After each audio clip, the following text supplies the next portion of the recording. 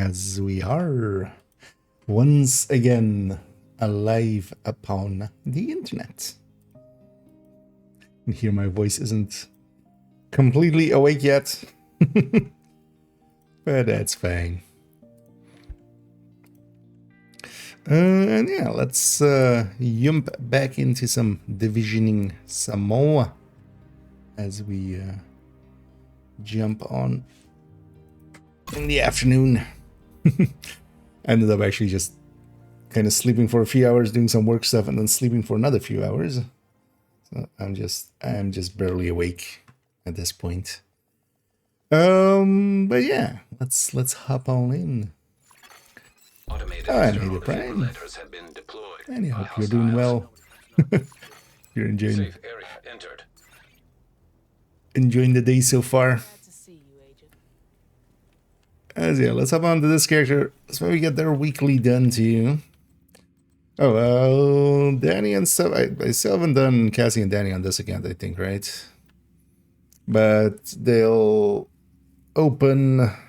When will they open? It's Friday, so they'll open at 9 plus 8, so 5 o'clock my time. So later on, let's already go and like get their position.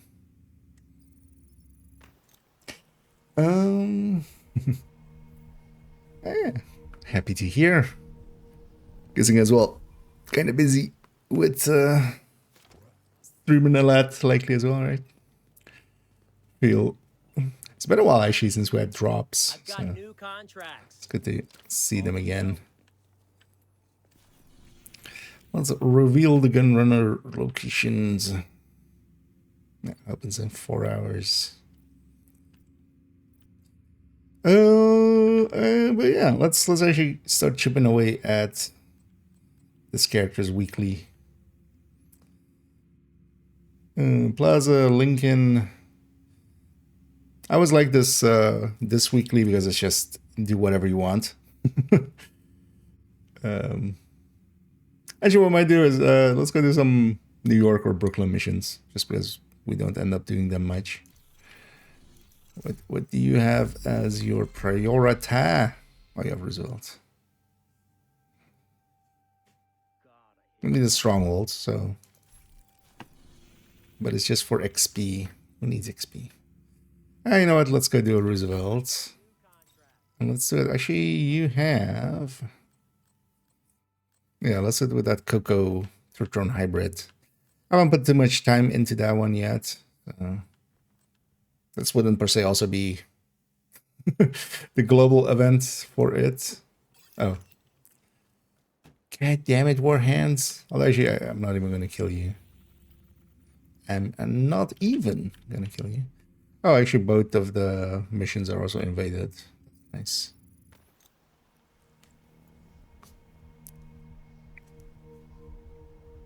Yeah. Different versions. Yeah, definitely still feeling a little sleepy. We made it way too late last night. I'll blame the raids as I was kind of about to call it quits around 2-ish, but then got a big ass raid, and then I was like, you know what, let's go for another half hour, and then I got into something and we went for hours and hours. Kind of stopped at like 4 in the morning, so with the stream. You know, I'm just not gonna pop any directives. Let's just make it easy for ourselves. I'm more interested in the exotic components than I am in anything else. Not 243. I need 90 for sheriff. So be on the lookout for captives. You've got a few hostiles ahead.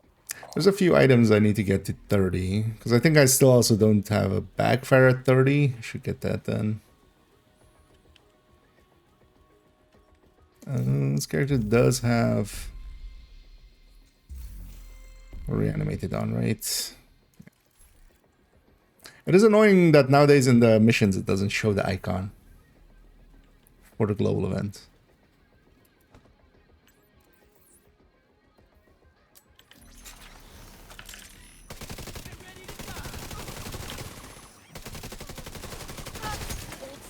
try to maximize our stacking.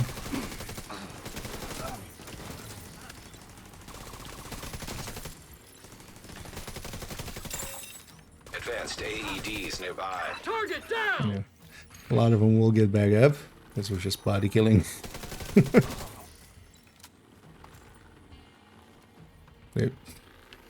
Wait, why does this have this animation? I never knew this. Or is it? Or is it just the other way? No? Is that the... What?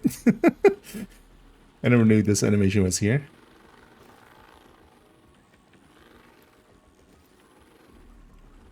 God damn it. Oh, it's like... Okay, that's the angle. Okay. Doesn't happen often, but I learned a new thing today. Yeah, it's of course pretty healthy for the category. Oh, we cool as well with the manhunt finishing up and climax mission popping off. I needed that. Not a goddamn thing. Why are we patrolling this far out? Cause Emmeline told us to. Take it up with her if you got a complaint. Well, let's go take it up with her. We have complaints. Damn it!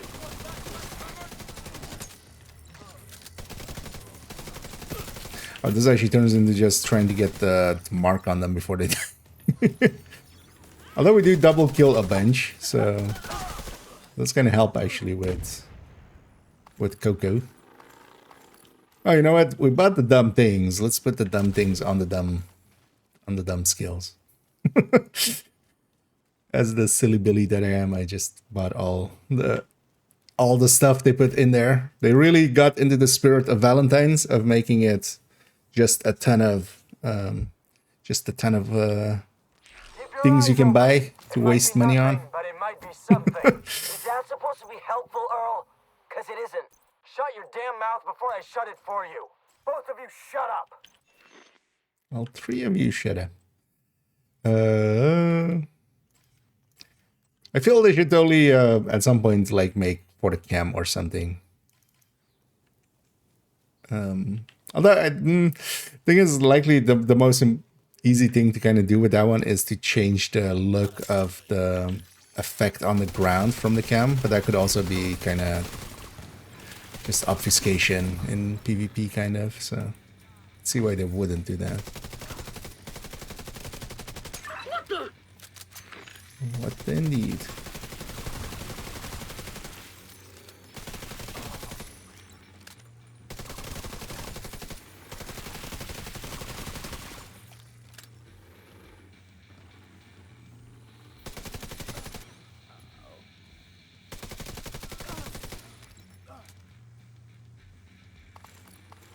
It's good for getting a bunch of eliminate reanimated enemies, because I'm basically reanimating everything. This is not the right build for this global event, though. I just want to run this.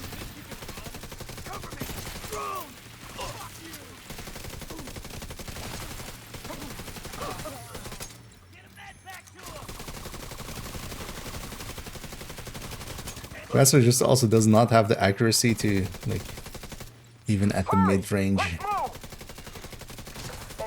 hit consistent heads. From where you are. If you can get up on the wing, you can detour around to the west along the quarantine barricade. And then once I'm kind of warmed up, I do want to record a little bit already from the descent guide. We'll start the recording.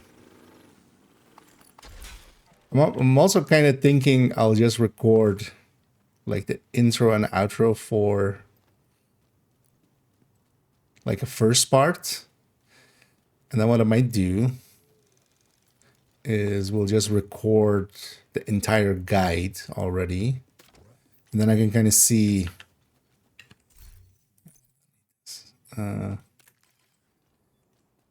I can already see what the length of it is going to be, and then try to from there figure out It's definitely not a one-parter. We're gonna split it up into two, if nothing else, but it might even become three. So maybe I record the whole thing and then just an intro and outro for like a first part, and then kind of Coming up on a burn pit. At least half a dozen after hostiles, recording but all doesn't the look like they're segments, see how we kind of split it up. Find those fuckers and burn them in the pits. Because from a just putting it together perspective, it doesn't really matter if it's like, you know, where the cutoff point is. I'm not gonna specifically reference that. Or something.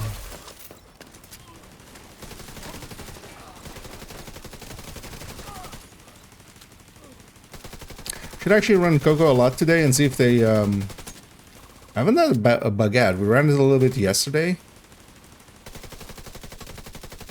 And I was running it actually on stuff where I wasn't getting stacks much and just kind of losing stacks, and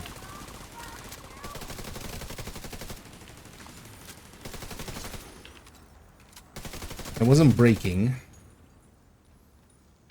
which it normally would.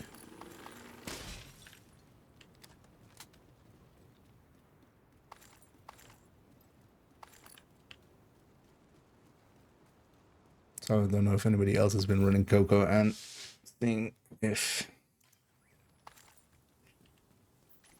the icon has or hasn't been breaking. Although at the end of the day, it's also always a visual, so it doesn't matter too much. Even when it breaks, it's still working underneath. Actually, that bloody houndsman is... You're running just the normal one. It's hard to focus with a gun pointed at your head. Yeah. I'm working. You know as what? fast I'm as kind I of can. curious, Aim that actually. thing somewhere If we else. fail, Help we me, fail. please. These guys are insane. You have to get me out of here. Alright, yeah, you're actually pretty tanky. Take the pain. I've never actually had her die. Oh, you have sound? Yeah, this thing has a different sound? Yeah. Well, it's not a super annoying sound. It's kind of annoying. At least it's not the bat. I feel that's my thing with VFXs now. It's just like, it's not like how cool is it, but more like how bad is it bad? Is the sound on it bad? Which is an interesting issue they've created.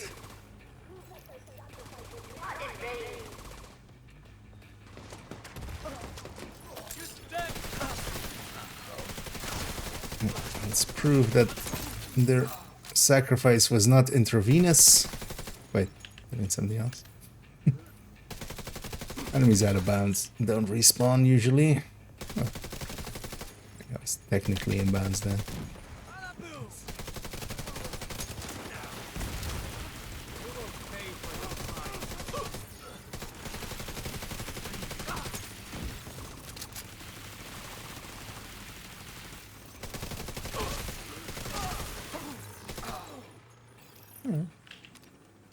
Took most of the mission, but we're fully stacked finally. We're close to.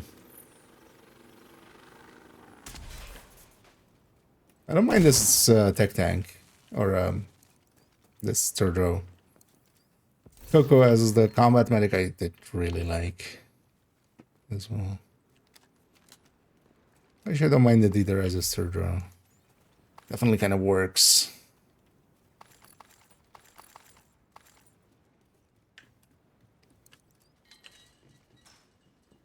I hope you burn this whole place to the ground. Whatever you say, Emmeline. Oh wait, I'm not supposed to know you're Emmeline. Don't worry, I don't know. I just refuse to believe that's not Emmeline. They didn't resolve it ever story-wise, but I'd be happy to put some miles between me and this place. Oh, is that a theory that's just Emmeline? Want to get cut here. God only knows what contaminants are in this shit. Both of these guys are acting way too shady for this not to be on. I don't know if I can put into words how much it means that you came and How about you don't get back up? if I don't see you again, you could love. Someone, put this out! Should actually check what the challenges are for day 2. That guy was running. Some explosives.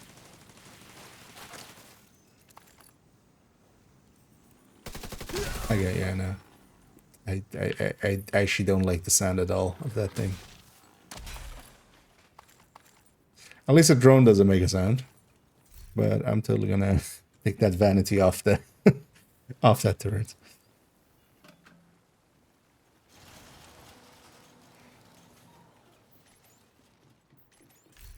Keep buying all of these and then basically never running them because I don't like any of them.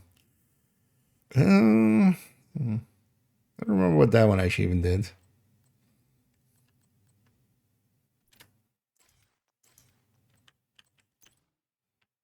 Let's run the bat. You're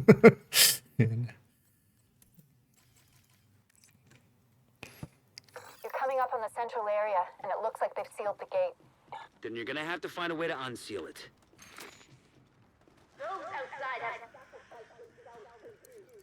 So just lockpick it, right? Just do a lockpicking minigame.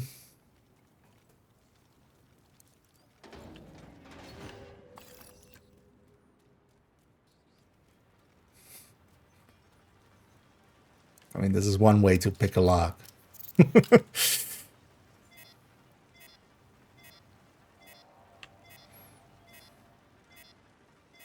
Why can be aggressive? Oh, Rogue agent detected. Rouges. Oh, actually, yeah, good. I want to keep. You know what? We'll just take this. I want to keep my cocoa stacks. This'll be fine with this. The drones actually work well against rogues. You know, just as annoying as their skills are, just as annoying as our skills.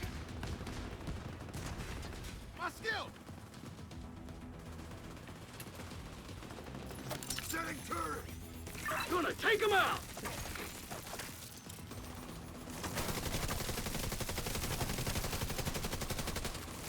Yeah. Hostile artillery turret detected. Side of artillery. Keep back!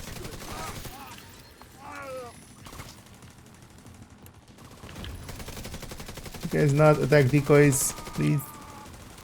Attack the guy.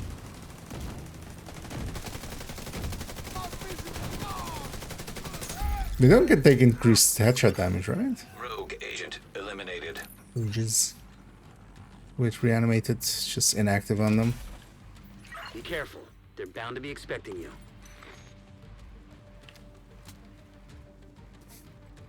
Also, game. I wanted that named. What the hell is that? A group of hostiles is moving toward a boat on the east shore. I need They're outcast escorting names. someone who appears to be unarmed. They're ticker names. Gets away, finding her isn't gonna be easy. You've got to stop that boat. Dick. You're a dick game.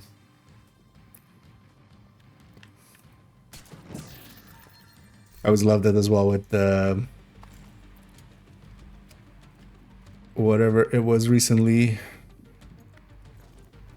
What was it Find a way to even? the shore With and where make you sure had, where that we boat had to get the doesn't get away. names. Oh, the Avatar event. Keep going into Lincoln and like just kept getting rogues quite often in where that first boss is. And that would take away that first boss.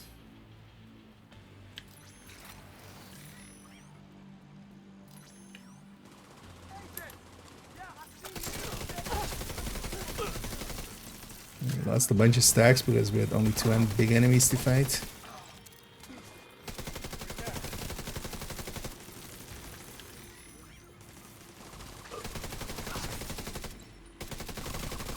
But you don't have shotguns. I just ran straight into that. What the?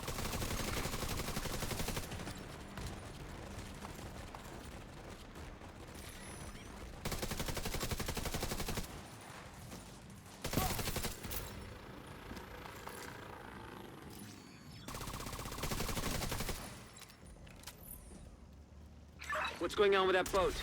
Hasn't launched yet. Looks like they're in the process It's of fueling boating. it. There are big tanks on either side of the boat.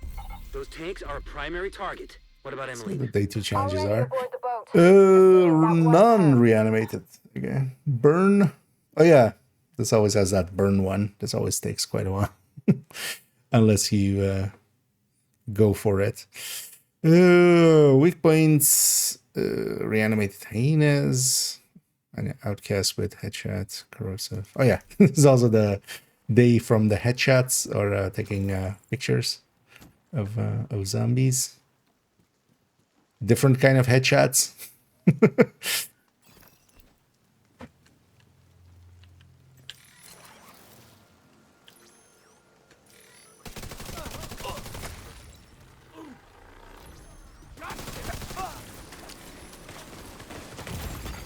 Serious trauma detected. Wasn't that smart?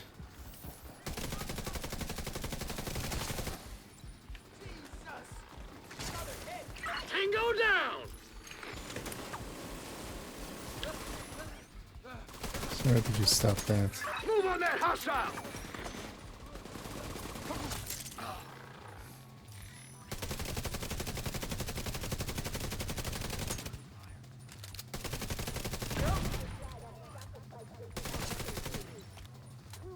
Sacrifice was not in vain.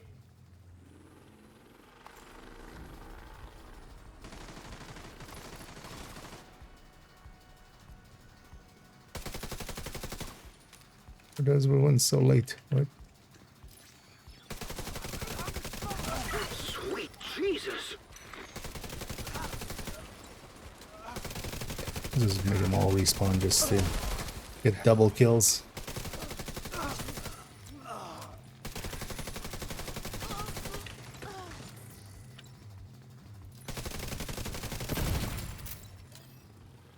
Let's just get him out.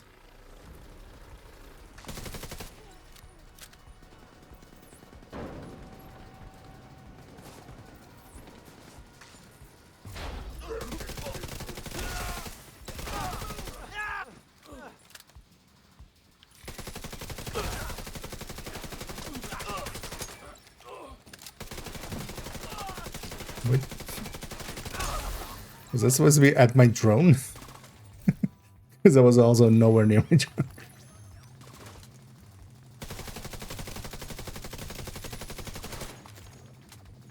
Let's grab a commander. Really big.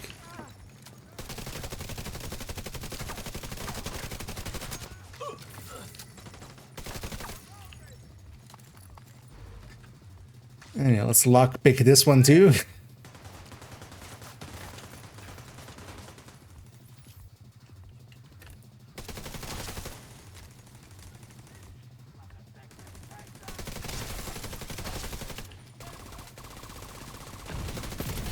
Agent, hostiles are retaliating in West Potomac Park.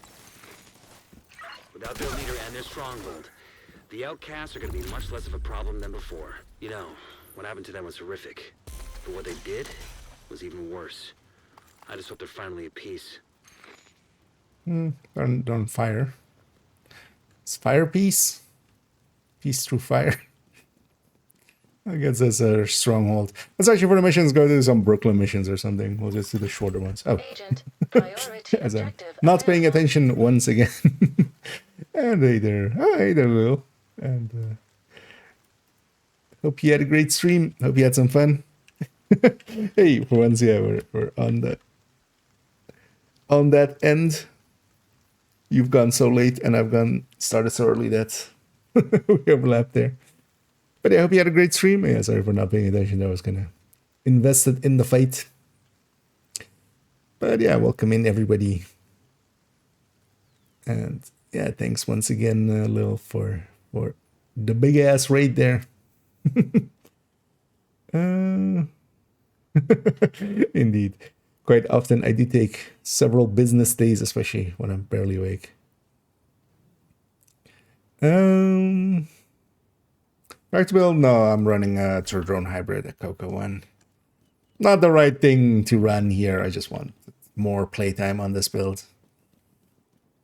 We'll eventually I should at some point just redo. That would basically be a masterclass. Might just do it as a build showcase though. That would be less. Because of just combat medics actually can need a refresh and also third row hybrids. Because we've done other. Although we might just do the Coco one by itself, and then have it as the concept of that. Let's go to Brooklyn. Let's go maybe do some of these missions or whatever. You know what? I haven't done Sarah in forever. Let's go do that one. Oh yeah, no worries. Oh, yeah. Thank you very much again. Because always, of course, yeah, we kind of are on different schedules. Detected on hostiles. Always, yeah, enjoy raiding on over there. As I always enjoy watching you stream, definitely. So, yeah, let's go with not this.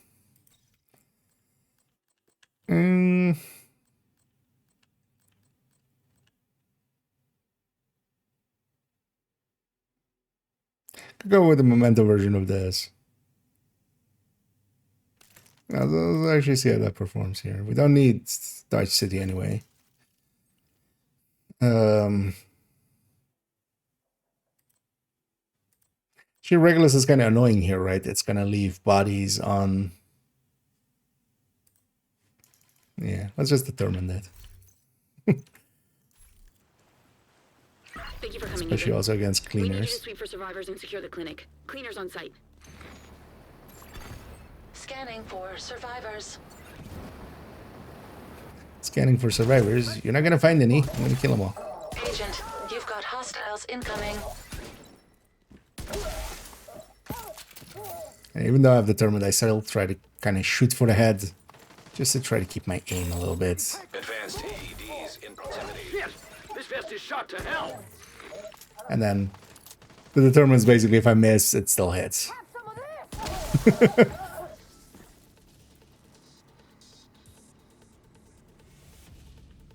Our friend.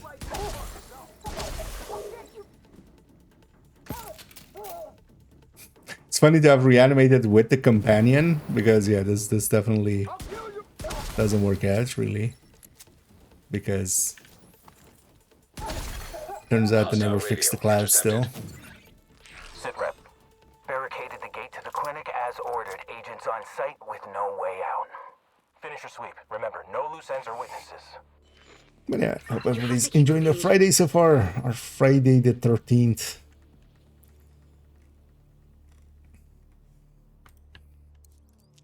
Or Hostiles detected. actual bloody Valentines.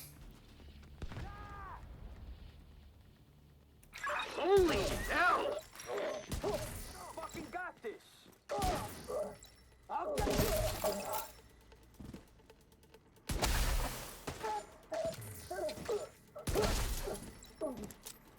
Take that. Got you.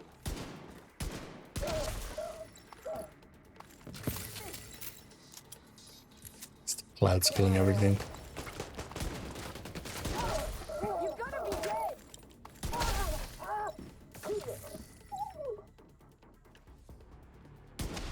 Or you weren't. It's like, were you dead already? No.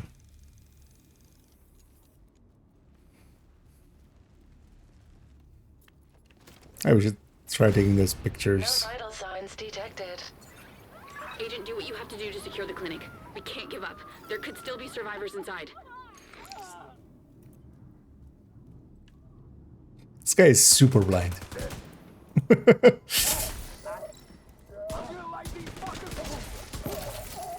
Oh, they all spawn here, don't they? This is gonna suck for you guys. Tango down! Super oxy.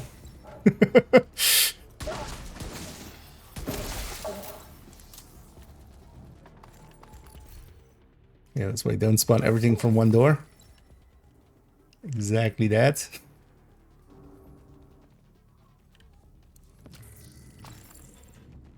So here's just the resources right here. I wish they would make a weekly for for New York and for Brooklyn. Give us a reason to do these missions once in a while. How's it going? Perfect. No survivors. All that's left is the agent. Eliminate. Agent, I need you to kill those cleaners.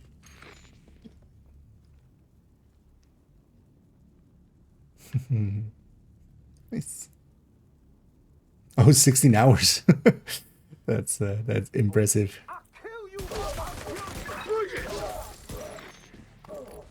Yeah. I usually don't try to go over 12. If nothing else, just so the YouTube VOD doesn't break. New armor. Nailed the bastard. But also just because I become a rambling mess after about 10. There's no coherency there anymore. Although some people like that. But.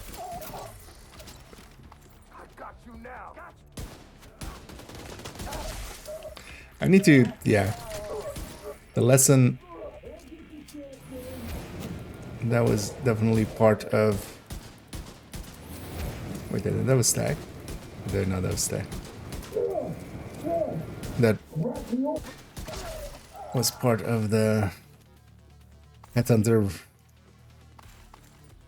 Pistol Headhunter build showcase of just not moving. I keep doing this where I'm just like moving and then taking shots, but that doesn't actually work out because the thing is a lot less accurate when, especially the harvest is actually so much less accurate when you're. Agent Hoskins?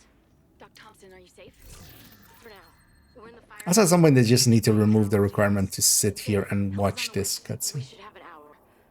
But you should have 3. Not either kitten. The doors. Each one should take 30 minutes to burn at least.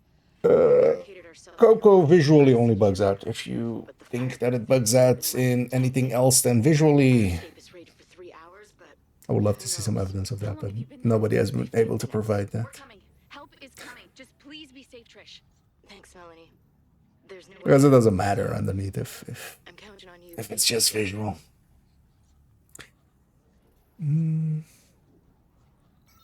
But they also, so I want to actually run Coco a bunch today and see. Didn't die for nothing. I haven't seen it break yet, and I've been running it actually quite a bit. So I wonder if they did something. They definitely tried to do something with the last patch and actually failed miserably and made it worse. Where the icon would fully disappear. It wouldn't even show the icon of the gear set. Like, it would just show nothing sometimes. They can't go back. There was only one way. At least before that, it would always at least show the When we're done here, icon. I'll send a gift to your crew at the workshop. Secure the rest of the clinic and see if you can find any leads on that workshop.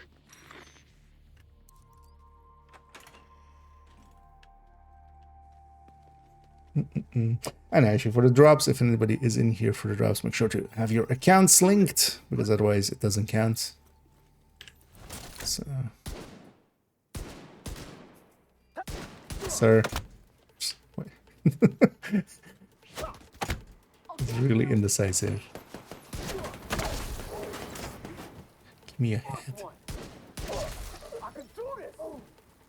I'm exposed here!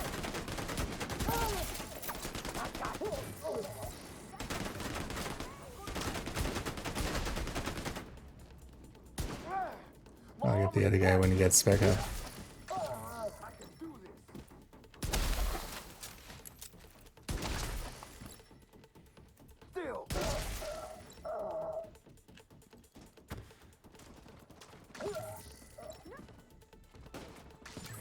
Nailed the bastard. I'm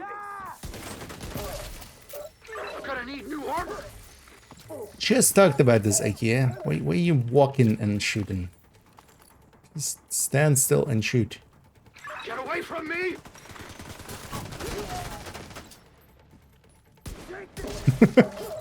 I mean, it's actually very important for that guy that they get away from him.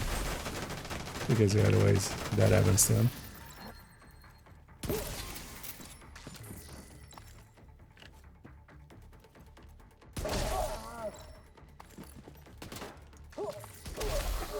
Don't have a shot! We'll bury our dead and move the supplies you recovered back to the bridge. We'll find Danvers and make him pay for this. There's more cleaner activity in Dumbo. I'll check in with scouts and call if we find anything.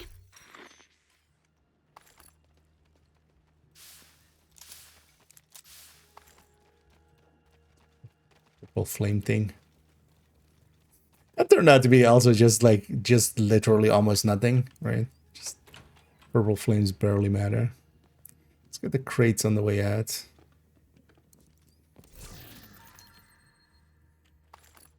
I'm currently using the high-end pistol headhunter.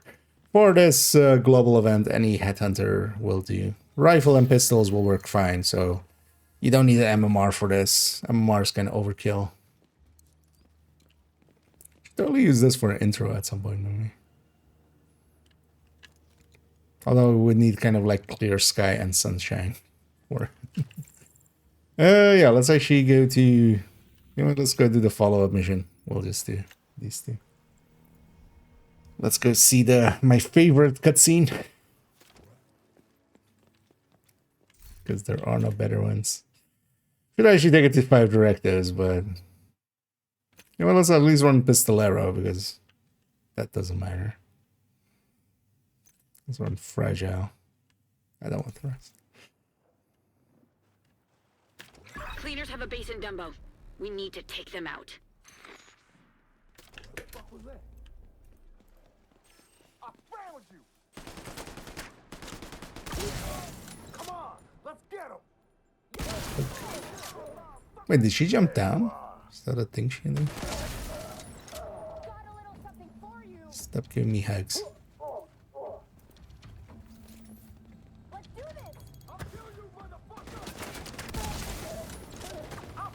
It's fine. I'm on fire, but no idea why I'm using that. Nailed the bastard. What the hell? Is that just a miss? Is that with the Dharma you can just, you know, do that. Rig after this. And just make it easy for yourself. I should do no, okay. So you can run out shot and stuff, but that's overkill. Like they'll die the same if you hit them for, you know, 20 as if you do for 60. And then with this, yeah, you can have a big ass shield. With rifles, you can have a small ass shield. Jesus. And just hide behind the shield. So as well, I'm not even running the like full damage version. I'm running the Memento version, so we even have the regen and stuff from Memento.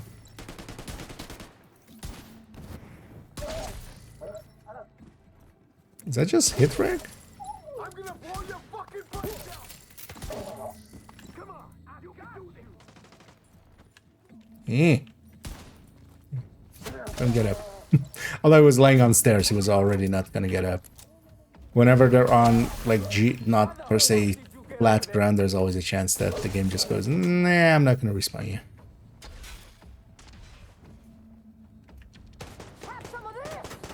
We need to secure the rest of the building. No, thank you. I'm allergic to lead. I was just recovered. No, it's just visual. So it's just the bar not showing. The damage underneath and everything is just going. Hostiles detected. Hello, hostiles.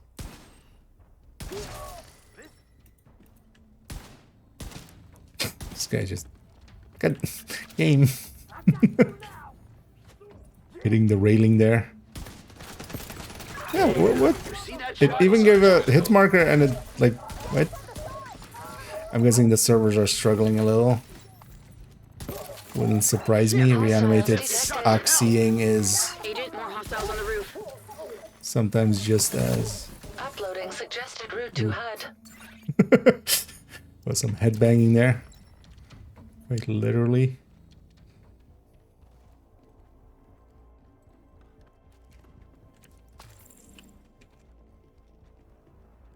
Also, the downside of doing these missions, we're not getting the names that we need. Oh, we'll go get those names. Bloody one. Which one days? It's going for like a super horror-y vibe. To me, it's also it's a little bit much, but the thing is, if you also do too little, it's not different enough, right? You have to kind of throw it on thick just to make it stand out from the other one. Because if nothing else, it does look distinctly enough different that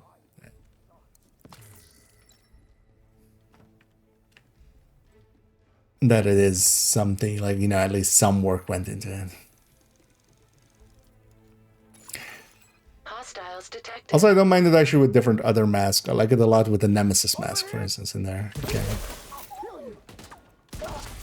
But yeah, it is caked on thick. Detected on laptop. We need to know And yeah, this poor laptop, it has Intel on it. Download initiated. Don't they know this is an AMD game? Oh, actually, I didn't even realize that. This is of course, AMD game, and then Outlaws was actually an Intel game. Or, you know, sponsored, optimized for Intel thing. Like, Intel paid the money, that's what happened. 50% complete. You see that shot? I got this shit. Guess they came with a bag of money. But yeah, let's help this poor Intel laptop. Download complete. Intel acquired. Yeah, we took the It's Intel just chip a out of text it. document with a password for a video file. But where's the file? Agent, secure the rest of the block. I need the facts. Was making the mods explode. There's a global event that you can turn on currently. So actually, this is also the first time we can have a global event and the modifier on at the same time. So Reanimated is on, and Reanimated is basically that. It's zombies plus headshot explosions. So if I don't kill them with a headshot kill, which here with the determined that I'm running, everything's a headshot kill.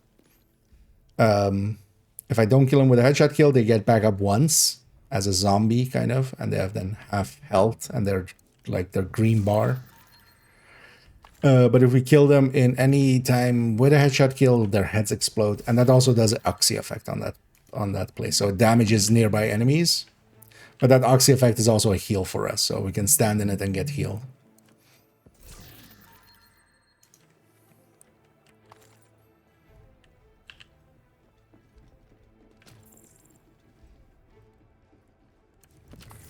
I should make commands for some of these. I realize actually I still haven't brought those over.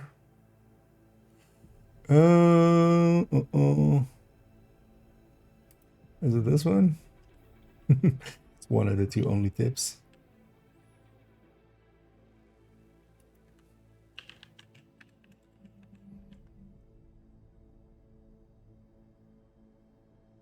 This is this one.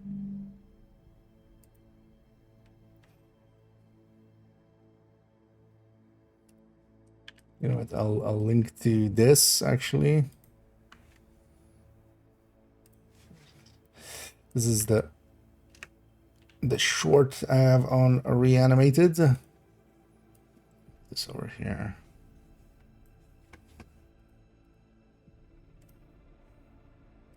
So that goes to there. The only thing to keep in mind is, yeah, in it, at the start of it, I say you can't have a global event and a global modifier on at the same time. This one explicitly breaks that rule, so this one's different just for that part. And the explosions aren't green on this one. They're red because of, you know, the Valentine's thing. What the hell? Hostiles incoming. I fucking got you. I'll kill you, mother. Wait. Take him out. I'm surrounded. Really? A shield? He's not liking my shield. Tango down!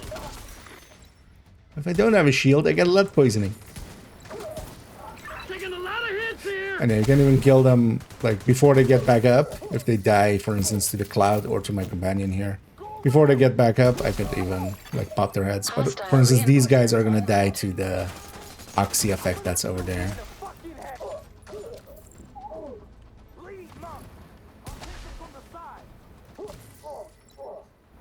Also hurts our companion, even though it doesn't hurt me.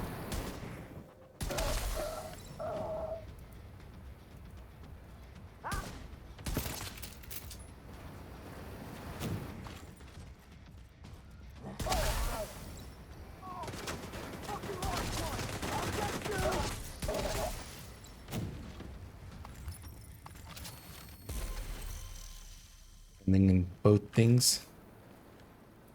You. Break the big ass screen. Let's go watch my favorite cutscene. Agent, see if there's any video files on those computers. So their heads might explode with a Regulus explosion. And thank you so much there, Ash, for adding into the monthly apparel fund. Definitely needed for this month. they're just pumping out all the bundles. And also buy the Mohawk one. Because why not? But this game sometimes I've been running around quick shots when I noticed that at explanation I had a lot of weak points and headshot hits. Not. Oh, do you mean like kind of like magnetism and stuff? Not really. It does a little bit of it. Sometimes hit reg, especially now, hit reg is going to be a little bit off with reanimated on. The servers are struggling with this always. But,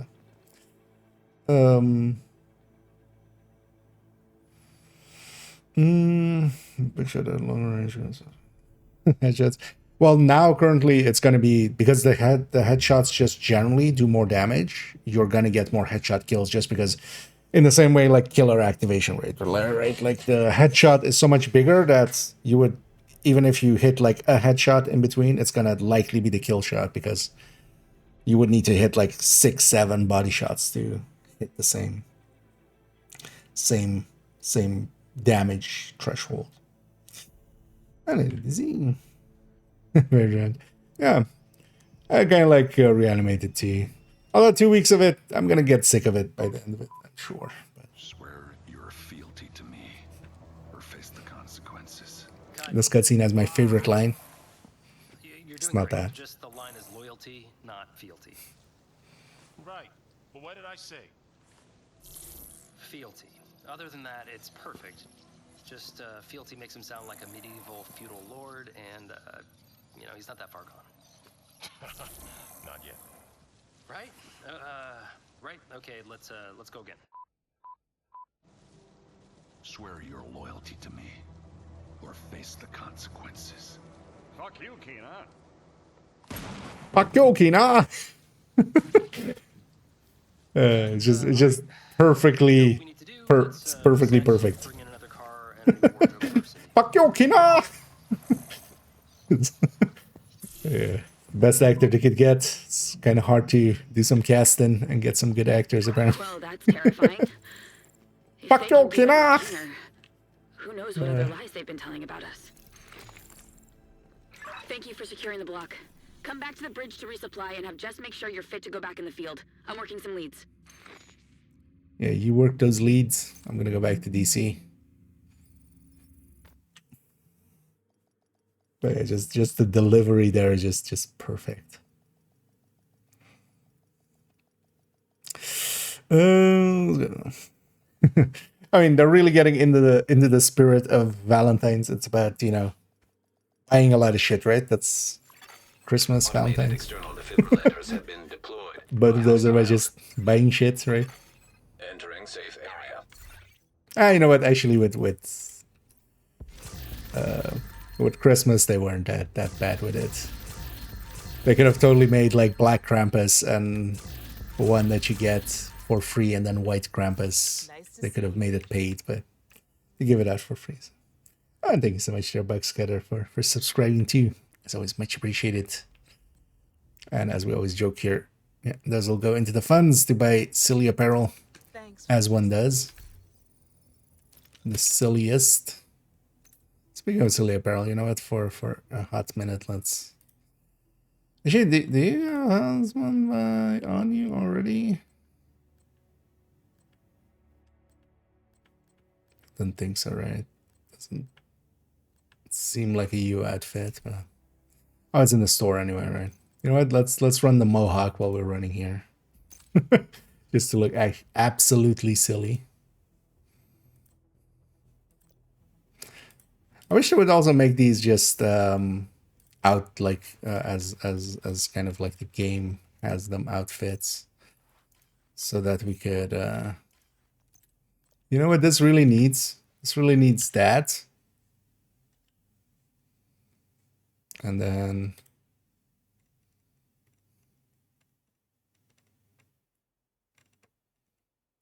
something pinkish kind of fits.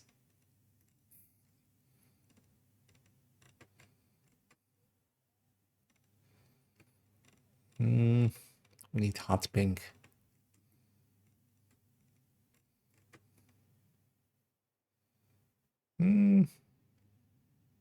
Not really the same shade.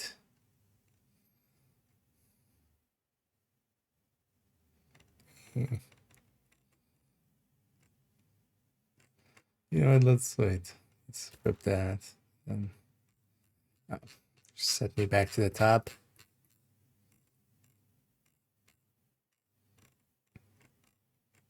Give me your hottest pink. Oh, actually. That works. Kinda. Yeah.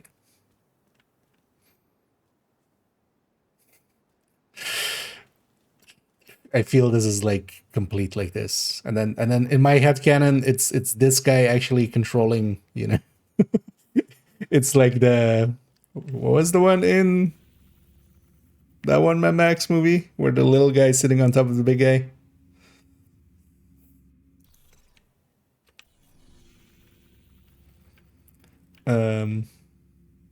It's like that, but then the same but different.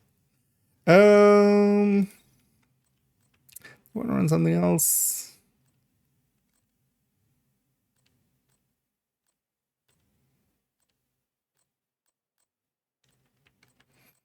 Actually, well, there's a triple tick work here. Let's run triple tick. Let's run it with is that actually anything with Val and such actually works well too. Clips can kind of work here too, or some of it. Any good targets actually? On zones? Not really. With the mini warhounds, it's also kind of handy to just farm them in zones that you kind of want to have them. They can be good for that. Oh, yeah, let's just go. Oh, dear. Let's go for some control points. I likely have a ton of bounties that I could use for this as well, but let's just go for some control points. Okay. And yeah, let me get you here. I'm based in the Netherlands.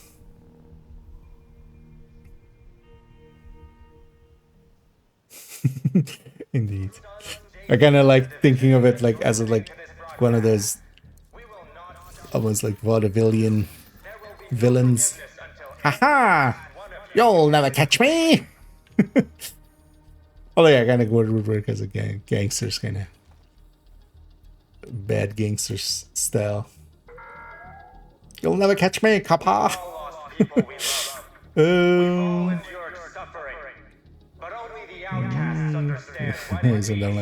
Yeah, although but some of it is also from the Chinese side of things. So for instance, that Osiris one, that one was from that.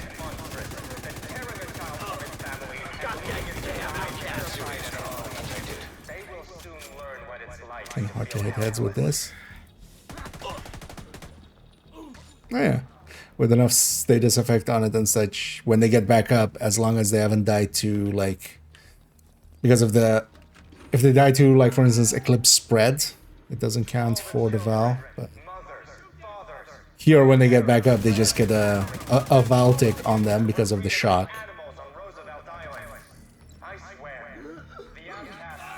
Like they get that, and they just will die from the Val tick. I should have some on that one.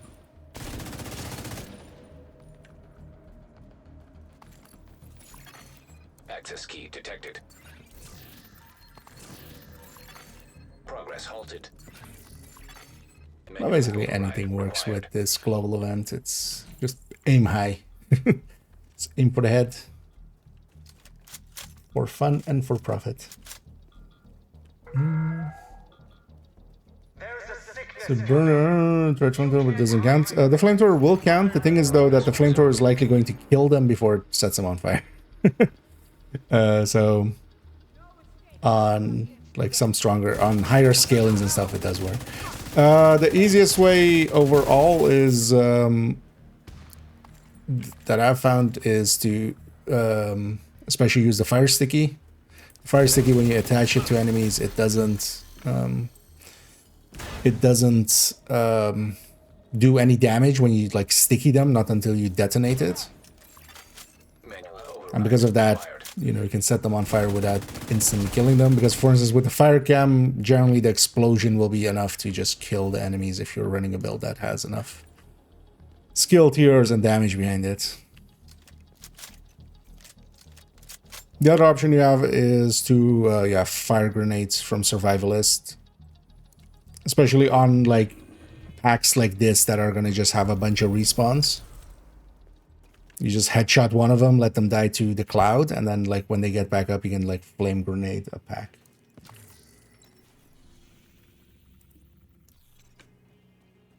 There's also elite convoy going into there.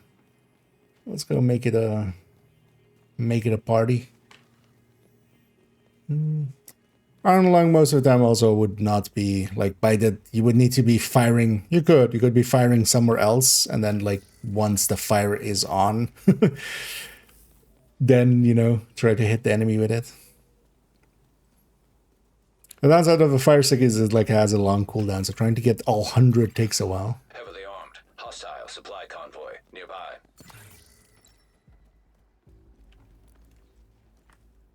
But that one just always takes a while. Like that is the long challenge. Thing is also, keep in mind that you don't need to do the challenges per se. Because in the time that you do that challenge, you could have gotten like, even if it, I think it's like 3 stars for that one, right? You could have done, yeah. I was looking for a KSG, so yay. By the time you've done that challenge, you could have done like 10 levels. Right, like likely you could have gotten way more stars by just although while I say that, I end up like I always do all of the challenges, but that's just I've always done all of the challenges always, so. But that's just me being a little bit silly. Thing is also actually fighting outcasts and stuff, and yeah, just for instance here I'm gonna do that. And then anything that respawns in that fire will also count as being set on fire. Heavily armored hostile detected. Don't deserve to live.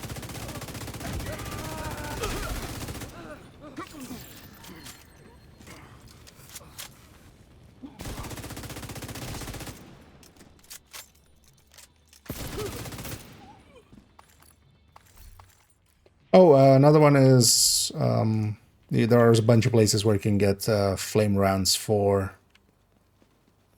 I'll just let those despawn actually. You can get flame rounds for the pistol, and then yeah, when they get back up, you just tap them once with the pistol.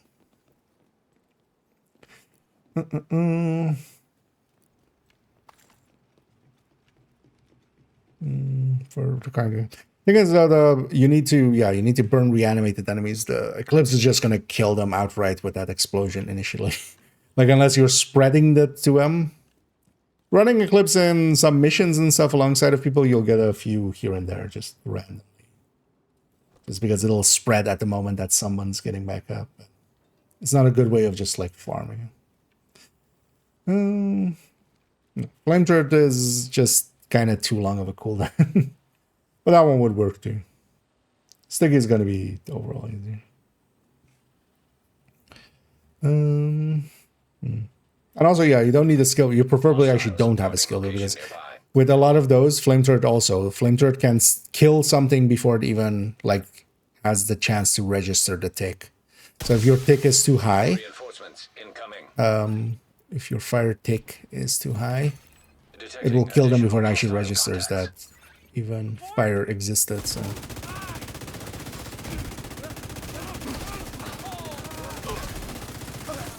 it turns out actually wanting to. Although yeah, having the tiers can help the duration especially. Right? Sir, could you not block?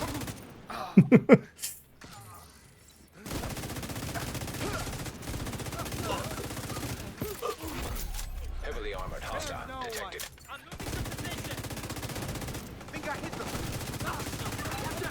But also just by in general fighting some outcasts can be nice for.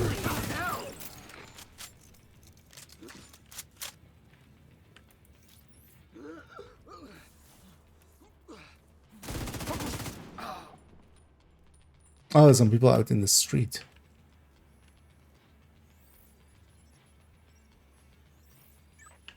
Okay, I'm back in action. Hello, back in action. I'm dead.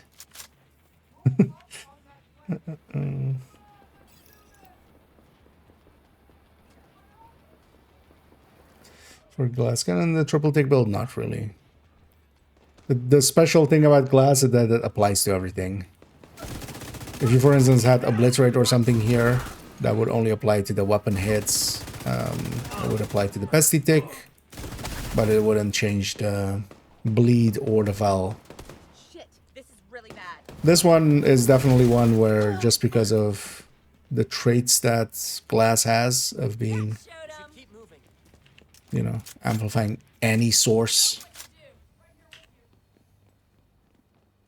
This guy needed.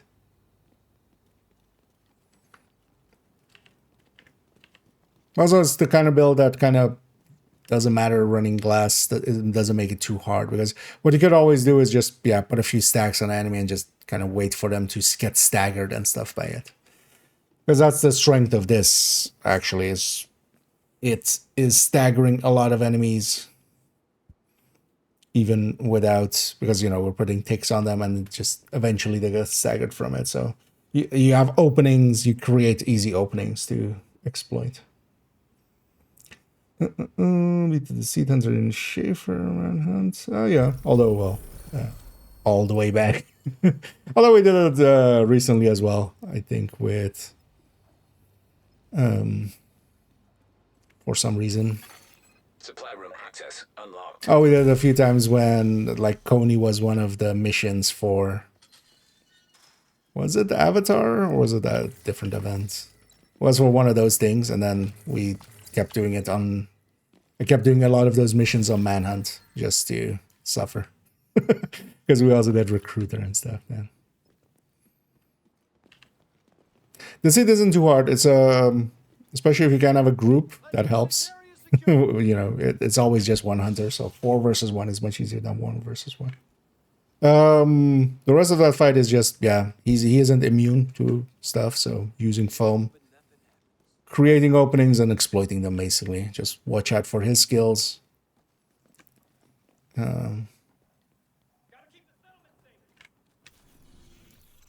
need 2 more name that cast. Actually, yeah, let's just do this zone and then we'll reset it after. Because I do want this zone to be red for farming bounties here, so. You know, is there one I haven't hit in a while? Nah, let's go for that one. Always go for overgrowth. Let's go for this one. Just to go for something else. Yeah, no worries. And that one does take quite a while.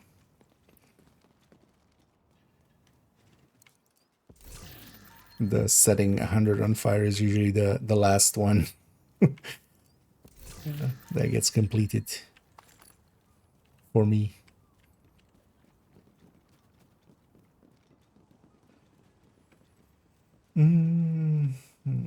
Animate as well, yeah. Luckily we don't have to deal with that. Although it wouldn't actually be too, because what they come back with is half of their health bar. What names especially have is names and rogues. They have a really big armor bar, so that doesn't get regenerated or reanimated. Actually, if they were to respawn, like, it would still be annoying, but or more annoying. But they wouldn't have, you know, it would be pretty close to being dead already. This is not what I joined up for. And these guys also don't respawn, nor do medics.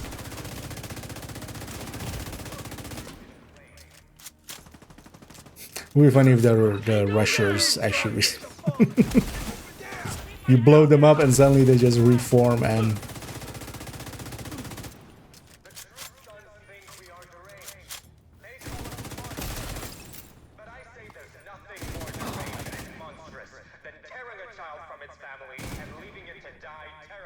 don't get it.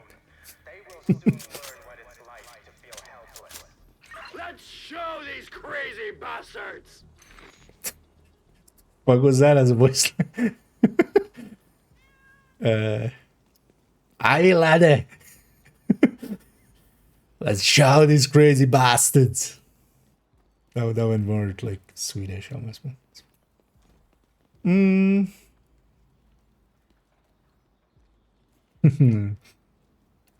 Oh yeah, they're just big health medics.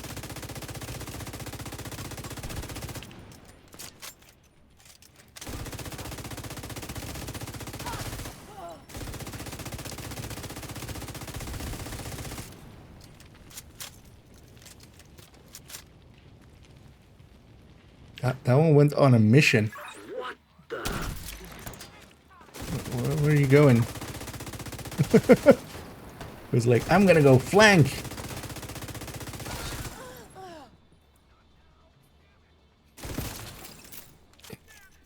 Yeah. Actually, here we're quad tick, right? We also have the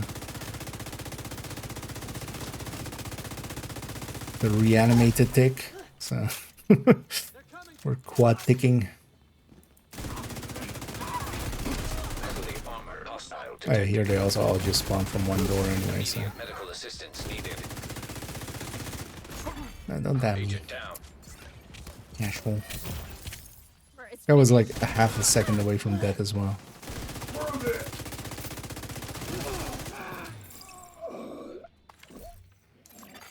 Hostile broadcast picked up.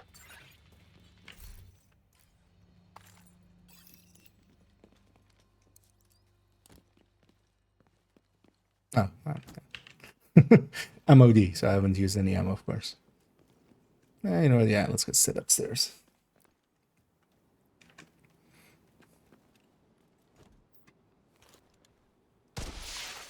Reinforcements en route. Straight up. Incoming hostiles detected.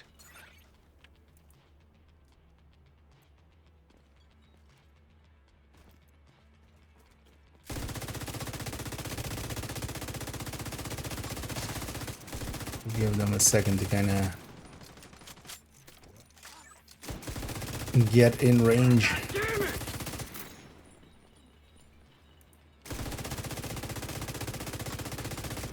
He's gone for cover.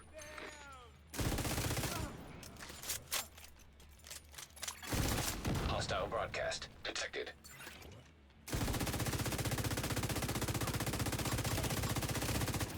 Like that.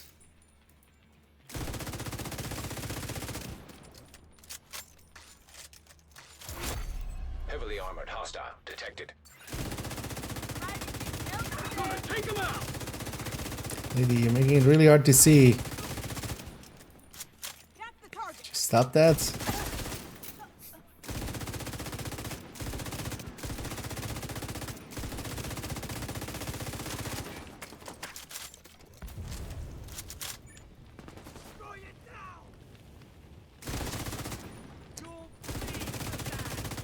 Actually, now that we have like a green guy with us, it's actually kind of annoying that these guys' bars is green. It's kind of hard. This whole season has been like, oh yeah, don't shoot our companion. That does anything but just waste time. Let's go through the gate and then open it. It's just normal. Nothing weird about that. It's where we have the mohawk. We can cut through the gate. Hostile broadcast picked up. Soda every Monday. I don't know what we'd do without you. Thanks again. Who did that? What we'd do without you. Who's sick? About to go full cleaner on someone. Let's go get our leads. Oh yeah, now we need other factions. Let's go after other factions. Oh, there's a name group right here, right? Yeah. Let's open up with this.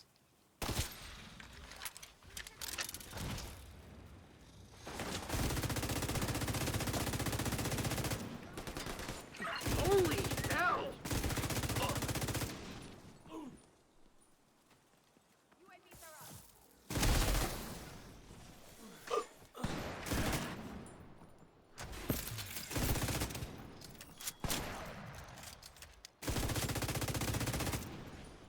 And keep your UAVs.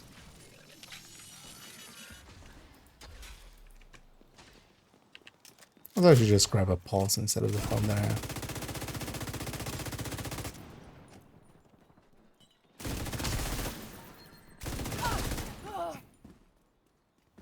Let's get these out of the way so we don't have named spawning in.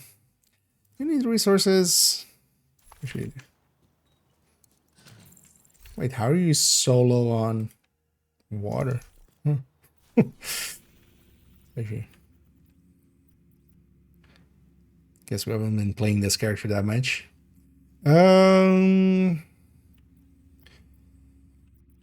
Actually, where do we want to go? SMG.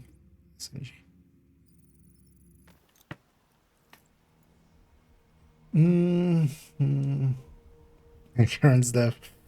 Oh yeah. I wonder if they'll eventually give us the like a hacking thing or something. So we can hack, you know, also other people's skill. It would be interesting, for instance, if it was a thing that took up both your skill slots and then you could hack other people's skills or something. Even in a PvP sense. Because it would be a high price to pay and it's a really easy to counter once anybody like gets the gist of it, because Agent out of action. you really have to do that blindly. They just don't deploy their skills and then, you know, nobody has skills, but any other stuff. I'm running the triple tick build.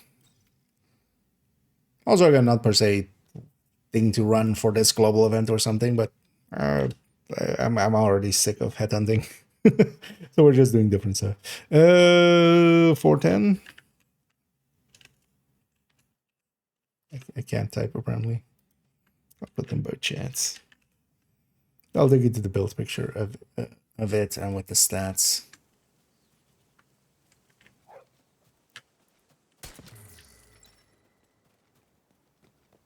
This is effectively built around doing 3 different damage over times, 3 ticks.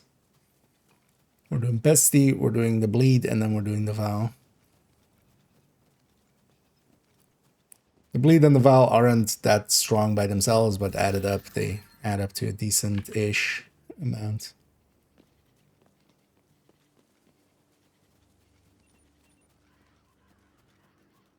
This guy's scouting me. Hey, look over there. Look over there. Look over there. No, not this way. Look over there. Do you not see all the enemy? You're a bad scout. That's what I'm saying. Let's secure the area.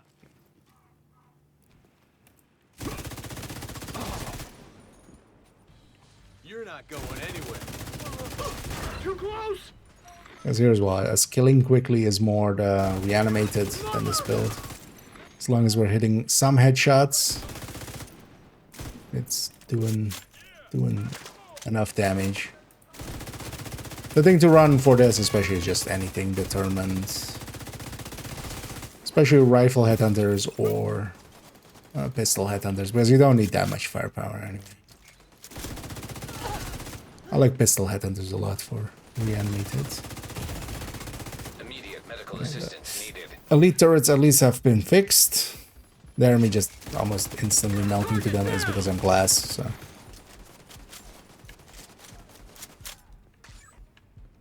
That's not showing there even. Where's your owner? There he is. Yeah, dick.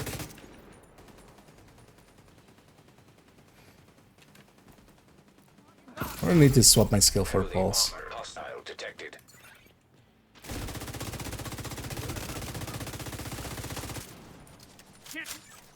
Tango down! Take that!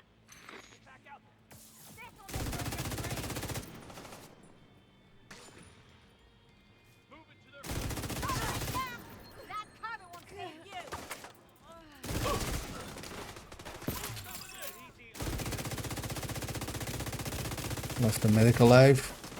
Not do that. There's already enough stuff reviving.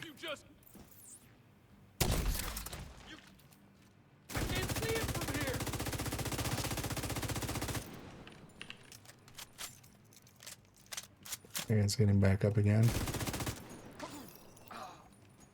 Although, apparently not.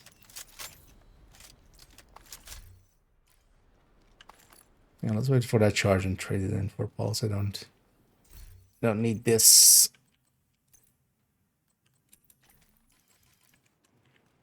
This there.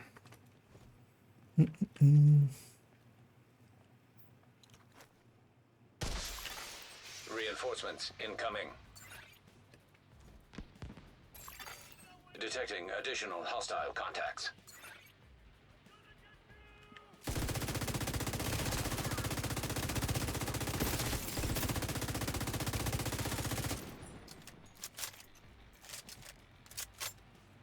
It's kind of weird that they put this on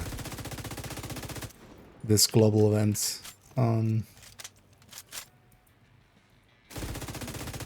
the mini warhounds thing. Because actually the mini warhounds, when you're fighting them, they don't have a head. Huntsman does. It does help against him, but I feel they could have gone with like something else. They should have just like repurposed polarity, I feel. That would have at least also worked against the mini warhounds. Speaking of mini warhounds. Heavily armored hostile detected.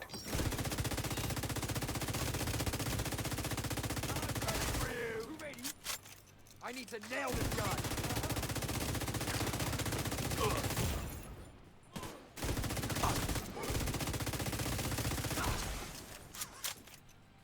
Get away from me! Mother! Serious trauma detected. He's dead already. He just needs to die. This is a nice thing with the turbo tick for stuff like that. If I get pinned down, I had already enough stacks and damage yet that that guy was gonna die to it.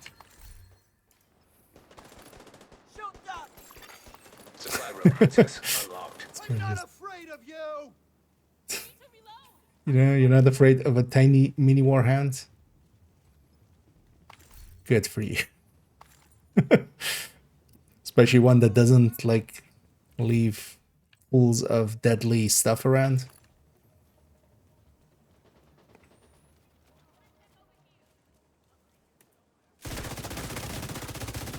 Oh wait, Harvey.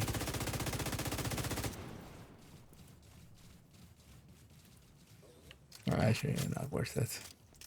Would cost me my special ammo. And also he doesn't bleed and stuff, so.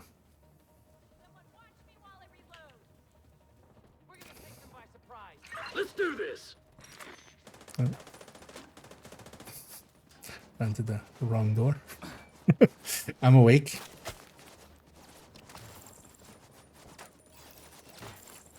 Oh.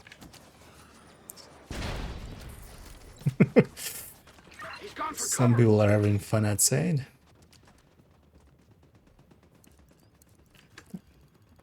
You guys do the shooting, I'll do the looting.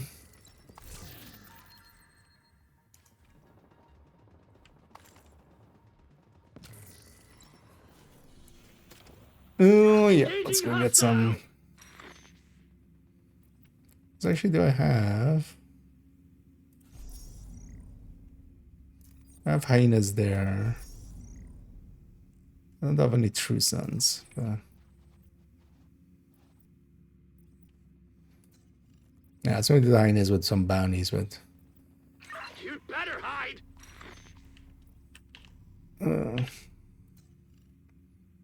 any retaliation stuff happen with true sons being in weird zones? Not really by the look of things. Serious? Just go for old reliable Navy Hill. Navy Plus. Navy Hill is over there.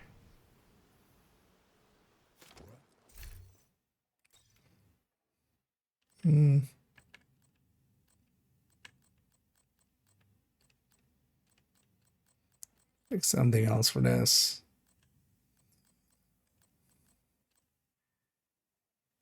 Now let's just tech tank it. Let's just be nice and simple and stupid with it.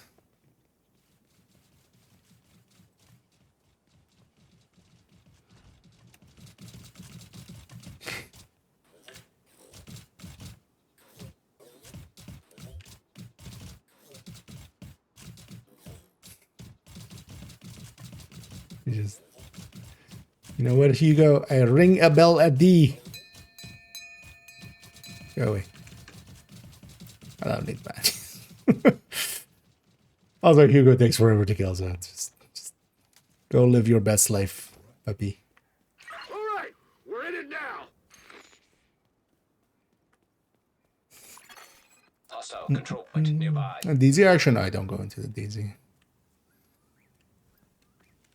I sometimes still do, well, actually also haven't done that in a while, conflict, but DZ is either you go in with a gank squad and you gank, or you have a bad time. And I'm not in it to gank.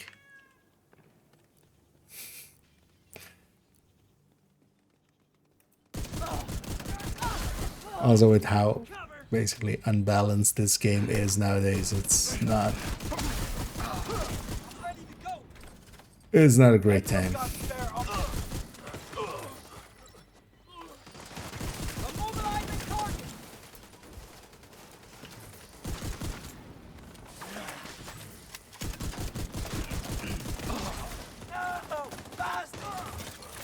But yeah, I haven't really been in a DZ outside of just maybe farming some exotic components or just doing some of that kind of stuff.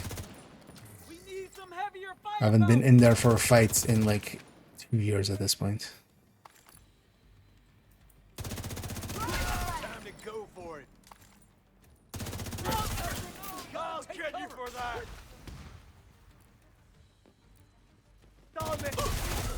Heavily armored hostile detected.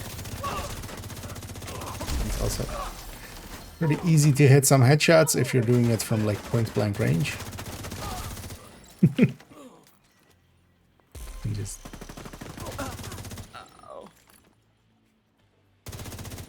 I always love that. Ow.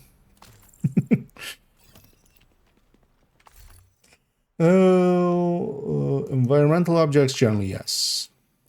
Well, the fire and bleed of it, because the explosion is of course just an explosion. I'm not sure actually. I don't think those get augmented by explosive damage. They don't count as your explosion always. But status effect does apply to the fire and bleed and stuff. But yeah, it's not a meaningful meaningful difference. It's more trivia. Reinforcements en route. It's also why if you are running something with status effects, so in raid settings, which includes countdown, and in descent for instance as well, which kind of uses raid rules for world objects.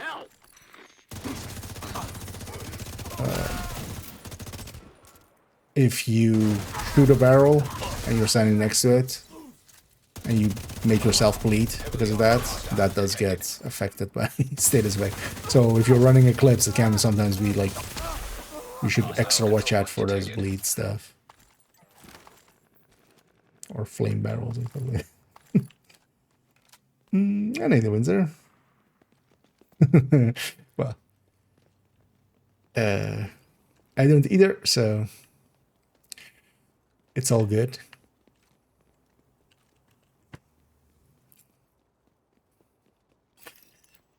But yeah, I mean, now we have to wait for these guys. Also, with this one, always, if you didn't know, don't call them in. Just wait for it and then just go up there like I did. And then call them in, and they only spawn from those 2 sewer grates. So you can spawn cap them very easily. Especially with reanimated, of course. Hit some heads. Supply room access unlocked.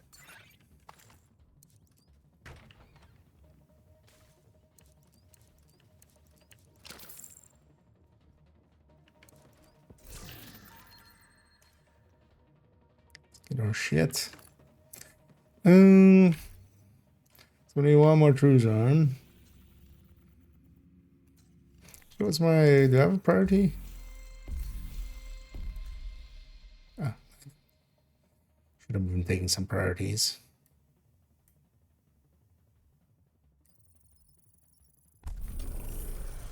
Ah. Elite Patrol is the worst one. It's kind of annoying not to have the things again.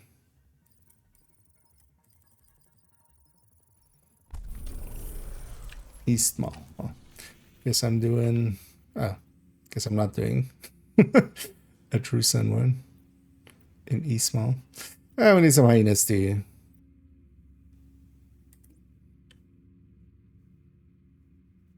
Yeah, sure, why not? You know what, let's go capture Metro Run. No, let's go for... Actually, that one would be the easiest, but this character doesn't have that. You don't have any of the... So, you're forgetting you can't... For some reason, you can't fast travel to Capital when it's invaded, but you can just toggle it. Overdose gloves at Countdown. Yes, it is in targeted loot. Overall, though, the recommendation usually is to go Retaliation, and especially Hyena Retaliation. You can also get the blueprint from Retaliation, but Retaliation also has the Hostile supply convoy nearby. Has the same targeted loot setting. The thing is, though, that especially if you're kind of solo, countdowns, you know, just matchmaking into a countdown is gonna likely be much easier than doing Retaliation solo. So there is that. But yeah. And you would want to get all the blueprints from Retaliation eventually anyway. Might as well get started. Thing is, it's a completion bounty, so yeah, you do need to get completions in. Which, you know, Retaliation isn't per se like super hard, but it's also not the easiest mode or anything. You would want to do it at challenging at least, heroic preferably.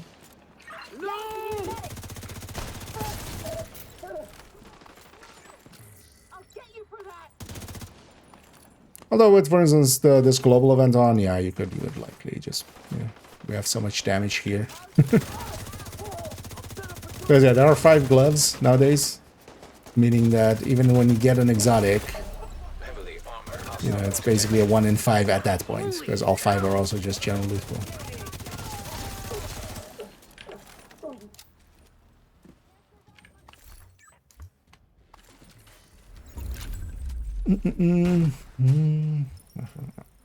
I also said need.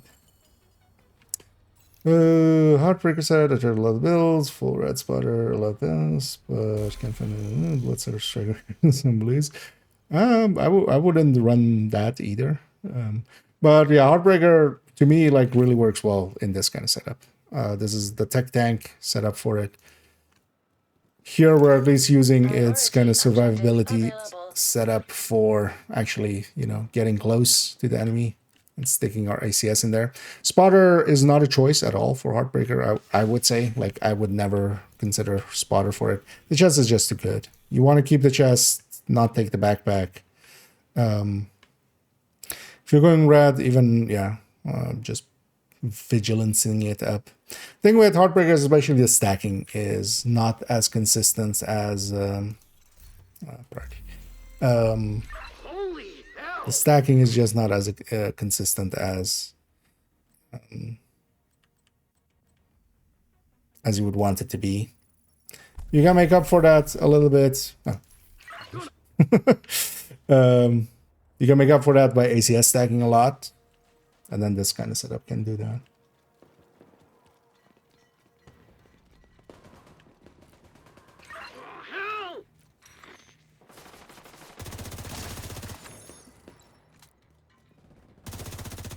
But yeah, Striker is just always going to be more consistent outside of... Because even, for instance, with this, I have similar setup for Striker. You wouldn't take Salvo there. Salvo would not work out. Cheska beats it kind of outright. But that one kind of, yeah, we can just use the AR. Either with Obliterate or with Chest Striker. Although, well, with Chest Striker, we would want to stack with ACS, but... This is just the bonus armor that helps a little bit.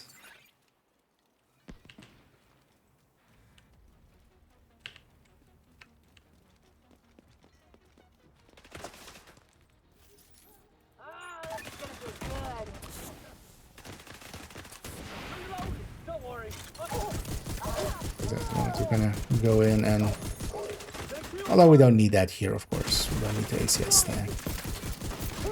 I'm just gonna shoot them on the shield just to ACS stack.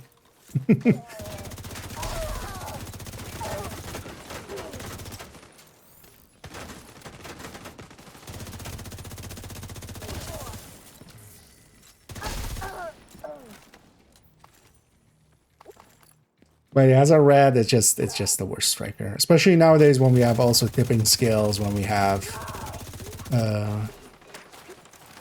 tipping skills, when we have Coco, stuff like that actually compete well.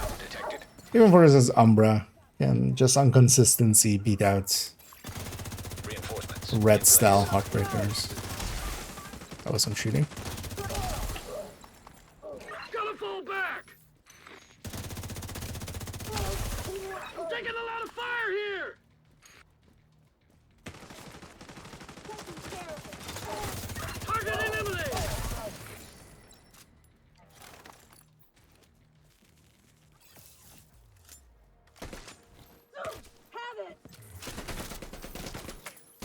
You interrupted my reload there.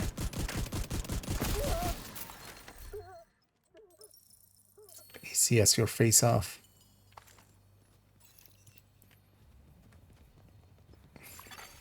Detected. Hostile supply convoy. Heavily armed. We had another priority objective. That worked out with that one. It would have been nice if it was for an exotic item. Downtown West.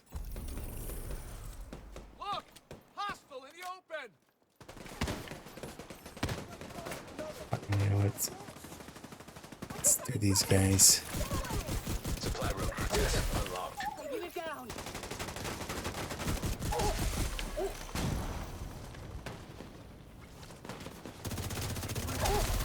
I'm playing Div 1 a little bit much recently. I've been completely rewired to like I'm on fire, I should medkit.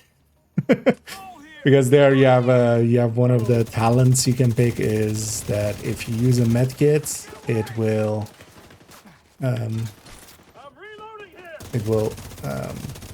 remove status effect and make you status immune for a few seconds. So where should you guys even spawn? Upstairs or downstairs?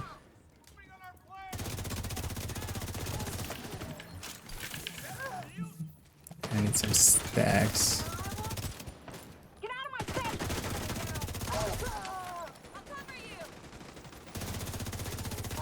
Target down! Incoming hostiles detected. Oh, they are spawning upstairs. RC, on the ground. Yeah, that's for they were coming from that side, of course. Usually they spawn. I'm so used to convoys spawning downstairs. You know what? Let's get some non-headshot kills. Hopefully they'll get back up in the fire.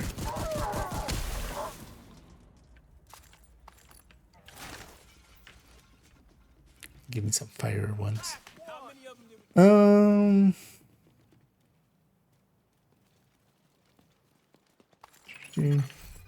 indeed, if you are interested in the drops, make sure to follow the instructions given there. You do need to link your account. So you need to go to that first link. And once your account is linked, you can watch any people with drops in their title that have drops on. And it also doesn't need to be like a person you can watch. Well, you can't like get double credit by watching two people at once, but you can just watch a person for an hour and another person for an hour. Spread the love around. Yeah, downtown west. Oh, I need just one hyena, right? Apparently I've assaulted it. Yeah, only one hyena, so. At some point I've assaulted it and not finished it. Apparently. Let's go finish it.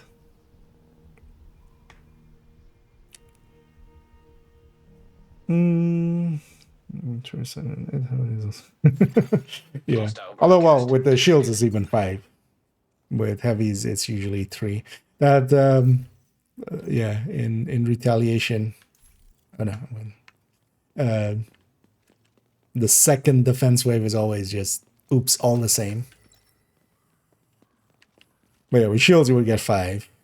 And then the named could also be shield. Or 6th one.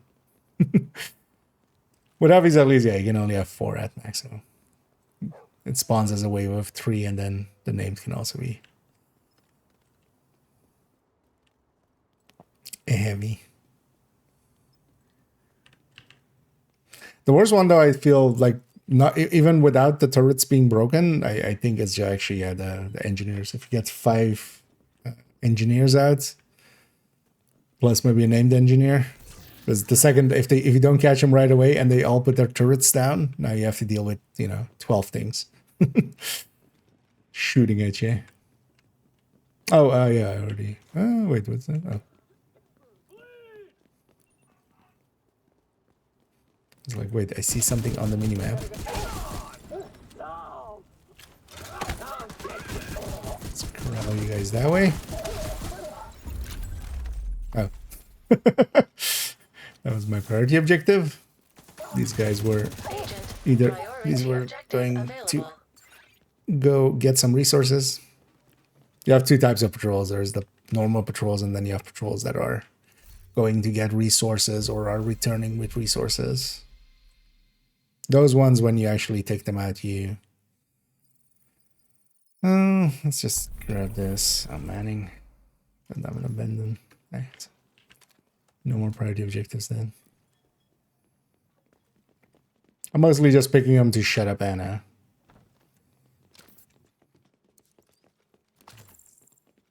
To make Anna shut the hell up. Oh yeah, let's do defense here.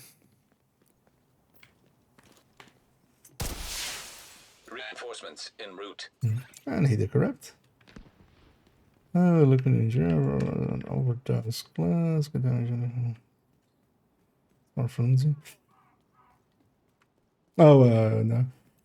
Although, yeah, I'm just never a fan of Bloodsucker, really.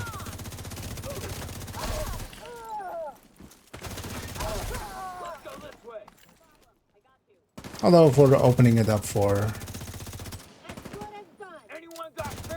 overdogs, let's see that. I feel especially solo, there's just so much value to the memento always. It's like one of the few that still can compete against it. Hostile detected.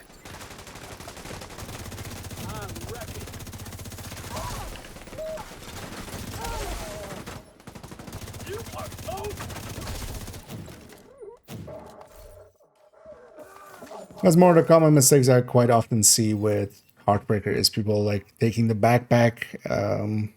You just don't want to. Like the backpack is just worse than most other things. And you definitely want to take the chest. Not much can compete with the chest, but yeah, you need to kind of stack it up. And then, yeah, the stacking on it is just outright worse.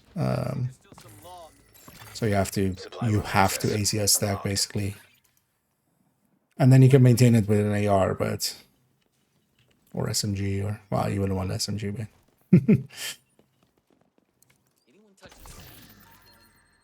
thing is also on the LMG end nowadays, it's like completely like, why even bother with Heartbreaker when tipping skills is just so much better for that.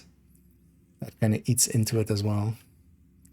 What do we have left? Oh, I just need one tradition. That was it.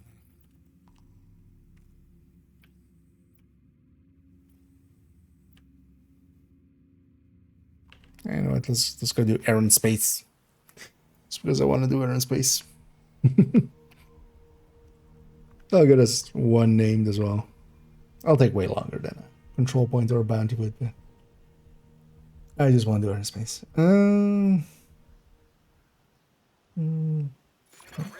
Hostile broadcast picked up. Although if you like kind of being hyper aggressive, I would definitely recommend the tech tanks like these. Parking garage looks like your best way in.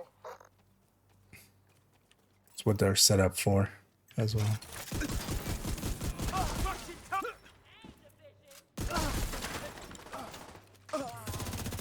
And there, of course, yeah, I've reanimated also, so get to be even more dumb because I know I can fight my way out anyway.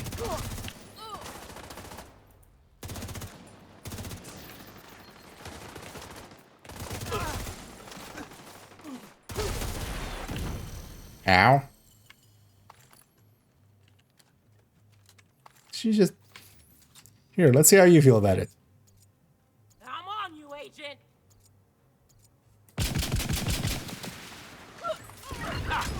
Got him. God damn it. She stole my kill. It's trying to do a thing.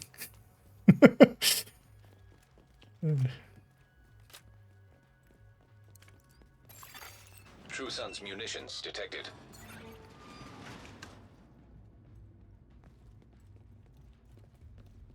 It's trying to teach her a lesson.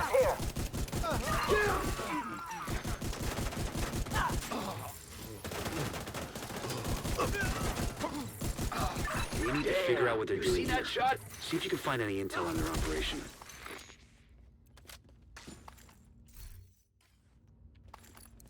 Seems like these guys are salvaging and let's get the repurposing secret anything room. they can from this place. Crafty bastards. For mid-low. Yeah, Heartbreak is not per se set up for that. If you're just yeah, for pesty, like especially mid and long range, I would lean way more towards, because I wouldn't per se use, yeah, as I said, Heartbreaker per se for LMGs. anymore. Like the bin skill fits that much better. But for Pesty, there are like dedicated setups that you can make. Either the Lengmo setup, but even for instance, just taking Striker with a glass chest and a Vigilance backpack, for instance, or True Sun's reinforcements incoming. or Sedge. We need to clear the next hall.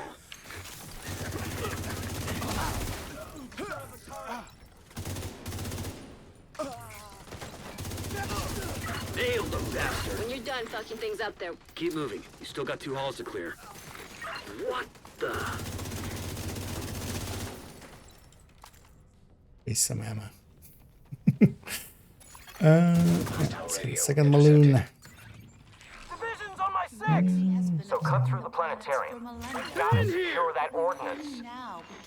That's the thing to remember with that as well. It's a setup actually for 5 directives mostly. If you're not running it with 5 directives, this makes a little less sense.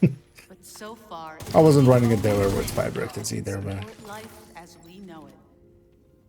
In the vast reaches of space, Tango down!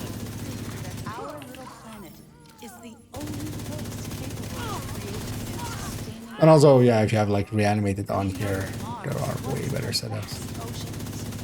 That many of the elements found on Earth could only be created For reanimated itself. supernova. While no other planet in our solar system, But for general play, it's a really good way to deal with 5 directives and just do open world or mission and stuff like that. dying star light years away. An expansion or Division 3. Well, Division 3 is very likely to happen at some point. But also likely years away still. I wouldn't put it past them to do another expansion at some point. It kind of depends on how it, like, all of those kind of things are. Yeah. I don't think even they know currently. Really. This wouldn't even be like, hey, we're trying to guess what already is planned. No, we will be trying to guess, like, just it would be like a tarot reading, like just it was just 2 more expansions. Right, like basically. Flowing water, as evidenced by these images. But there does seem to be like decent amount of support for the game, at least now. As somebody was here, you know, for the year of sadness, the year of rerun of the first few seasons, where it was not even sure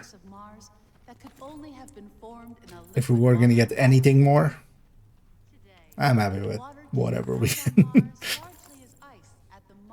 So far, like, it would have been nice if it was more support for the game, but it's also not, you know, plenty of games have died already way before this this level.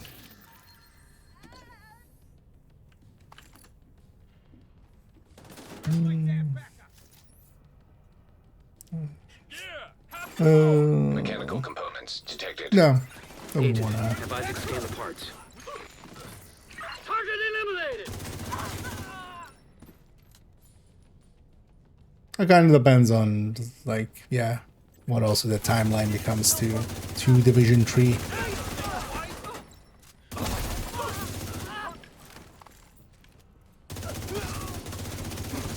So I think Brooklyn did good numbers for them.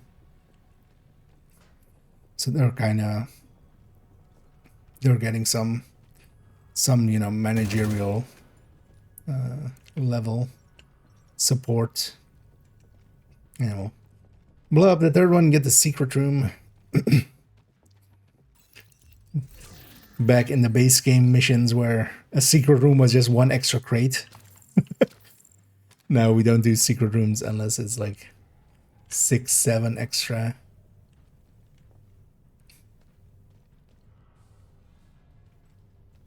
Wow, anti-grav technology.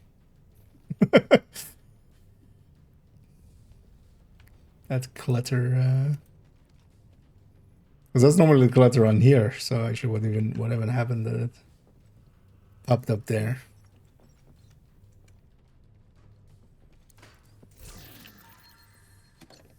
But for a large part for me as well, it's just like, we'll see what happens. I'm already happy like with whatever we're already getting so far. Components identified. Suggested use. Missile construction. Just continued support through just the season stuff is already They wouldn't even need a guidance system to plenty. hit the White House or a settlement. Kinda goes without saying, but if you see any missiles lying around, make sure they can never, ever be used. And I forgot for a second that I was wearing this. My brain went like, what the fuck am I wearing? Would be the missile then. I have enough. Please neutralize that fucking thing by any means necessary. Damn it. The salvage crew just ran into those reinforcements. They need backup.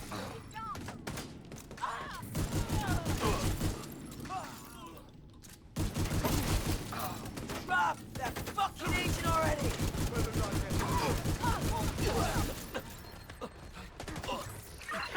He's not getting up. True Sun's munitions factory is out of action, and they left a big stockpile of ordnance. That voice line actually doesn't work at all. He's not getting up, back up. Is he not? You sure about that, Mr. True Sun Man? I can guarantee you he's likely to get back up. Guarantee likely.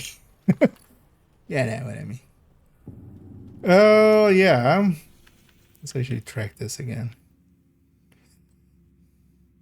Need some hyenas. Let's go get some hyenas. How many do we have? 3 out of 5. So just the control point is enough.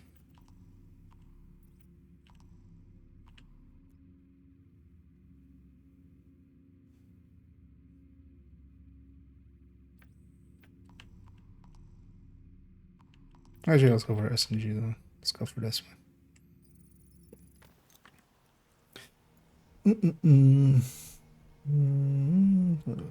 Nice.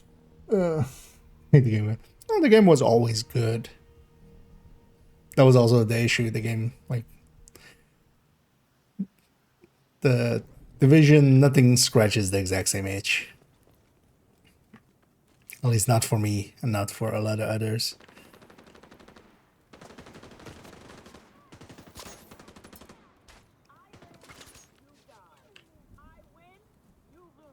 But just having more to do, and like sometimes you just need new stuff. And there's definitely at least enough new stuff on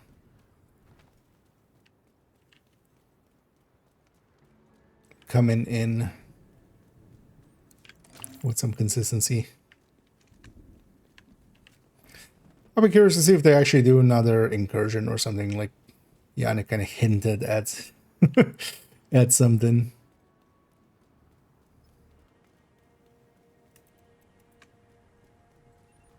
It would be nice if, you know, just having a second one, just so when we're talking about incursion, we're not just talking about Paradise Lost, we're talking about, you know, more than that maybe.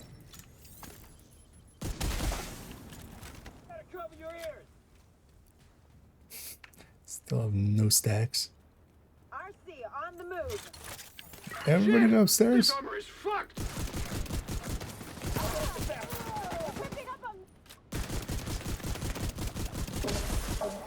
Another patrol?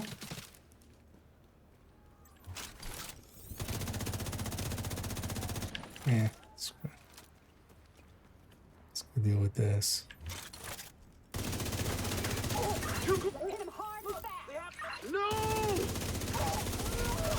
We only have one spawn here, so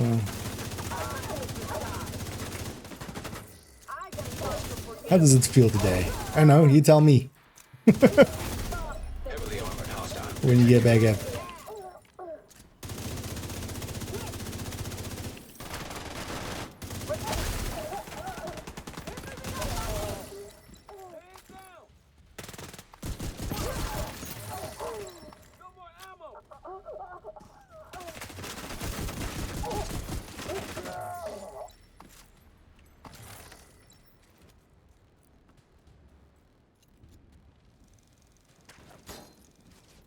How do you like my driving? I get a lot. It's funny that when a companion goes down, it's actually useful in the Houndsman fight as well. When the companion goes down, they keep just shooting him. I had it several times with the Houndsman, like he would just kill the guy, but then he would just be focused on trying to like finish him off. And he couldn't, so, because once he's down, he's invulnerable. You can't be like killed. Not because of that, you can just abuse the shit out of that.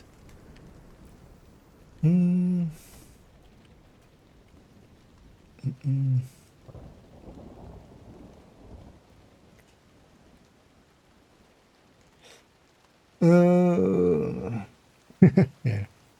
Otherwise, the abbreviation is usually div too. D2 usually goes to Diablo, still. Feel for a lot of people. But yeah, there is no other game like this. That's also why. Because even games that are kind of in the similar space, they're not to the same degree. Like just the build making and stuff in this is way more MMO-y than any of the other looter shooters.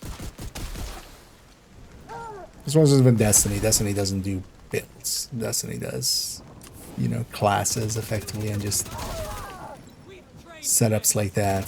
Just not having to deal with classes at all opens it up a lot.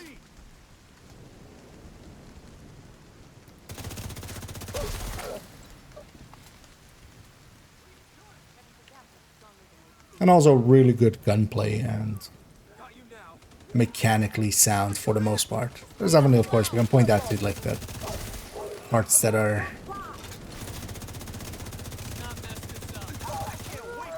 not the best, but in so many other games, that's the core of it.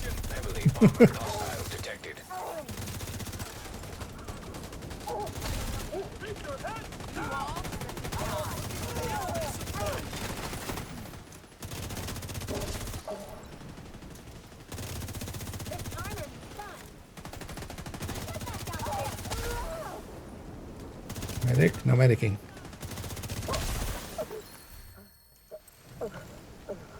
Didn't think I went above like 4 stacks that whole time.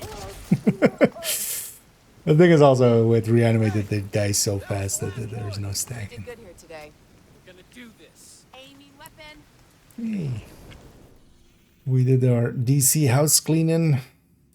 Go do the bounty that it gives us because I don't like having random bounties. Get the haircut. It's actually I'm gonna sing. I already said so. Yeah, it's part of this week's bundle. This is one of the bundles of the week. So we go into the void so you can see it. Yeah, it's the what was it called? Was this the other one? A beating heart. Oh, actually, yeah, the heart is beating. I didn't even notice that. One cute thing about it was it's gonna be hard to see with this one on the leg here. Ich liebe dich. Yeah. Somebody loves dick. Wait, no, sorry, right.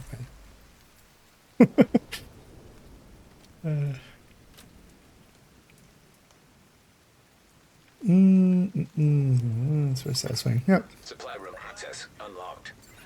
I mean, yeah, there's a reason. Let's actually. It's been a while. Let's map this out. The spreadsheet's already there. I'll just abuse this for a second. Let's put it here. How much are we on? 1822, 2349, 4355, 2873.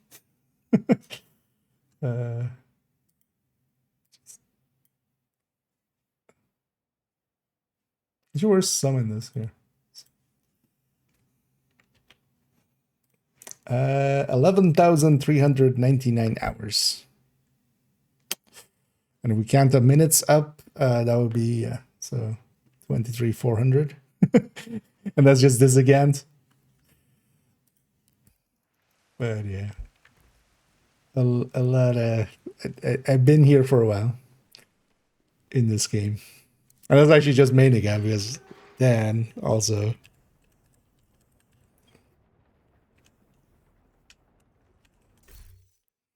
We have this idiot, which is another 2,200 hours. So let's say 1,400. There's some dual boxing between the two accounts, so several hundred hours were. Although it's also a lot of hours of me like being in the game but having the game open and like we're filling in spreadsheets or something or writing guides or stuff like that. So that's also why I'm basically just like 3 levels per hour or something as my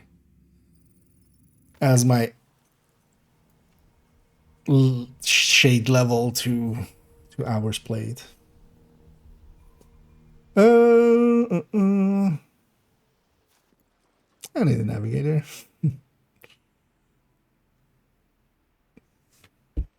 Umbra or Striker Eagle for 1 versus 3 on Eagle Bear place solo. Which one would you go? Oh, for PvP, you mean? I did not Is that the 1 versus 3 part of it? Because for PvP, you wouldn't use Striker at all, really. By the time you're kind of stacked, it's over. God damn it, Harrison! Go away. Nobody likes you, Harrison. Stop farting. So I don't need that things. I'm just gonna go do the bounty that I came for. We'll leave the poor puppies. The poor lost puppies.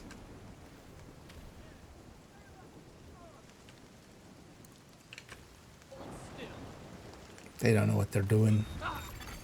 Hostile control point nearby. The target is nearby. Should maybe go grab water and food with this character before we swap in a minute.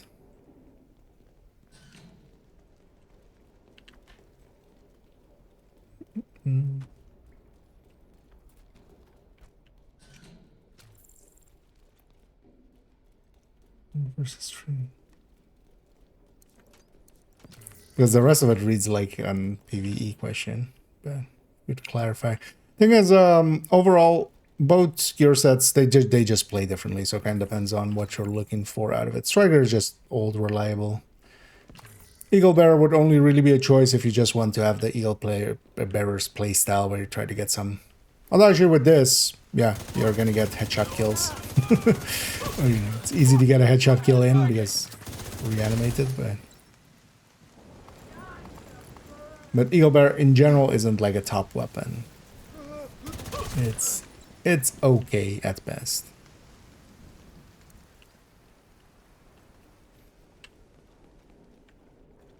And then Striker is the more powerful of the two, definitely. But Umbra can work out. Umbra is more than enough for heroic and stuff. I've done plenty of legendaries even with like Umbra on. You don't need like all the damage, especially nowadays with grading and stuff.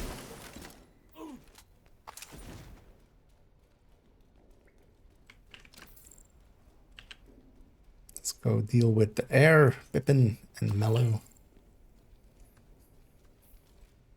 Also, actually, wait, isn't there one? Oh, I think that's a hyena one, right? That is yellow. Too bad they won't ever meet. Mellow and yellow. Mellow yellow. Hello, mellow yellow.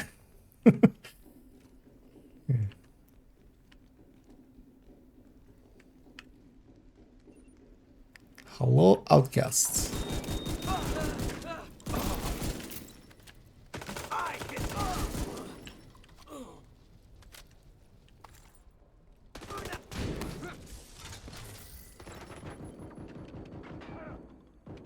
Target down. Good job.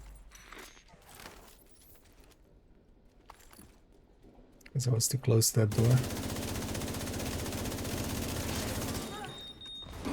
That's your target. No special ammo. If I wanted special ammo, I would have turned it on myself.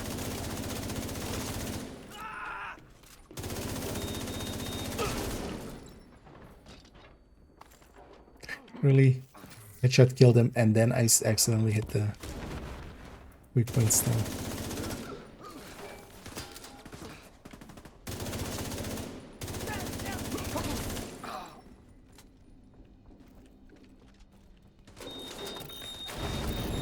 How many? What the?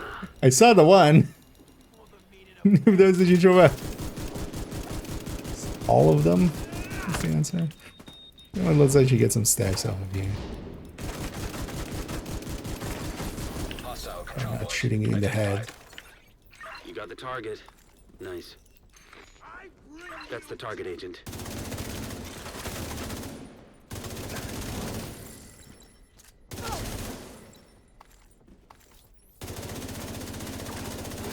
Good thing we did. We needed that for that guy. Alright, let's Target down. Good take job. down Yannick again. 'Cause why not? Looks like you earned yourself another bounty. Well done. Actually, yeah, let's see again. So yesterday he wouldn't spawn. Yeah, so it doesn't spawn when you have the guy out as well. I wonder if the guy also breaks the other emote-based puzzle kind of things. I need a cat herder.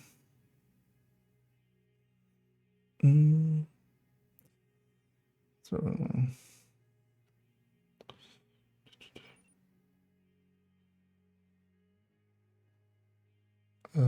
was that in response? Oh, the eagle bearer, you mean? Yeah, I mean, well, long. It was like a month ago. Yeah, let's turn the guy off. Yeah, so he breaks these kind of things. Oh, I forget. You have hunter melee. No, don't melee me. Stay away. Immediate medical assistance needed.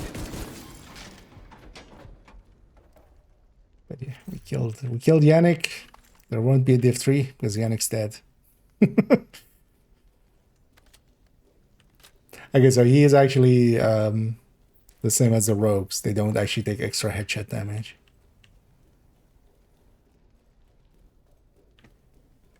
That's why he didn't instantly melt.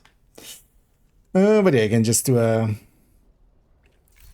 you have to do jumping jacks in that exact spot that I did there. That spawns Yannick. One of the Easter eggs.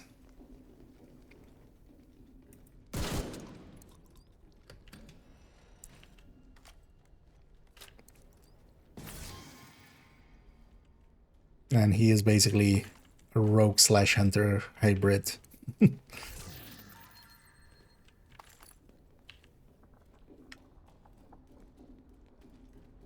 get some of the key cabinets here while we're here. Might as well fill back up a little bit on some of these.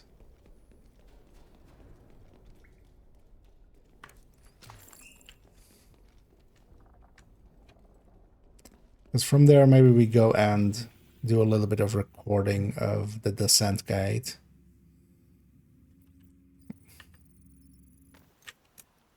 Let's take it back to base. I mean, the drops are active here, yeah. That's why it says drops. At least it should say drops. Does it say drops? Might have miscopied. No. The title. I usually fill it on the YouTube side and then copy it over. But for the drops, yeah, you just in case you're not aware, you need to link your account. So I'll pull up the links there. You need to link your account, and then watching anybody that has drops, you get it starts to fill up. Thanks for the deal. The time bars. It's actually looking for a KSG, so we'll hang on to that one. Although that one's pretty expensive, but also I have resources. We can pay that price. It's not too big of a price to pay.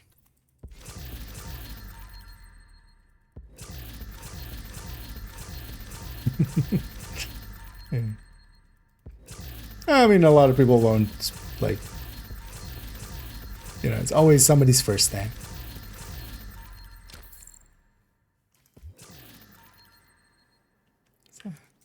Glad to see you, Agent.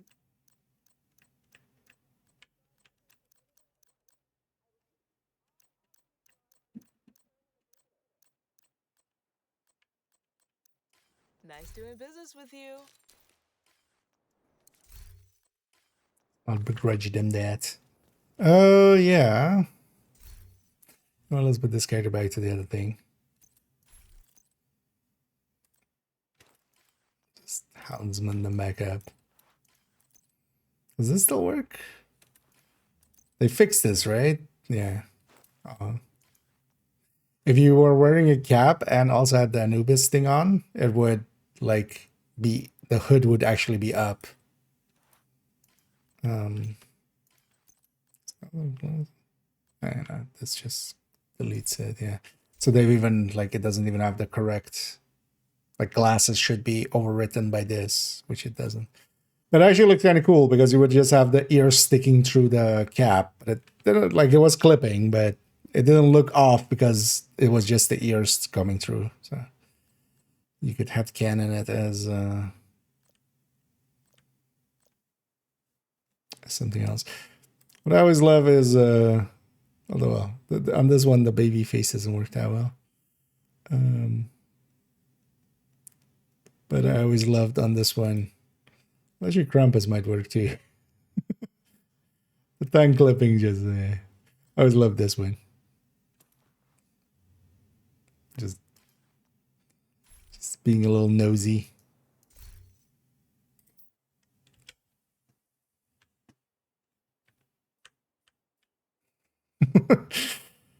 Did I ever tell you how my hounds got these scars? Actually, that doesn't sound right. Yeah, let's get the character one actually.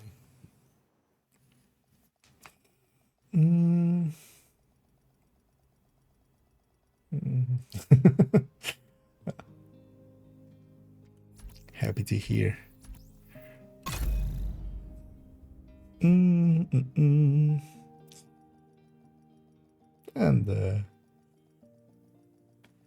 you're welcome, Pip, and glad you like him. Hey, hope you're enjoying the game.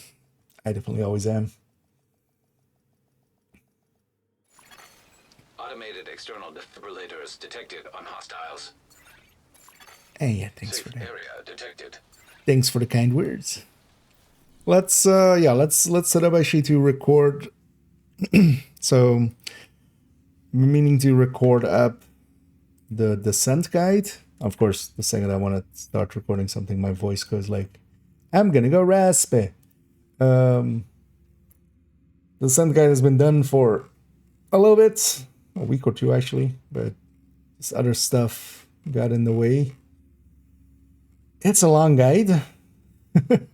I'm basically going to use it as a script, almost as for recording. I'm definitely thinking it's going to be a 3-parter in total. But what I'm likely going to do here is record an intro and an outro for the first part. And then we're just going to start recording the segments. And then like today, this afternoon and this evening, record up all the segments and I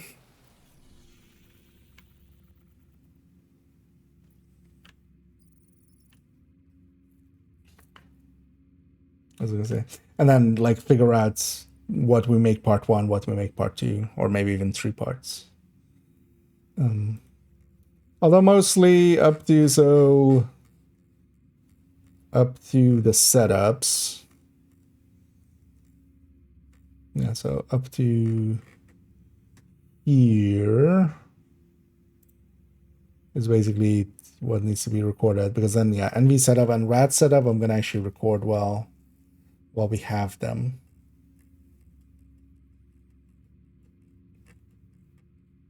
So I'm also not thinking this overdrives needs to be somewhere above the setups, because this overdrive should be here above deep runs, because then we can have deep runs as its own thing.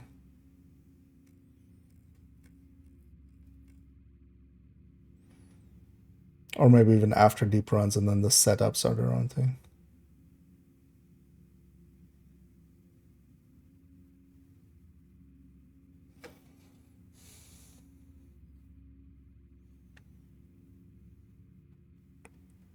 Or maybe we put it before deep runs, because we added overdrives in like as one of the last things.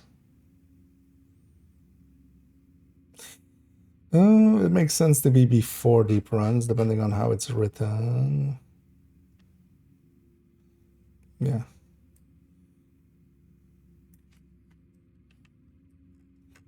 So this goes here after commendations.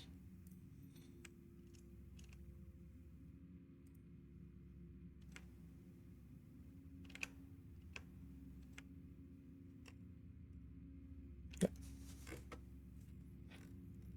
I'm still wanting to change that.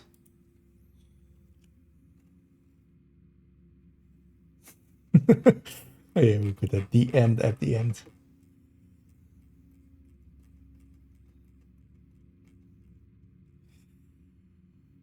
Yeah, let's get to it. It's gonna be a lot of recording for this. Let's go into the descent. First things first. Let's go in there. Let's go find a little background. One thing I might do actually for each Shade tech prohibited. Access denied. thing is to find a different room. We might go through and just have a different room as the background. Although, well, you don't really see the room. You just see it kind of sides of it. Let me actually see here that all of these go to the right spots.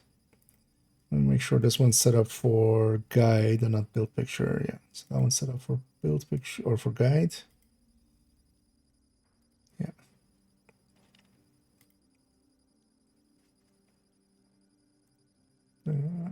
Circle. I actually use a circle. I might actually use a circle. And that is our main one. Yeah.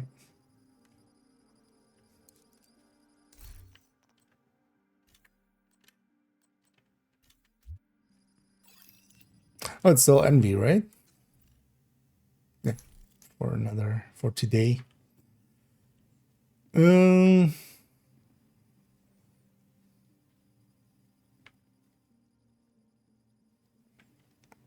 It's better this box is here.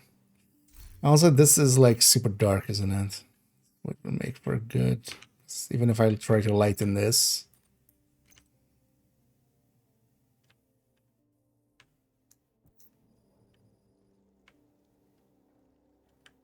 It's better that the complex is kind of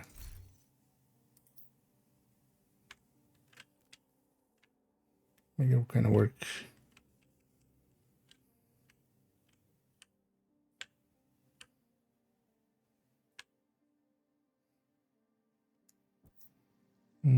Or we try to get the other. Yeah, let's try to get the other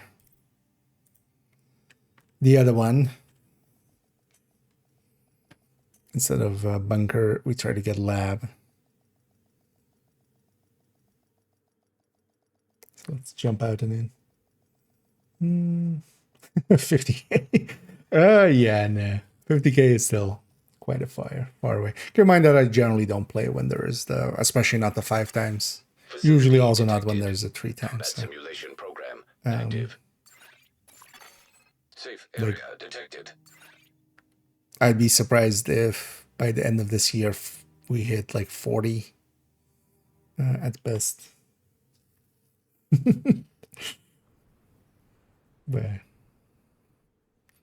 But we'll have room for other reasons, right? Shade tech prohibited. Access make our own party. No game. I want the other thing. I want the lab start. We're just gonna use it to record the intro.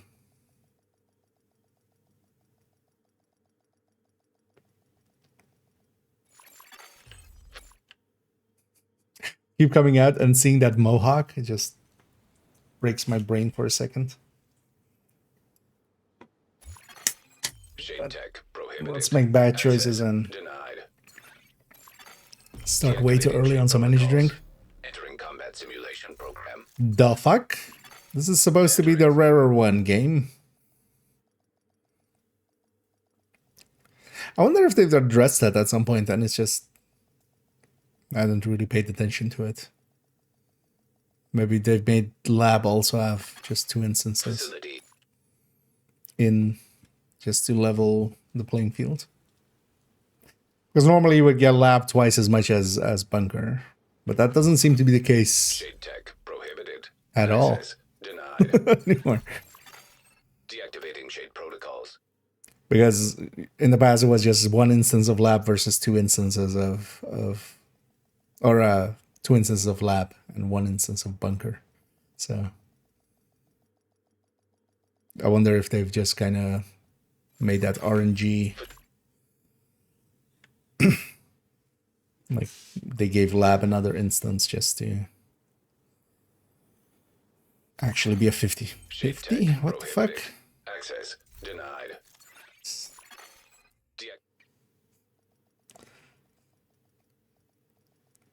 Give me lab.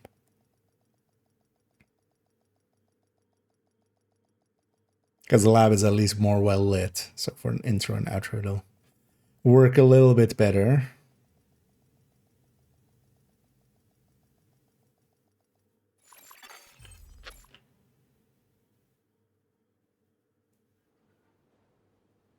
I wonder if that's something to do with me not like touching the pedestal. Shade tech prohibited. Access denied.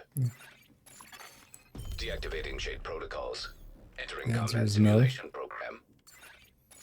Oh, sure, we could do. Area entered.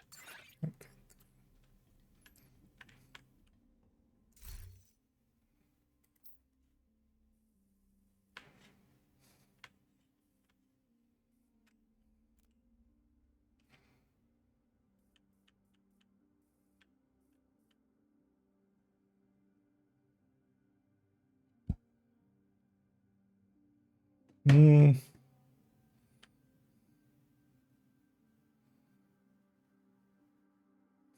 I want to do this, and then like on the let's go get started, I drop the photo mode and we hit the thingy. Echoing? Am I? Because sometimes audio breaks, but echoing is usually not the thing that it does. Let me actually check for myself. You might have me double open. That would also be an option there.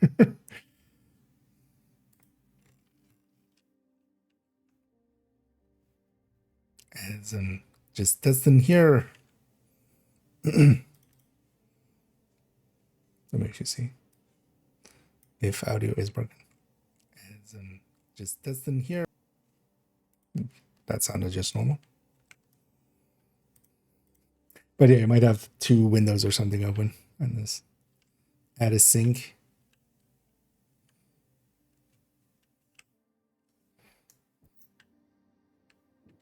What is your... Oh, actually, the modes are, of course, not... Oh, I can't even set the mode here, can I? Because we don't have the apparel screen, so we can't set like other emotes here to pull up info the mode.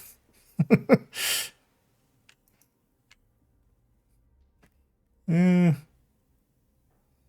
know what, maybe we just initialize it. Combat simulation activated. And maybe we just...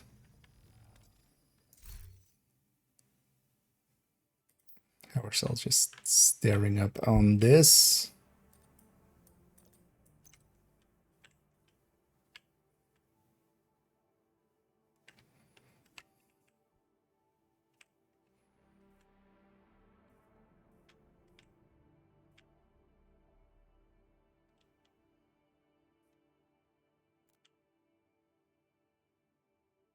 Good enough for an intro. Yeah, I'm guessing that might be on their end. That's what Nemesis percentage. It just doesn't show it at all. It might be some other. It might be tied to some UI thing that you maybe, because in here it does use the same UI like settings that you normally would have set. So it might be tied to the map or something and going off screen. You could try resetting the UI and seeing if it like comes back, and then moving stuff around again. If you have moved stuff around to see if it's like tied to something else. But you're not too sure what it's like. I have a few things bigger in my UI, but I haven't moved around the map or stuff like that. Because it might be tied to that, and if you have like your map in center or something, it's gonna mess stuff up. Yeah. Let's get ready for some recording as we just what is your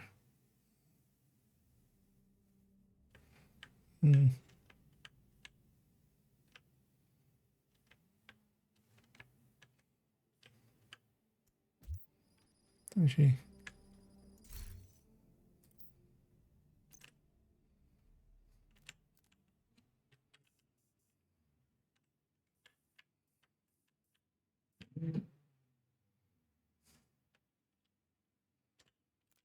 yeah, doesn't need to be much. It's just something.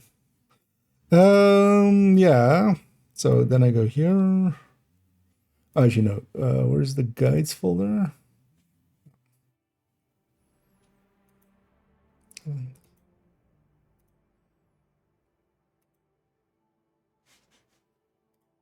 Yeah, let's make a folder. Actually, I haven't even made a folder yet. I actually uploaded yesterday's VOD. I don't even remember. Let me check real quick.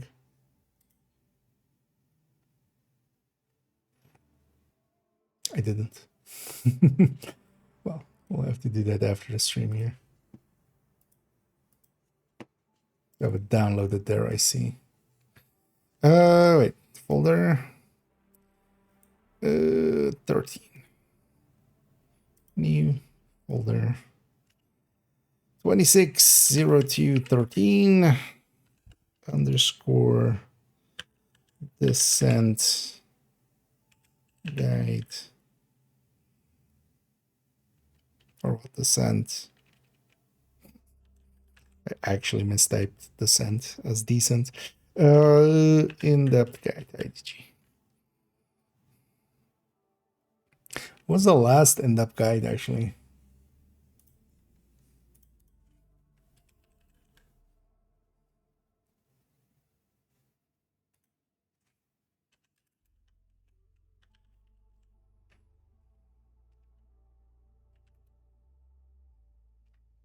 Oh, timeline. When was this? Around October. That's a while ago. October, November. That was 10.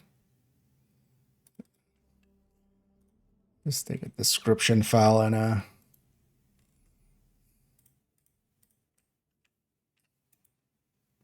thumbnail from there. Lord Dragons. Let's already rename these. Let's pull up there.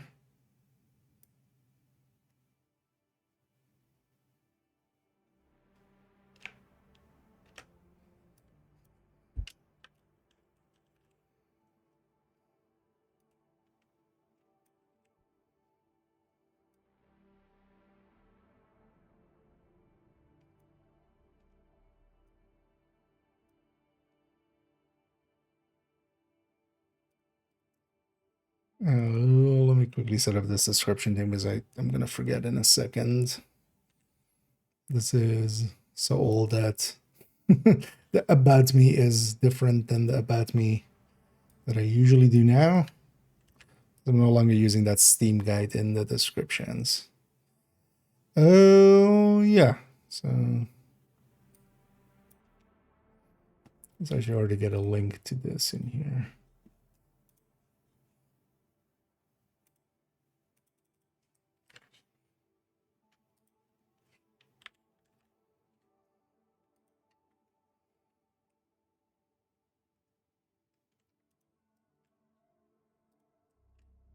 Okay. Save. Yeah. Okay. Now that's all set up. Let me catch you on chat for a second and then we'll hit the record.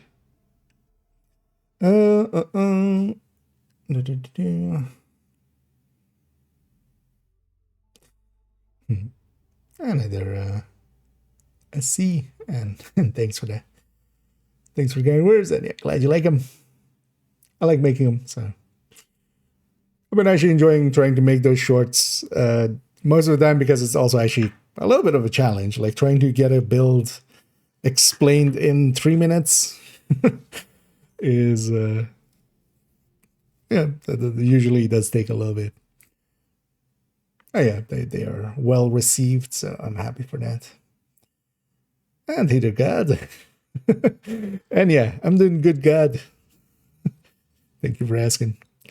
Hope you're doing good too, but I would think being God, you know, you can make it good. They have a Strega build. Strega doesn't need a build per se. Like as with a lot of guns, Strega can fit in a lot of places. The only awkward thing about it is it only has 1 crit chance mod, or well, 5 crit chance basically, or the equivalent of 1 crit chance mod. So you need to just make up for the crit.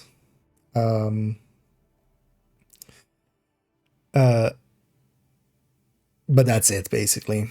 You don't want to use it with. You don't want to use it with Negotiator. That's like one of the minor ones. It just doesn't mesh well with Negotiator because any kill that happens through Negotiator kill through the spread does not trigger the Strega kill basically. So or trigger a Strega stack to go around. That's the only one kind of, but you can just use it. Yeah, Coco, Strikers, Umbra. Basically anything where ARs kind of fit in. You could put it on through Patriot if you want. But yeah, Strikers as just general, like works. And Striker actually, solo is decent. As long as you're getting all the kills, it's kind of decent.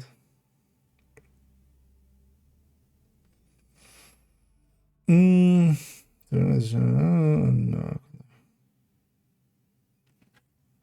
You know what?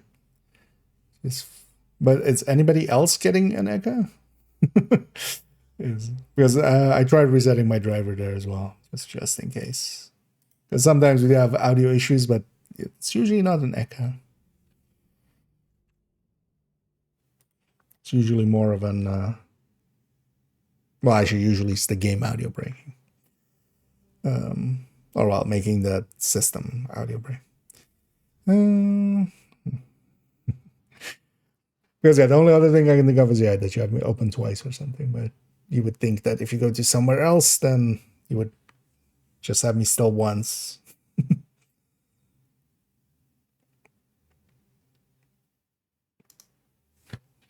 You know what? Just for a second,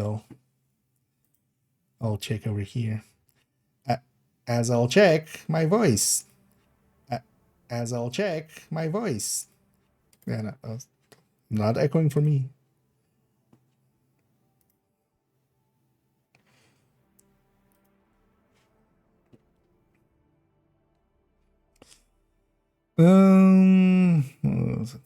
Yeah, I'm guessing that's kind of because if you even have like the same stream twice open, you would get, you know, they don't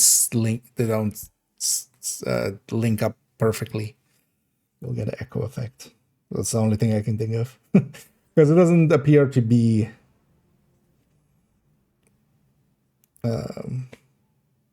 you know, on my end. For a second there, I read that as, do I still need cat insurance? And I was like, what are you about to do to my cat, God? I don't have a cat, but...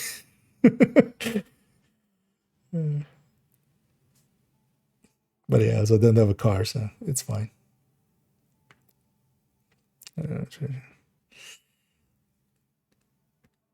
Yeah, no, just check that you don't have like something weird on your end or yeah, if you have it double open or something. There's an close salvo. I generally wouldn't like. I don't like that setup much at all for Striker. Most of the time, if you're going with Striker, I would just take the backpack, and Equalizer plus Salvo is already as well not the better pick of that. Equalizer plus just another piece of unit. The Striker's already having rate of fire. Actually eats a little bit too much into Salvo, so even if you're going that. I know it's a popular setup, but I wouldn't recommend it much. Just because it doesn't have that much great damage. And also with a gun like that, you're only getting 20 more rounds out of it instead of like the 25 that most other guns would get. So it's even less worthy of that. I would just go, just Red Striker, especially Overdog's variant, for instance. Hell, with the Overdog's variant, if you want to pay attention to it, with Overdog's on, you can just kind of just shoot whatever and kind of be fine. But if you actually do pay attention and kind of kill in order, that means that also when you reach the last enemies, they'll be, even like more buffed against, because they'll have the circus stacks on them, and then also the Overdogs will be active against them. And yeah, we'll go with that second half. But no, high ends just don't compete. Like at least like a Striker in any good setup. But yeah, you could also go Umbra. You could also go Coco. Coco in group settings is really good, but you wouldn't want to use Striker in group settings, so that shouldn't mix that way. Striker, especially solo, is really good. Yeah, let's start hitting some recording here.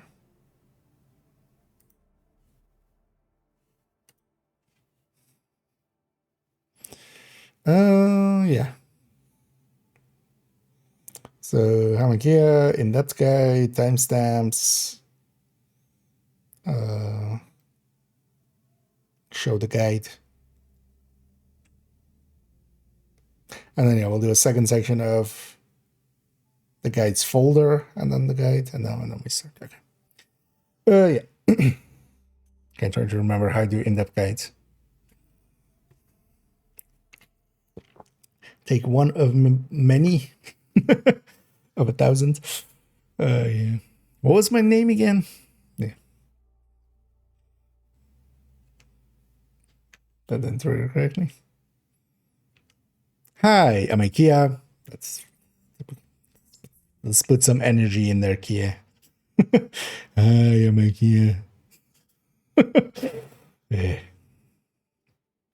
Hi, I'm Ikea, and for today's video, I want to give an in-depth guide into Descent, as the Descent game mode has been around for quite a while, and it is poorly understood by a lot of people.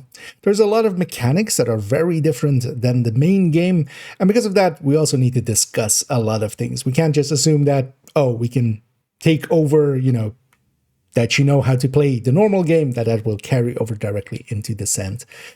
So because of that, there's a lot to discuss. That's also why this guide took forever to kind of finish up, as some will know that this guide was started, well over a year ago. So yeah, we'll go over the entirety of the guide. We'll do so over several parts in videos, as definitely it's going to be at least a two-parter. In this first part, we'll just start at the start, and I'm going to go read through the guide. The written guide is also just available, so it'll be linked down below, so you can just go read that if you prefer that. And this video companion is basically me just going through it and giving effectively an audiobook, but then in video form, out for it. Everything will be timestamped as we go through the subjects, and let's try that again. Actually, I'm kind of stumbling. Also, that those two should be swapped around. The links should be after the timestamp. Yeah, let's try it again. Hi, I'm IKEA, and for today's video, I want to give an in-depth guide into Descent. The Descent game mode is one of those that is quite different than most other game modes, and does require a lot of explaining. That's why we have a really big guide for this one of the biggest I have made so far. That's also why it took so long. Some may know that, yeah, the guide has been there already for well over a year, somewhat unfinished for most parts, as I was just, taking my time with it and having a little bit of writer's block. But now it is finally done, and we'll go through it here. Everything will be timestamped down below, so you can jump around if you wish to. We'll go chapter by chapter from the guide. I'll be basically reading the guide. This is effectively an audiobook, but then in video form of the guide. If you do want to go read it for yourself, it will be, of course, linked down below, so you can go there. And if you prefer that, just reading the guide by yourself. But yeah, let's go get started. Actually, that's not right. We need to still also... But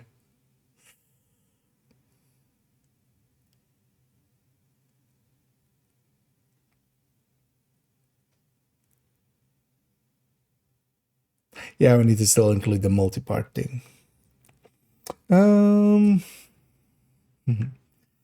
Let me catch up here for a second, as I'm gonna in my own world there, of course.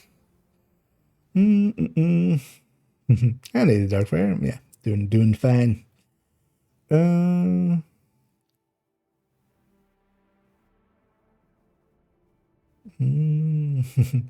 well, congratulations there, and yeah. Hope you all are enjoying it, even if it is a Friday the 13th. But yeah, wish him well. Just the tips. Well, here we're giving a little bit more than the tip. We're giving like just entirety. We're getting married. Because this is one of the biggest guides here ever. That I've made, at least. Indeed, we need some energy indeed. Yeah, let's try it again. Wait, what? Is that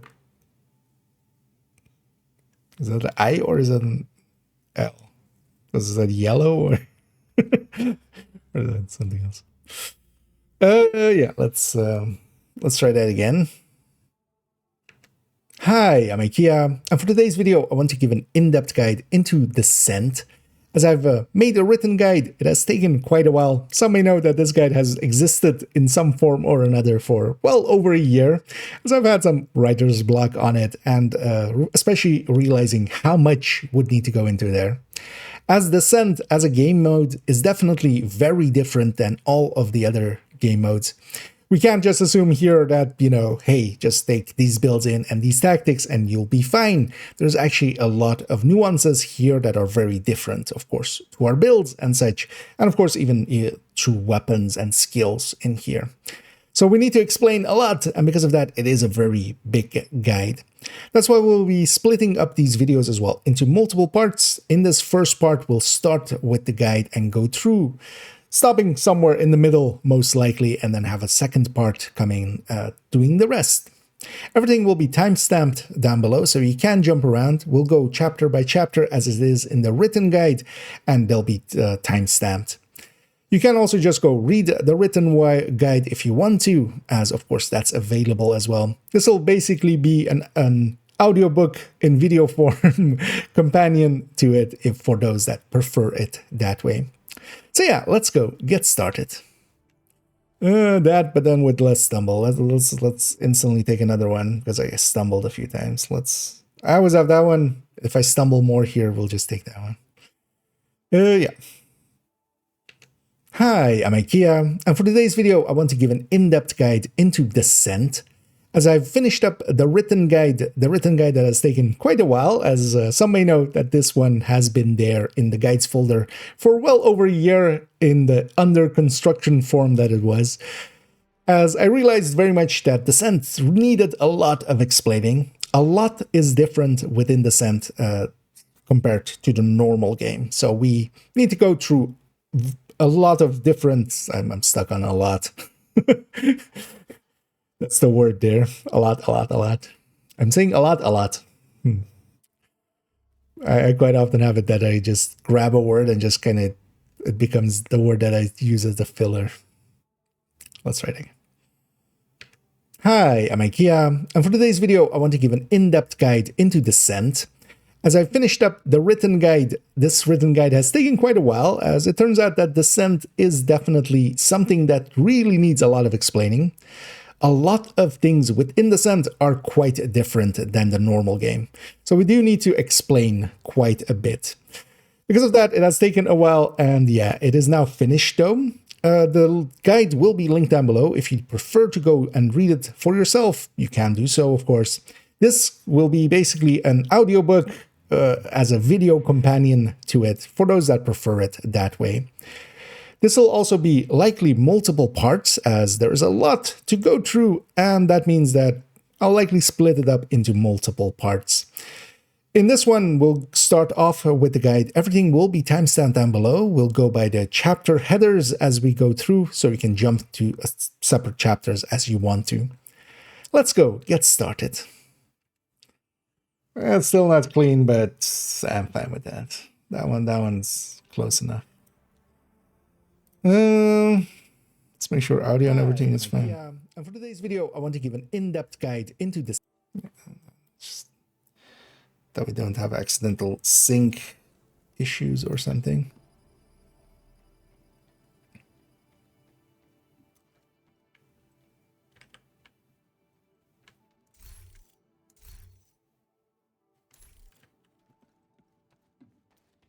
I'm surprised this hasn't timed out yet.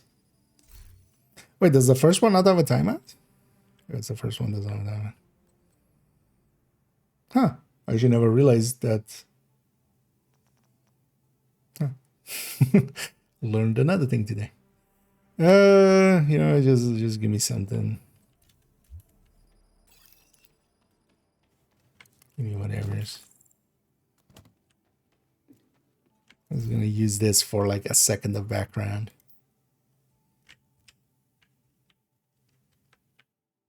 It's because I like the artwork. Actually, you know what? This might even be the... I might use this as the thumbnail.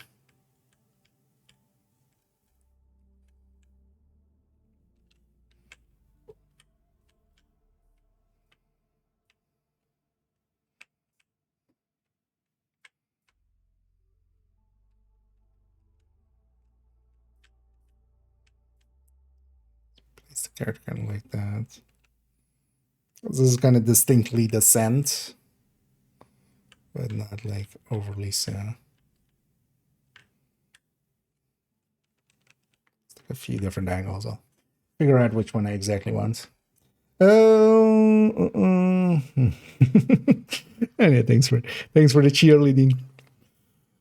Oh, yeah, usually the intro is always the one, because the intro needs to be kind of snappy and in there just to get people's kind of on board. So I do take that one a few times. The rest of it will likely just Can you just get through it? Oh, sad to hear. I don't know. And yeah, hope everything goes well. Hopefully nothing too serious. But yeah, best of luck, and hopefully everything will be well. Yeah, so I need this browser window. Let's go here, and then guides, and then back.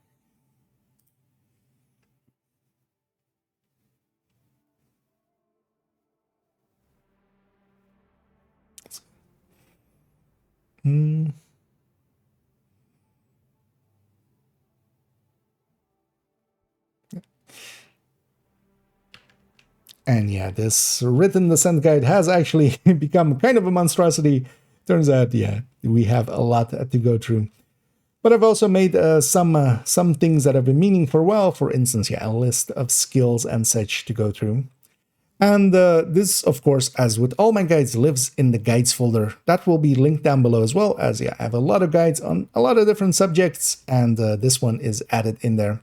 There's also some under construction for future ones, so you can even get a sneak peek at what will be likely future videos and future guides. But these are, of course, yeah, all available. You can just go to them. As well, on the About Me, you can find links to the build collection and everywhere else. But yeah, let's go get started on this. I've already said the let's go get started thing. Let's try it again. Let me make sure I put the intro away. Yeah, put the intro away. And I need to not press F7 there. I need to press it here, because otherwise it does that.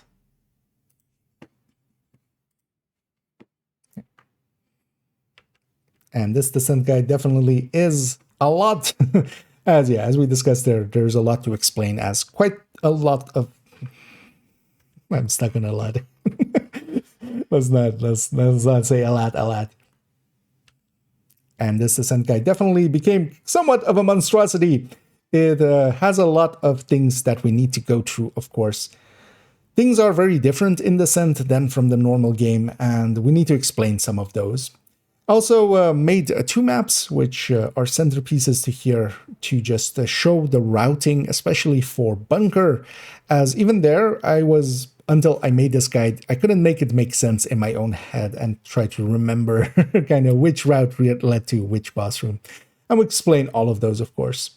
And yeah, of course, all of the other things. This as well has been a pretty handy tool to make a skills-based table here that we can go and explain what skills are and are not worth using, especially pre and post Nemesis.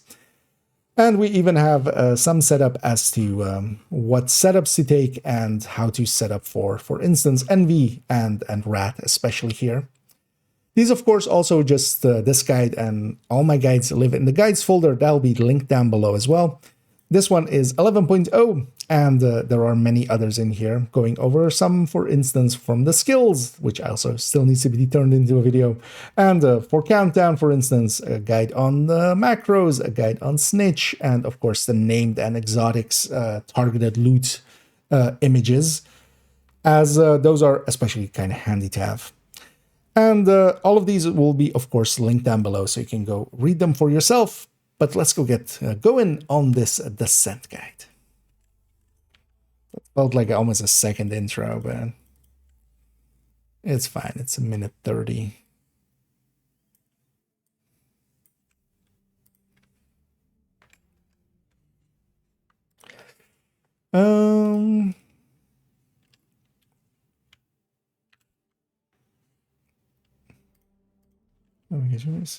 Super bad. Well, hopefully still, yeah. Hopefully everything goes well and they can help as best they can. But yeah, sad to hear, and yeah, best of wishes, and hope to hear that in the future that everything went well.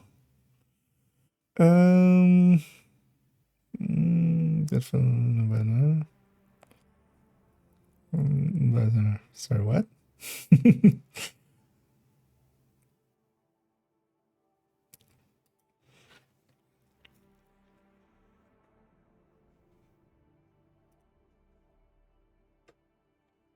Yeah, let's just get going now.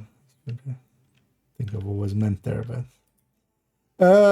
yeah, let's just have this up and then get that one. And then I can scroll, right? Yeah. As we go here, then I can scroll. Yeah. And let's of course start at the start. What is Descent? And Descent and its, I was gonna say Descent and Nemesis, and right there. Put the other one away. Put the other one away, right?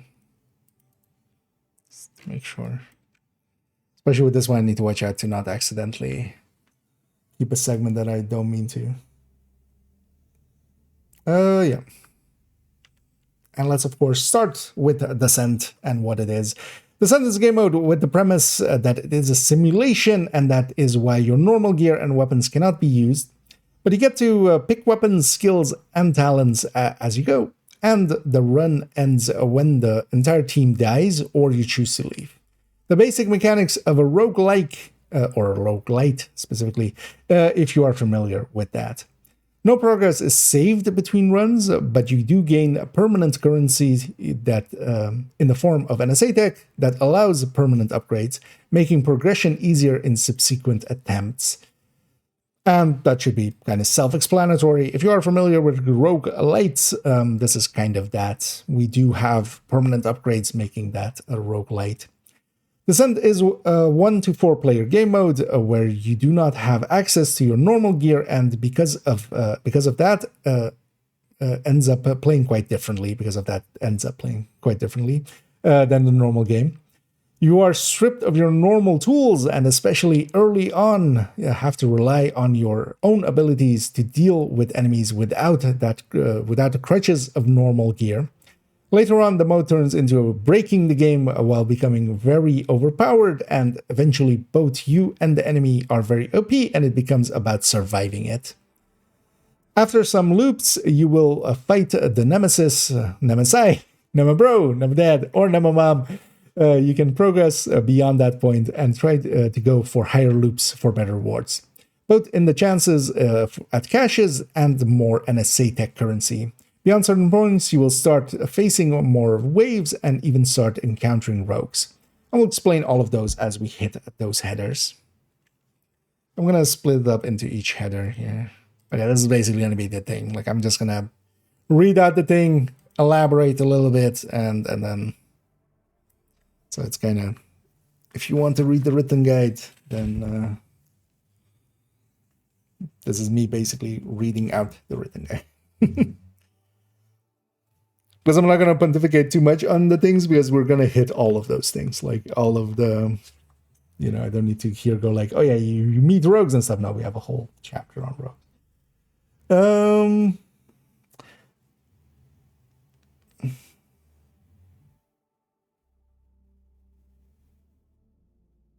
You know what I'm thinking? Although, wait. I think it's set up in this way.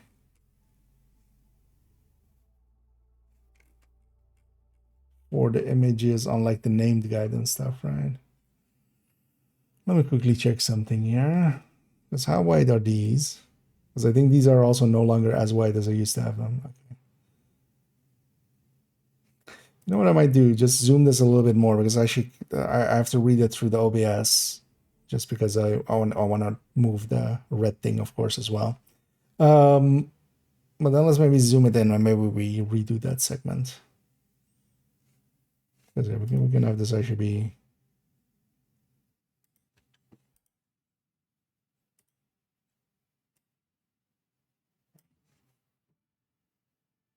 As long as kind of like this image fits, because I think this is kind of the widest I go, except for the skill section. But then with the skill section, we just do separately anyway. Does this still fit the maps? fully, not fully. So we take it a little wider so that we still have the maps fully.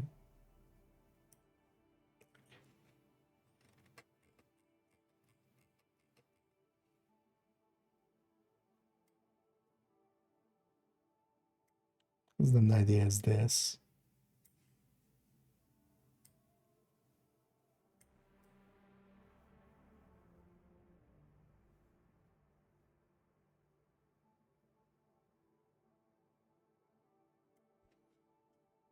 Yeah. It's quite a bit bigger. Yeah, let's do that. But then just to have consistency, because otherwise then that section is going to have a different zoom, so. Oh, also I should actually start. Oh. Need to lock that, of course. Should actually start with explaining that.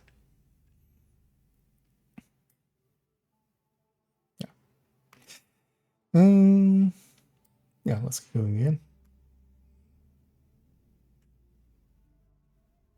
Yeah. And let's indeed go and get going on the guide. First off, though, in this descent guide and in all my guides, I do want to point out you should always check, not so important for this one because descent likely is not going to see major updates going forward, but do check the last updated, especially for some of the other guides, because for some of them they are time sensitive, and if they haven't been updated in a long while, they might be out of date.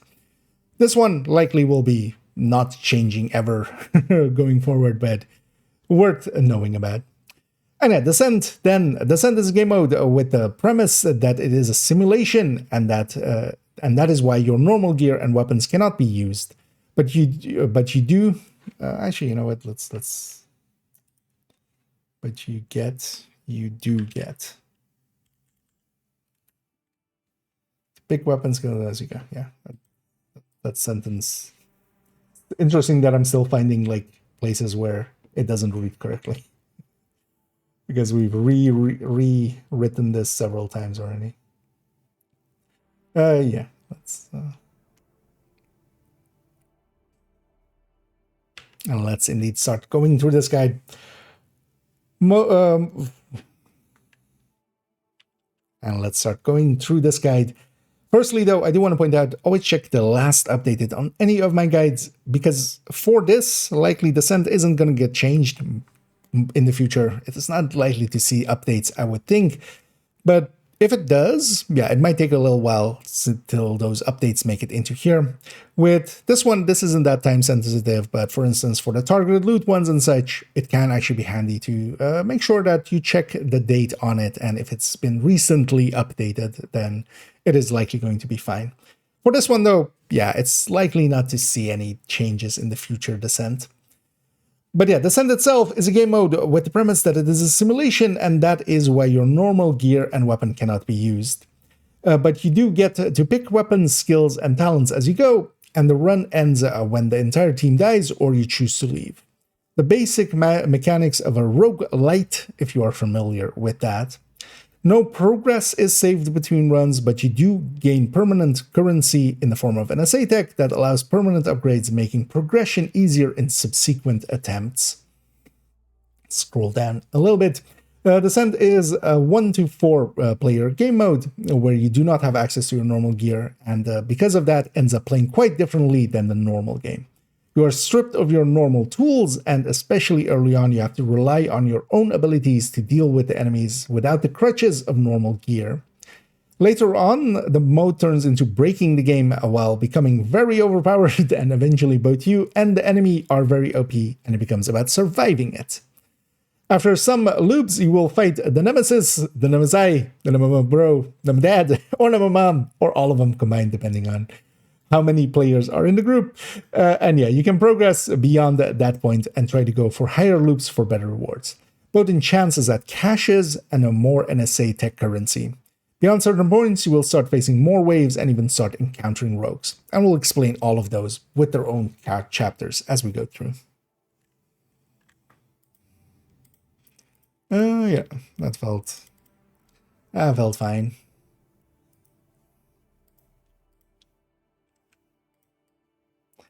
kind of hard to read the screen sometimes, especially because I have a light like there. But it's above that screen, so when I'm looking directly there, it kind of. But yeah, without it on, then we go. Bloody hounds, man. That way. Well, I think this one's the more spooky one, right? This one. No, this is more like late night. With this one, I feel is actually spooky. um.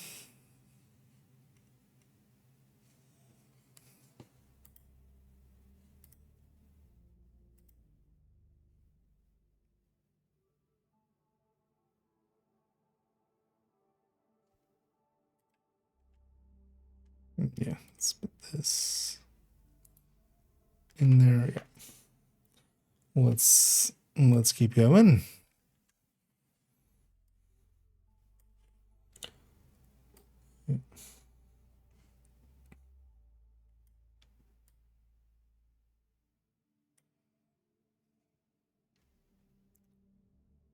It's a little closer to my head, yeah.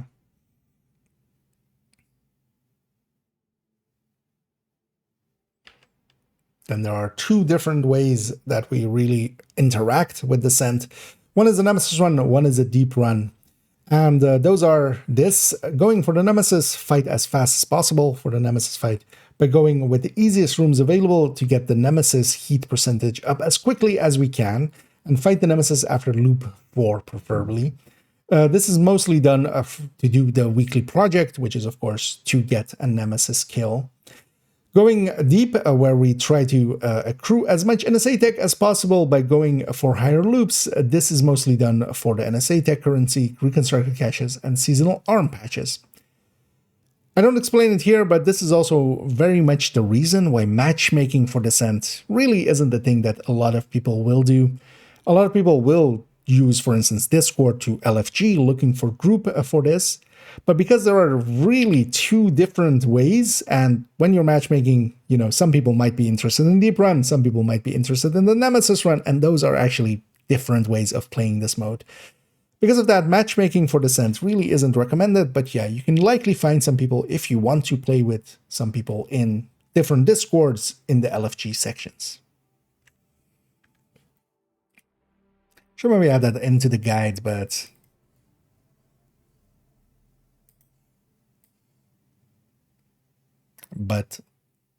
I might do that on a different pass.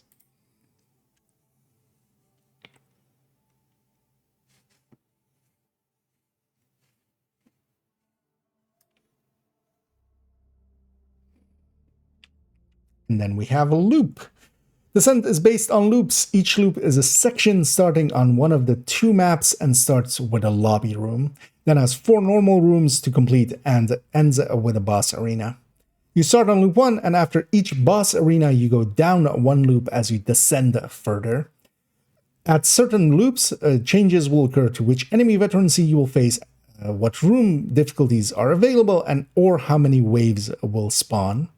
There are season-based arm patches for reaching certain loops, with Tier 4 patch being awarded for completing Loop 10, Tier 3 for completing Loop 20, Tier 2 for completing Loop 30, and lastly Tier 1 for completing Loop 40.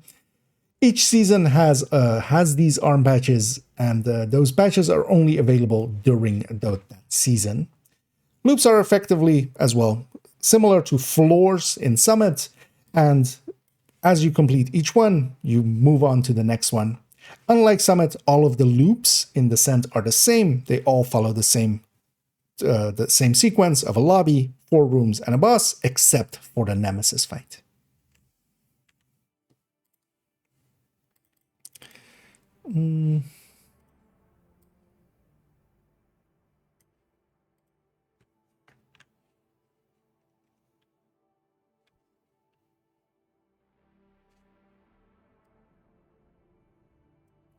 Watch out on. You know what I should do?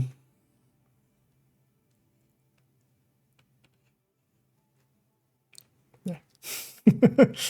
Just put myself a little further that away. Oh, yeah, but then we would need to.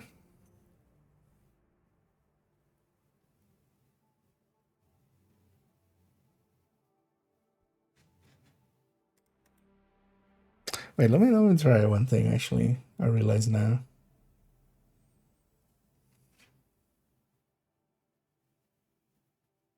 So also hit the focus there. Wait. Can I?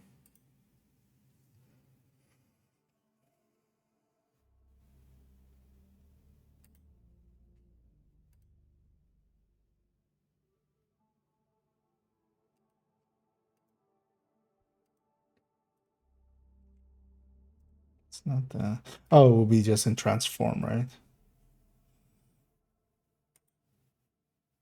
Wait, let me do duplicate here for a second. Just want to try a thing.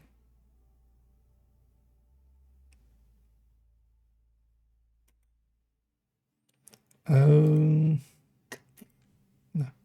that, but then not that.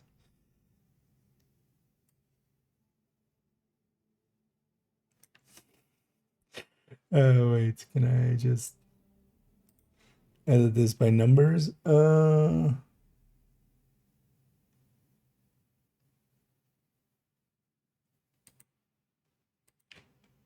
this would be 1080. Right. Yeah.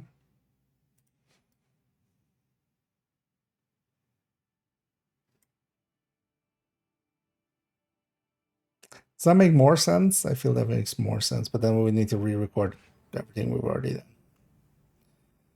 done.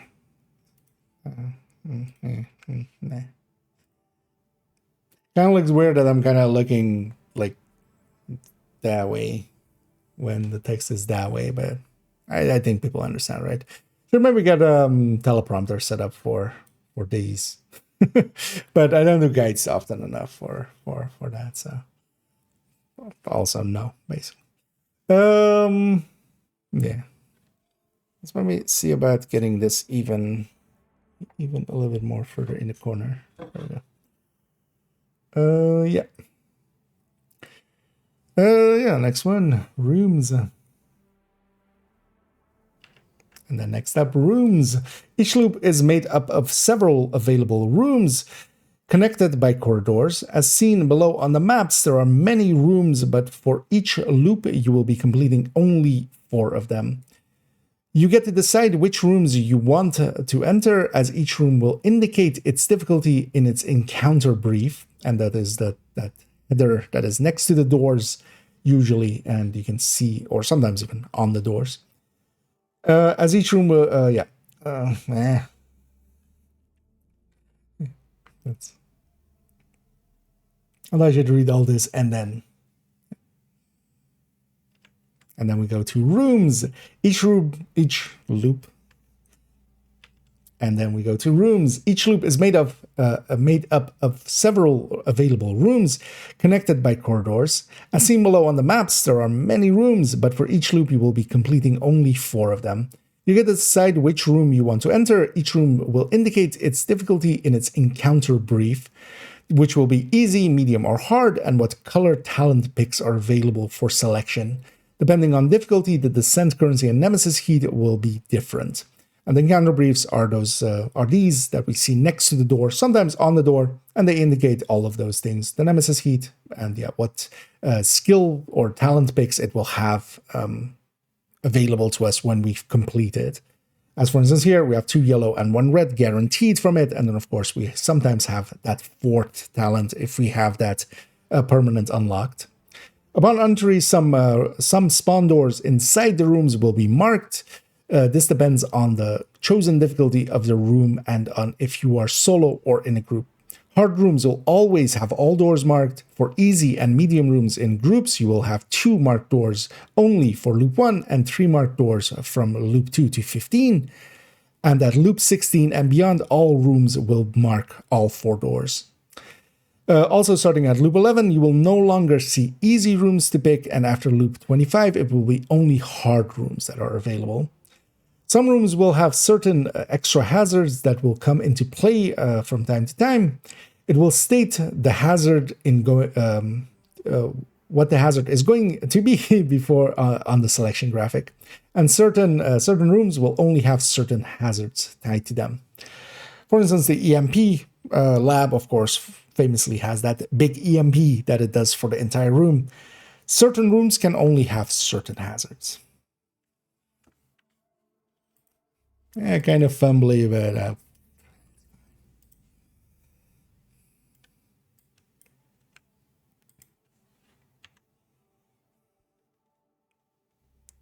well, let's keep going.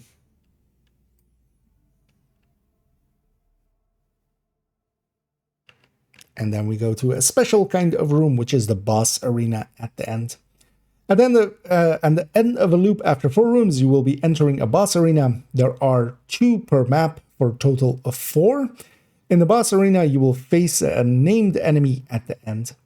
There will always be the amount of waves for that loop plus the boss wave in total for a max of 4 waves. Boss arenas can have certain hazards depending on which one you encounter. On the bunker map, the route that you take dictates the boss arena that you will face. On the lab map, you spawn at one of 2 sides, and that will determine the boss arena for that loop. Boss rooms reward a certain amount of NSA tech for clearing them depending on the loop. Especially on later loops, they can have they can award a decent amount of NSA tech. It will list the NSA tech at the bottom, and yeah, depending on which maps we're on, there are 2 maps, as we'll see in a moment, and depending on which ones we're on, we'll see different boss arenas. Yeah, a little not per se clean, but it's fine.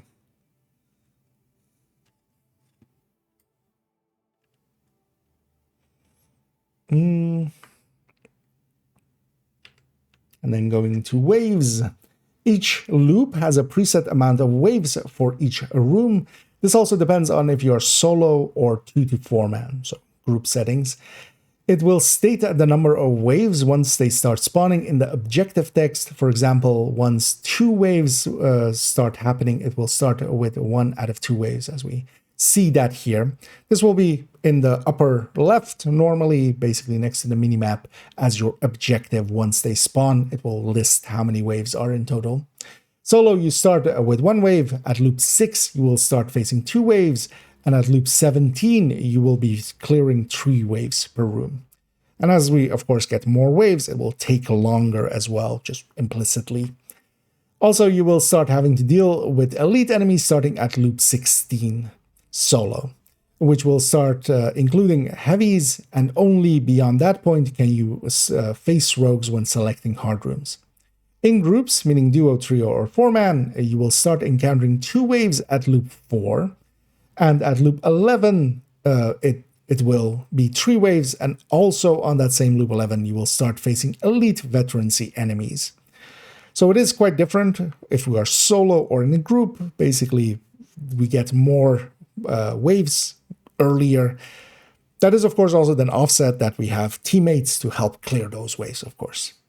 Waves start spawning after the initial timer, and subsequent waves spawn after killing the entire previous waves. So this in here, it isn't like one enemy is alive. So it spawns the next wave for, as it does, for instance, for bounties or control points for some waves. Here, everything needs to be killed, and then the next wave spawns.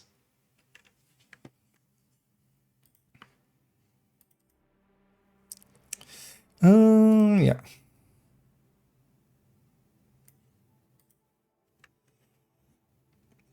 Going on to extra boss room. And then going on to extra boss room. At random, the game might offer an extra boss room as a replacement for hard room. The extra boss rooms will always be a single wave, making them much faster than normal rooms later into a run where we're facing multiple waves. This will still always be just one big wave. And they reward an amount of NSA tech for clearing it. The boss waves will always spawn with the named spawning from one door, and the extra enemies spawning from a single other door. Sometimes the named can have special ammo right away, making him somewhat dangerous, and the enemies will be hard room skilled. These extra boss rooms will reward more NSA tech as you go higher in loops and can be a great source for NSA tech on deep runs, especially as to explain that a little bit further, once you reach, for instance, loop 31, you will get actually 100 NSA tech for each boss room that you clear on loop 31. And that even goes higher and higher as you go deeper and deeper. This is one of the main sources for deep runs that actually you get a lot of NSA tech from. Early on, they can actually be harder fights and should not be chosen when underprepared because, yeah, they are hard rooms. They will have the enemies be skilled as hard rooms. And picking them very early on also doesn't reward as much. It can still be rewarding to do so. But if you are on a talent pool that isn't very powerful or you're not feeling very confident, facing up against the named that then also might have special ammo can actually be the end of a run very early on. Yeah. Actually, so all of these are, just because it is actually scripted and I don't get to ramble too much, they're not as time consuming as I thought it would be.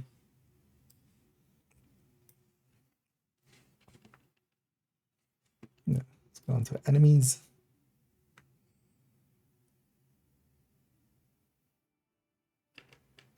Enemies. In Descent, all enemy factions are present, so we will face Hyena, True Sun, Outcast, Black Tusk, Rikers, and Cleaners, just to list them all. Got to get that word count, of course. And all their general archetypes are present.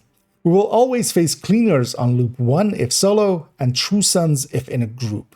This is just set, and you can expect this to be, depending on if you're going solo or in group, which faction you face, you'll know. After that, it is random, except that Black Tusk cannot appear before loop 6, so we won't see them early on. Of note is that we will start to face stronger veterancies as we go further in loops, and elites will start being introduced on loop 11 in groups and loop 16 solo.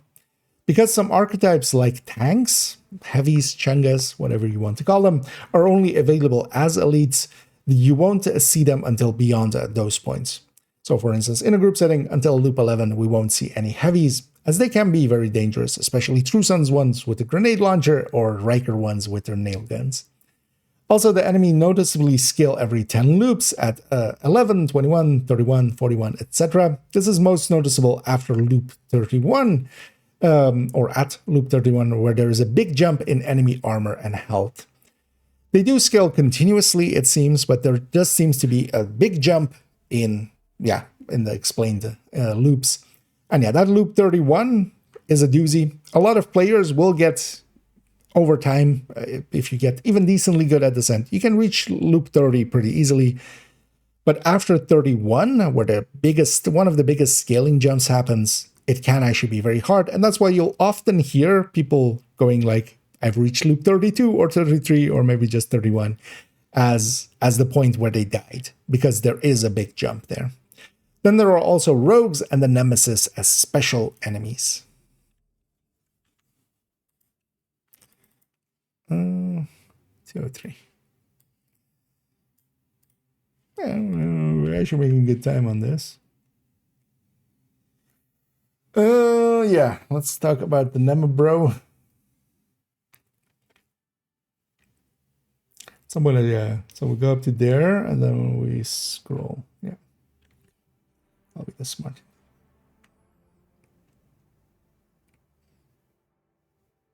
And we'll of course explain those, starting here with the Nemesis.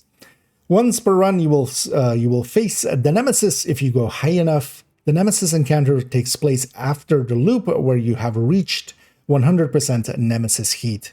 It takes place in its own unique room as its arena, and there will be one Nemesis for each player of the group. Meaning it is basically group size. It isn't like Rogues where it's group size +1. It is exactly the group size. The Nemesis encounter is based on a heat system, which is dependent on the difficulty of the rooms you select. You will get certain percentage of Nemesis heat per room, 3% for hard/extra boss rooms, 5% for medium rooms, and 7% for easy rooms. Boss arenas do not add to heat, so the final boss arenas don't. The extra boss rooms are just hard rooms, effectively. Because of the heat system, the earliest you can encounter the nemesis is after loop 4, as we have 4 rooms of 7 at most, and that is of course 28%, so we could not reach him before loop 8 in any form. And at the latest, it can be loop 9, and that is of course if we all get only hard rooms, and that is of course also random, so reaching him after loop 9 is, well, or getting the nemesis fight after loop 9 would be incredibly rare thing to see or actually want to do as well, depending on the room difficulties you pick. There is some RNG involved, as the game might not always offer enough easy rooms to do it as early as after loop 4, and it is mostly does not give enough hard rooms for doing it after loop 9. The nemesis are hunter-level enemies that can hack our skills and are considered pretty tough. That's putting it mildly.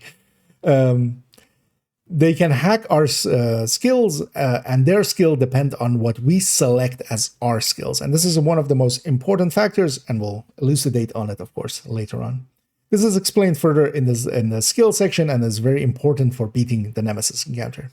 The nemesis encounter does scale with the loop count, but it is overall considered easier if done later. As with good talent picks, the player should be able to outscale them on damage. This also that means that if you are starting out, maybe do the nemesis a little bit later.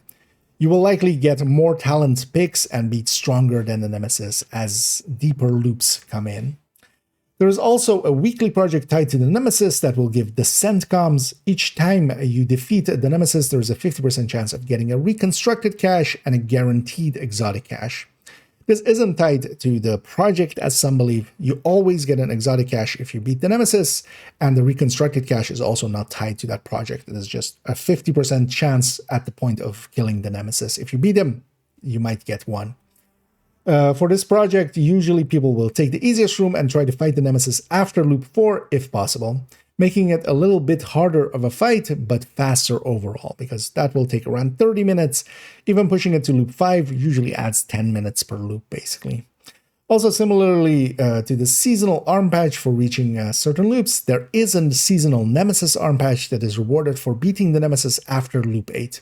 This is RNG based, as you have no control over how many hard rooms the game will offer up, so you may not get the required amount of hard rooms in every run. Getting the patch will usually require multiple runs per season to get it because of that. We'll talk further about actually this arm patch further on and kind of explain how to do it. And also, actually, we'll talk about some of the reconstructed caches and such, and how to get more of them, of course. No, there was a different thing I kind of want to. That wasn't that bad. My brain was like, just that's an out. 405. Let's go to Rouges.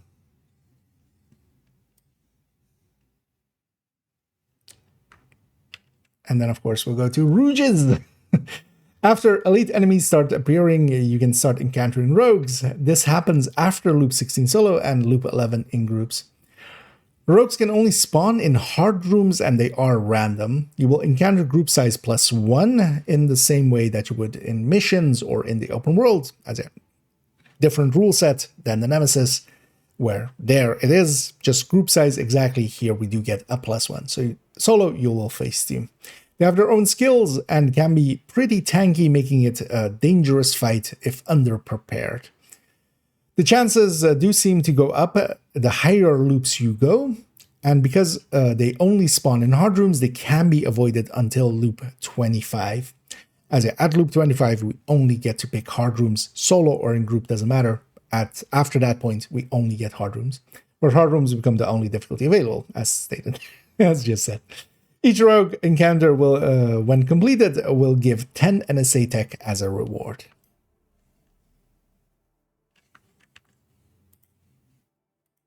So the higher loops you go.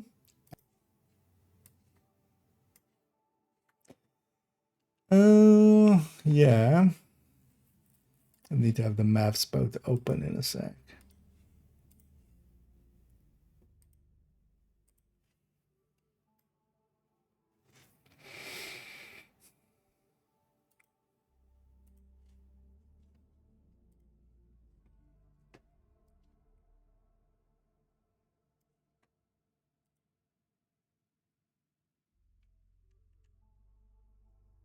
One of my neighbors is listening to some EDM that's just the same, like 4 bars repeated over and over.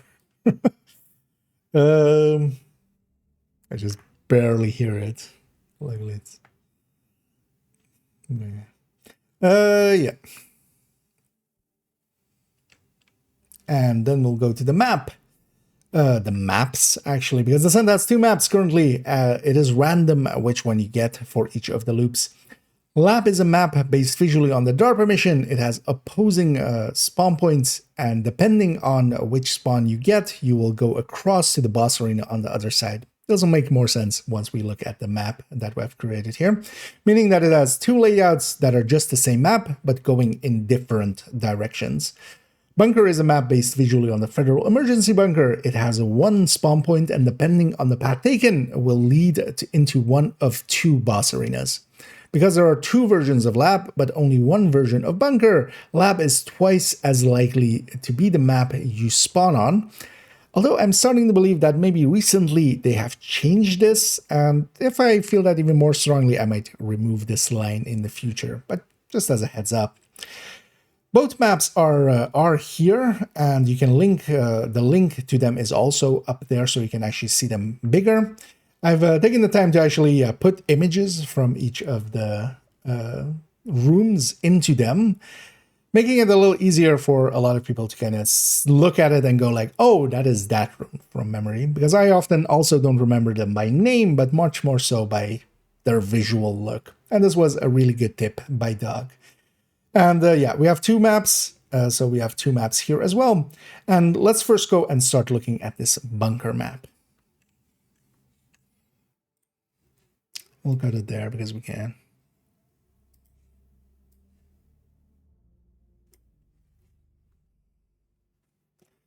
Oh, yeah, let me catch up here. Did I miss something? There was a line on 2 different occasions by picking hard rooms. Are you super sure of that? Because I've picked a lot of hard rooms in like lower loops. Because I definitely don't seem to be able to be there before 8. But maybe 9 is then the... Maybe then the... Because do you have any footage of that? Because that would not just convince me fully. Just... But even then, like, if that's off by a bit, that's something I can always errata in the future.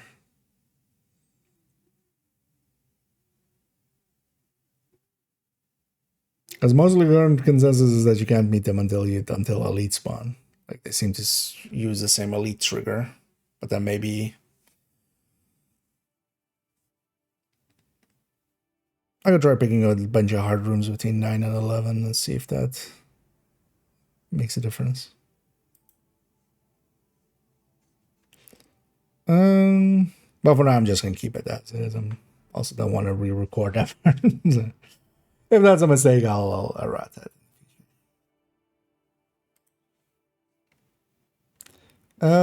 Yeah, map. So for this, we need to go here.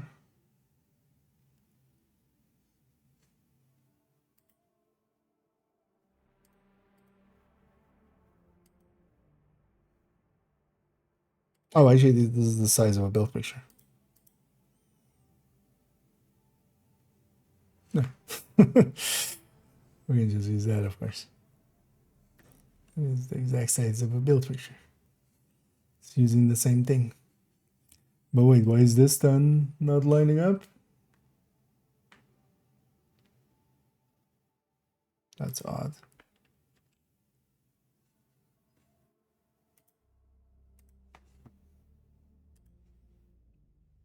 Why does this not...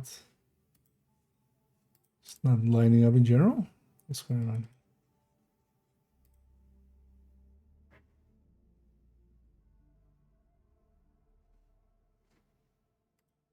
What? Oh, it's not the exact same cut. Oh, wait, no, that's this underneath it. Okay. Okay. That makes sense. I'm like, this is the one I always use for build pictures, but the other one underneath it's different cut, of course.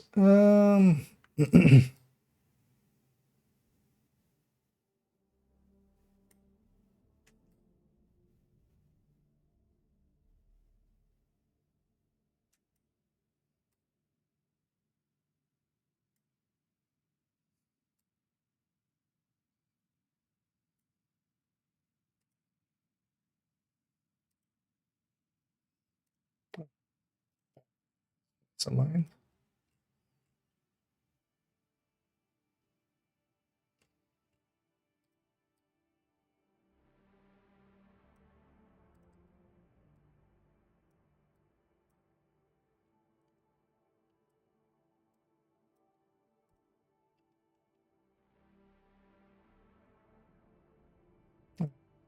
There was a misaligned on both of them. That's fine though. I need a dark green. Yeah, let's go to... Wait, what? It was also that way misaligned? Were you that way misaligned? No.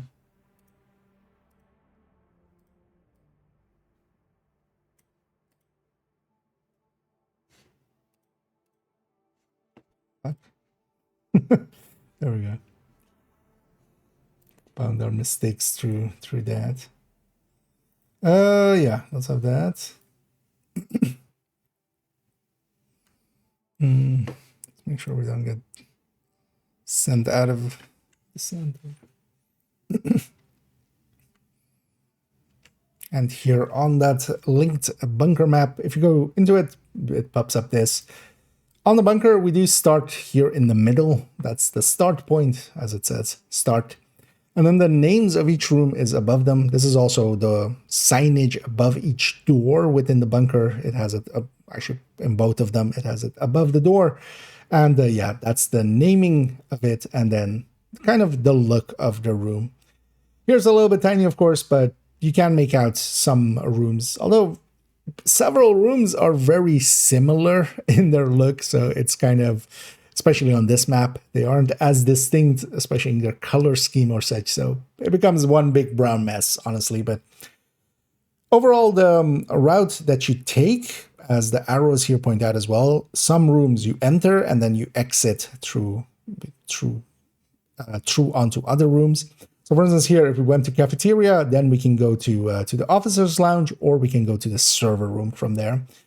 And from there as well, then we can go either from the server room here, following the arrows, we can either go to broadcast station or here to supply station. As we see, actually, for instance, the server room here, both has connections from cafeteria and control room, because control room as well sends over to the server room. In bunker, you kind of have a route to pick, and that especially dictates what boss room you will go into. There are two boss rooms. One is this the boss arenas. One is this construction site. The other is the missile silo.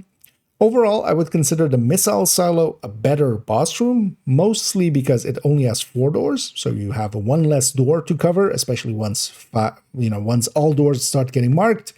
It will also mark all doors within boss arenas, which does include the 5 doors here of our dear construction site.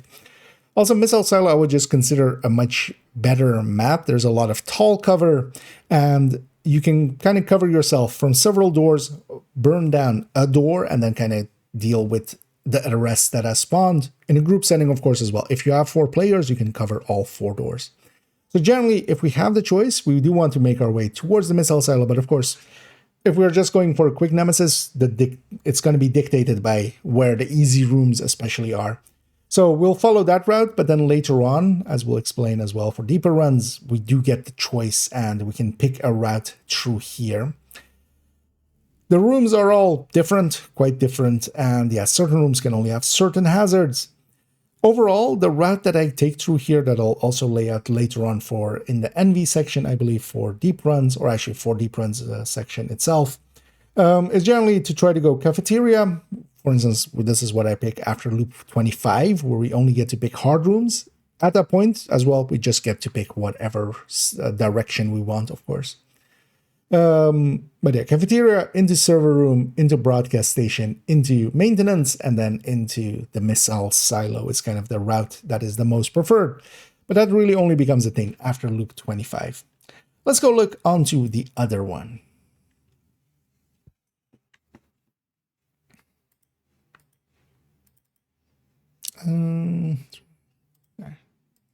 That's kind of fine.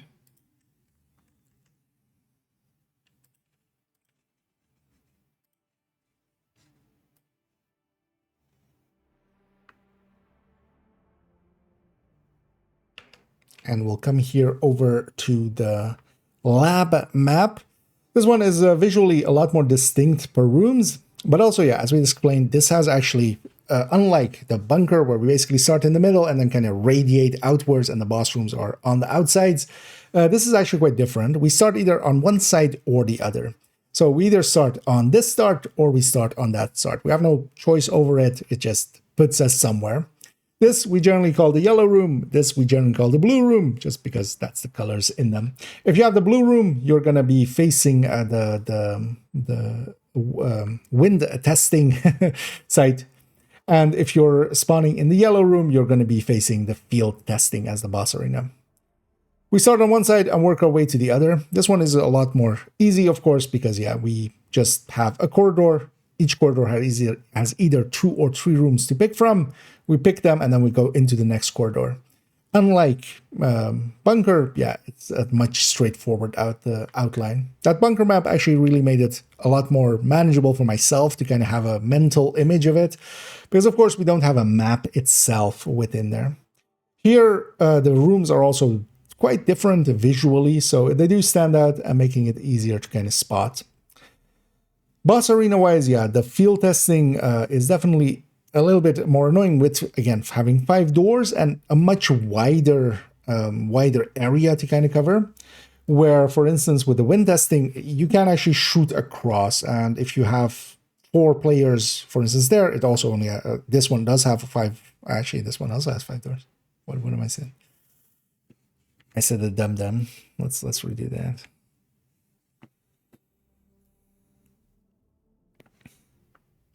And then we go to the lab map here. The lab is set at visually to be similar to DARPA, but then, yeah, it incorporates a lot of different looks into it. Unlike the bunker map where we had a 1 start and we kind of radiated out and then we had 2 boss rooms on either side, this is 2 different starts, and depending on which start you get, that dictates which boss room you get, because you start either on this side and work your way across, or on the other side and work your way this way. Depending, yeah, here on the blue room, when we start, and we just call it the blue room because there are some blue accents, you'll get the wind testing, and then on the yellow, you'll get here the field testing. You don't really have any options here or anything. You don't have any ways of altering that. The game just puts you at one start or the other. Overall, I would consider wind testing the better boss room here, but seeing as we don't have that option of making a route to it, it's what we get is what we get. For deeper runs, I do prefer to generally go servers, as what we want is rooms where you are kind of covered from other places, and it also depends on if you're solo or in a group, but then you can shoot across to the other doors. Although for most solo and groups, that's what you want. You want to be able to focus on your door while being kind of safe from other doors, even solo, and then being able to shoot at the other doors afterwards. For that, generally servers, EMP lab into either of these 2 actually, but I kind of have a fondness for combustion usually, and then into ventilation, or the other way around, of course. But we'll talk about those as well when we go into the deep runs. And I hope these maps kind of help out, especially the other one, to kind of visualize and kind of remember the routes as we go through. There we go.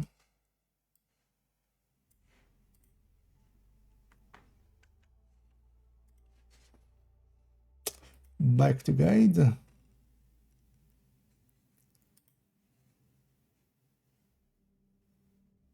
And back to this, yeah.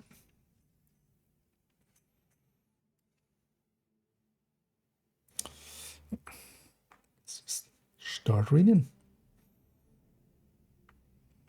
And then for talent pools and rotations, there are currently 5 different talent pools. They rotate randomly every 3 days, with the exception that you will not get the same talent pool twice in a row, with each talent pool having its own benefits and downsides. The rotation happens at 1 a.m. CET, that's my local time, and I've been told that is 7 p.m. Eastern Standard Time. The 5 talent pools are Envy, Wrath, Sloth, Greed, and Gluttony. And yeah, they are named after the 7 deadly sins, and there's of course only 5 of them there. And currently we are missing Lust and Pride. I'm just gonna guess that they didn't really want to make one called Lust, just for the practice of it. And of course, Pride has kind of a different meaning than a sin nowadays. Overall, Envy and Wrath are considered the better ones generally, with Envy being preferred for deep runs. Sloth can also be very powerful for deep runs, but Greed and especially Gluttony are considered weaker than the others. So it is very important which rotations, which talent pools we have available to us. It is important to consider what the pool rotation is when doing runs. As for myself, most of my deeper runs are really only done with Envy as a talent pool.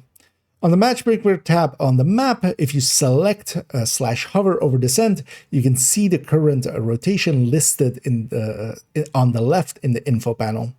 So yeah, going to the Matchmaker, going and hovering and selecting basically Descent, not matchmaking for it, but just hovering over it effectively, you do see what the rotation will be and then also what time it has. You can of course also go to the info card that is available at the entrances of Descent and see it there too. Especially being able to see it on the map from the map is pretty handy. Okay.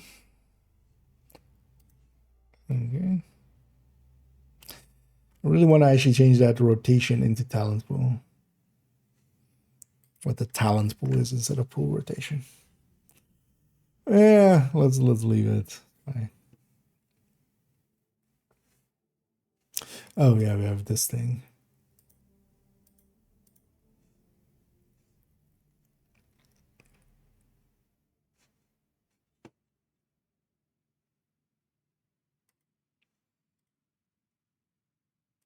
We need browser for that.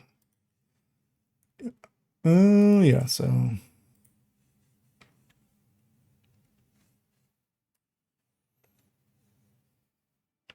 then we'll go to those talents in those pools. The Sense uses its own talents that are based off on the talents and of gear and weapons from the normal game. The full list of which can be found here on the Reddit community spreadsheet under the Descent talent tab. And this is this spreadsheet, as we'll go through there. You'll start on the landing page here. The tabs are at the bottom. So here at the bottom, I'm selecting the Descent talents there. This spreadsheet is kind of out of date with most of its things, but yeah, Descent hasn't been updated in a while or hasn't gotten new things in a while. And in here we do have both, what talent pool has which talents and what those talents are. There's first the base talent description, which actually lays out what it is, and then the tier formula for it, and then actually outright at which tier how much damage it has or how much whatever the talent gives has. It is important to understand that because there are 2 different ways that talents kind of work, as some are newer than others and they work a little bit differently. Some older ones are basically the same fixed amount per tier that you get in them. So it's 5% for the first one, 5% for the second one, and such. Some of the later added talents are, for instance, like Rifleman, 5% for the first one, but then 1% for each subsequent one, making it, kind of different and making that first pick really important, but then actually it falls off a little bit if you go deeper with it. This is a very handy tool. This is also why I'm not going to make a full list of all of the talents in here.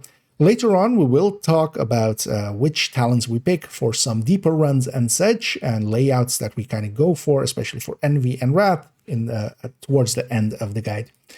But yeah, all of these are in here, and yeah, it is kind of handy to know of them, but you don't need to kind of memorize this. You effectively pick, you know, you can basically take the later on where I, for instance, lay out the Envy setup, you can basically copy it in the same way that you would build without per se needing to understand the underlying mechanics or why we make those choices.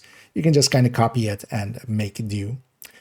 Going back to our guide here, we go to the rest of it, and yeah, each talent when picked takes up the slot of its color, and talents also go to a cap of 10 tiers. This as just a random trivia in here.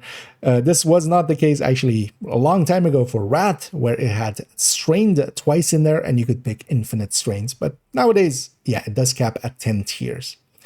You want to pick talents that you want to have and level up to their max if going for deep runs, because yeah, you only get 6 slots max for each color. And what you pick is things that you would want to level up all the way. You don't want to be replacing over time, as that can be costly. As you can override talents with other ones of the same color, but that is wasteful, as stated there as well. Talents are split into red, yellow, and blue talents and go into that color slot on the player's build. You start with 3 slots of each color, and at the lobby shop, you can buy more slots up to the maximum of 6 per color. And this lobby shop is, yeah, that shop at the start of each loop. These upgrades will be generally what I focus on getting first, as more slots allow for more talents. And more talents, more damage, or more, survivability, or whatever else that we would want. You get to pick a talent after completing each room. Starting out, you will have 3 to pick from, with a 4th pick that can be made available through buying the permanent upgrade. And this is one of those important permanent upgrades. We'll go into all of the permanent upgrades later on. You can reroll to get a different selection of talents. This has an inflated cost per reroll for each selection, but resets back down to 250 after each pick. So we can keep re-rolling, but it'll get more and more expensive, and it gets out of hand really quickly, actually. It is not recommended to re-roll too much, but you also do not want to randomly fill slots with talents that do not work out for you. Basically, not picking is actually better than making a horrendous pick. You also have the option to skip that talent selection if you must. This pays out 250 descent credits, so not the permanent credits, but the run credits if you do. But you also do not want to skip unless you have to, because we basically get 4 talents per loop, of course. If we leave out too many, if we skip too many, or make bad choices too many, the enemy is going to outscale us. As we were talking about the scaling, it is important to make good talent choices so we're stronger than the enemy as we go along. Damage calculation-wise, all talents in Descent use the same pools for what they add in the normal game, so it is the exact, weapon damages are weapon damages, except, of course, the same mistakes are in here, for instance, for Intimidate, where it states it is weapon damage, but it is a separate multiplier, so you do need to know those kind of things. But a lot of the talents that have wrong text aren't actually in here. It's just really only Intimidate that comes to the mind right now. Generally, some talents are much more powerful than others, and it is advisable to spread out your multipliers as much as possible to not feed too much into the same pools/buckets if you prefer that term.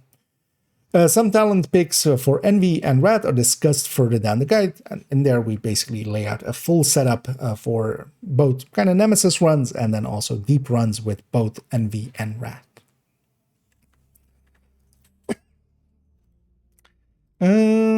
Yeah. And I hear it's starting to take longer and longer per section. Oh, and actually, sorry, totally missed that earlier. And to murder you. Well, hopefully you're not here to murder me, but just to subscribe and give funds to us buying silly apparel, but always much appreciated. And thank you so much for the kindness there. And sorry for taking a moment to realize there. Yeah. Stat buffs. Oh. Likely for today, we'll record up to skill, I think. Or well, for this afternoon. So we'll do stat buff, exotic talent weapons, and then skill, because skill is going to be a long one. We'll leave that maybe for... Because I'm going to basically record everything and then kind of see what looks to be a good like place to split it. And then also kind of realize if it needs 2 or 3 parts. So. Stat buffs. Stat buffs.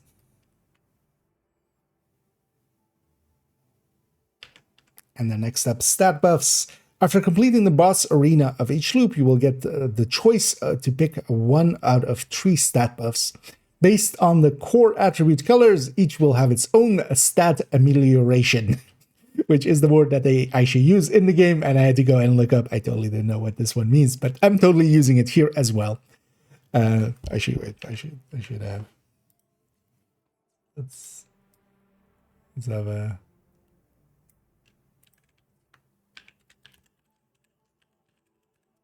I totally didn't type that right, yeah. Amelioration. Okay. How does this look when we're in here? Oh, wait. Oh, it's of course more to the middle.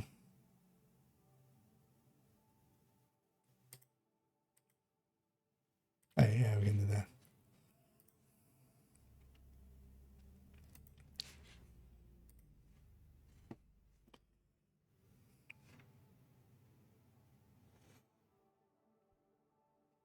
And next up, we have the stat buffs. After completing the boss arena of each loop, you will get the choice to pick 1 out of 3 stat buffs based on the core attribute colors, each with its own stat amelioration, which was a word that they use actually at that point. I hadn't ever heard this one before, but yeah, today we learn that this means improving. As it states here, the act of making something better / improvement. So, well-chosen word that I hadn't heard before. If nothing else, we learned that today. By picking red / devastating, which is kind of just the verbiage of it, it's called devastating, hardened, and skill tier. Skill tier is just skill tier. They couldn't figure out anything to call it there.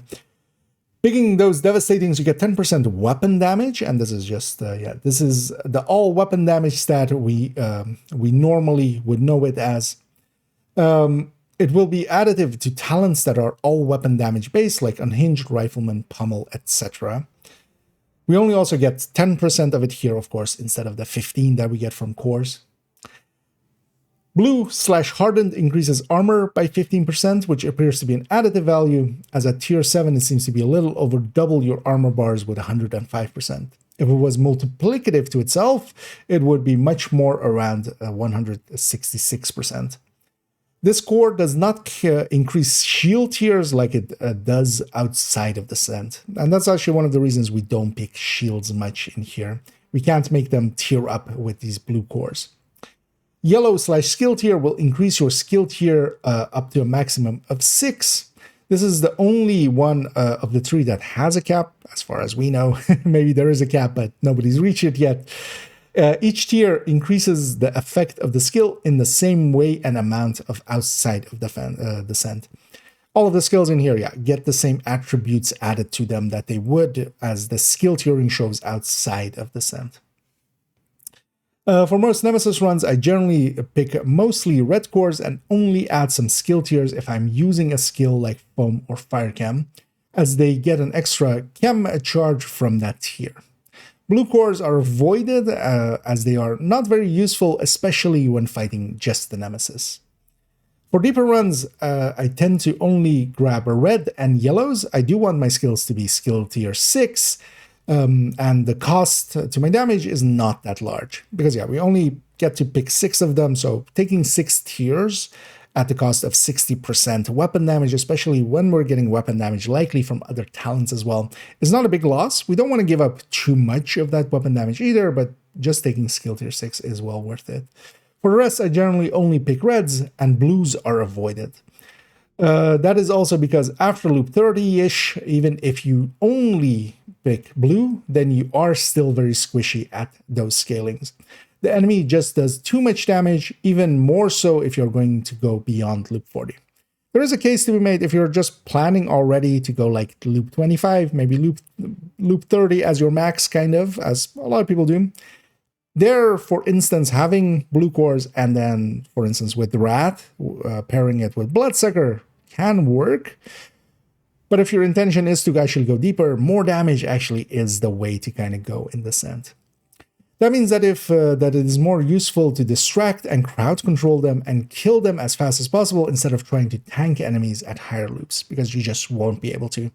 Even with, and I have done this in solo scale or in solo mode, just picking all blues in an NV and getting loop 31. At loop 31, even basically just a little burst of an SMG will take you to Hellgate right away. Making it so that I would rather still just kill them much more faster by just picking all those reds, or maybe CC them or keep them busy with a few more skill tiers at my side.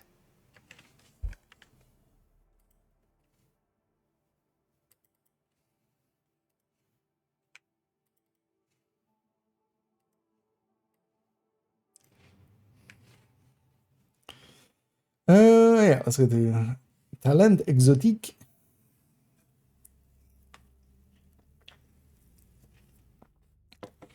Exotic talent. Yeah. Make sure the game doesn't kick us out.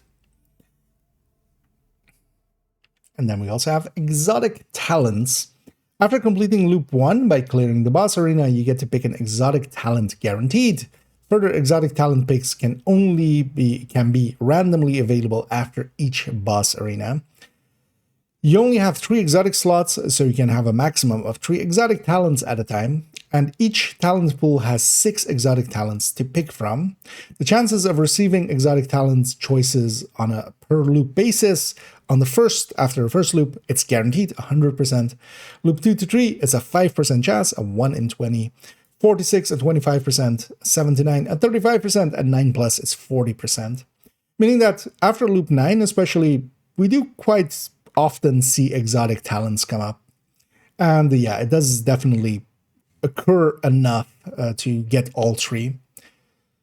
Exotic talents can be some of the most powerful talents available. One thing to consider is that some exotic talents are better for deeper runs, but might not help with beating the nemesis.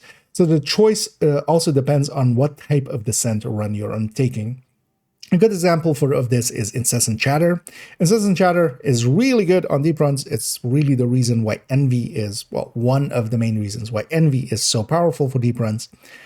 But it isn't really great against the nemesis, just because we won't have multiple enemies within range of us every time we reload, so we'll lose our buff, likely pretty early, and then it's basically inactive. So the choices we make there really do matter. To point out as well, we have those 3 exotic slots. That does mean we can trade them in and out as well. Every time we do get an exotic pick again, we can trade in a talent or out. This does also mean that once you actually have 3 talents, but you maybe don't have, one of them isn't the one that you would want, on the next pick, the only remaining talents will be there. So the 3, as it will always give you the choice out of 3 talents, all 3 talents will be there and you can swap that one in. So generally you do get the chance to kind of get the exotic talents that you are after. Should maybe explain that more in there. Also, I don't even have the skip giving you 250 credits, but by the time you skip exotic talents, 250 credits also doesn't matter. I think I left it out. I think I was thinking about exactly that as well. I remember kind of thinking about it and going like, it's already a long guide. Next up, weapons. As we go into weapons. Weapons in the Ascent are based on weapons from the normal game. The pool of weapons is a lot smaller, as only weapons that have a gray variant are available. Weapons in... I have to burp. Let's not keep that in there. Oh yeah, let's try it again. And then going on to weapons. Weapons in Descent are based on weapons from the normal game. The pool of weapons is a lot smaller as only weapons that have a gray variant are available, and that is actually a pretty small pool of weapons. These are the weapons that are also available at level 1 specifically. Weapons in Descent cannot be equipped with weapon mods the way we are able to in the normal game. You just get them as they are. There is no mod system, there is no inventory in that sense in here. At the start of each loop, you get to pick from weapons. At loop 1, you get to pick a weapon and a skill, and from loop 2 onwards, you get to pick either a skill or a weapon. 3 picks are available from the start, with a 4th being unlocked for that run by buying the temporary upgrade from the lobby shop within Descent. So unlike the talent, where it is a permanent upgrade that you buy with NSA tech, this you buy with Descent currency within a run, and it's only for that run. Same is true for the skill one. Weapon come in 3 rarities within Descent, starting with Gray/Worn for weapons on loop 1. From loop 2 onwards, Green/Standard quality weapons start to show up. From loop 5 onwards, Blue specialized weapons become available. It is rare to see a blue weapon at loop 5, but sometimes it can happen. Especially going deeper and deeper, it will become more common to see just blue and green weapons. The shop will have random weapon picks, and rarity will gradually go up. And from loop 8 onwards, this is mostly blue weapons with a few green ones still showing up.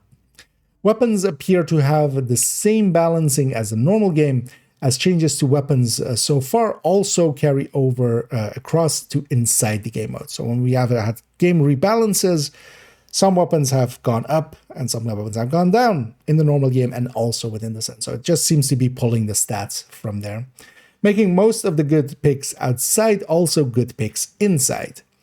Although a consideration must be made that we have no weapon mods in there, some weapons with fixed magazine size or some that would not be considered outside of Descent because of their lack of mod slots actually perform better inside this game mode. One of the best examples of this is the M1928, that SMG. Generally, we wouldn't per se pick it outside of this game mode because it lacking the mods. Even though it has a decent amount of compensation on its base damage, it isn't enough for the loss of 3 mods. In this game mode, where we don't have mods at all, it is actually one of the best SMGs. Outside of that, it doesn't have a super high RPM. Also, weapons will have first and second stats. Starting with green items having 1 stat of weapon damage, and blue weapons have 2 stats with weapon damage and their weapons class stat. This is actually true as well for just the normal game. Gray weapons don't have any stats alongside of them. Green weapons start to have just the weapon damage bar, and then blue weapons will have both, and actually purple weapons would have all 3. Or no, blue and purple weapons would have their base weapon and then also the class. And then, purples would not have a 3rd stat yet. They would have start getting talents, actually.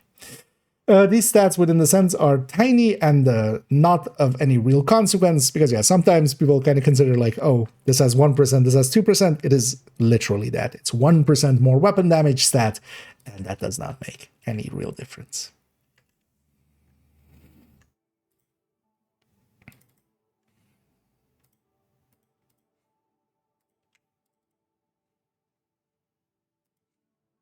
So that's what happens. And then the next one is skill, right? Okay, so we leave it there. Yeah, so we're kind of 40% into it.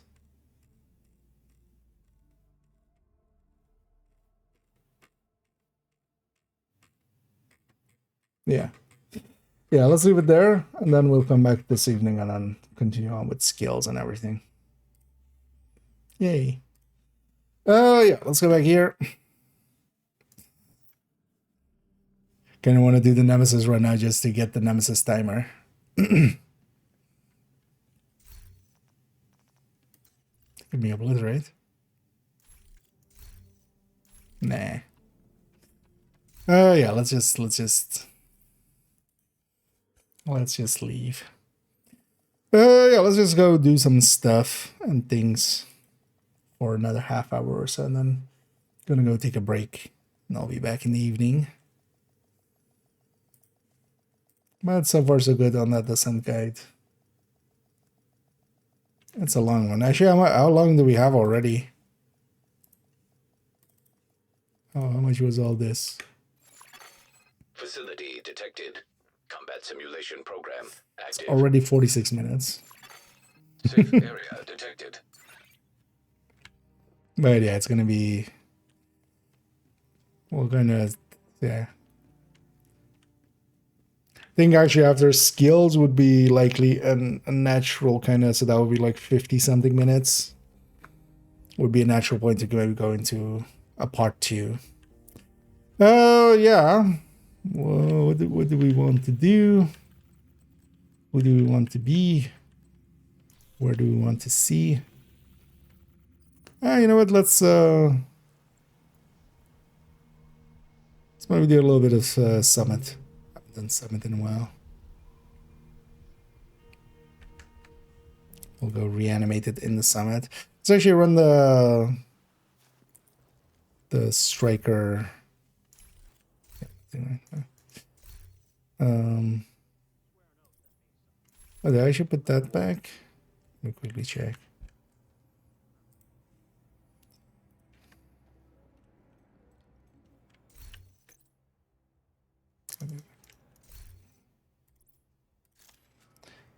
Let's go to character tree, grab the Striker Tech Tank, and then we'll make it the Striker Tempest Tech Tank.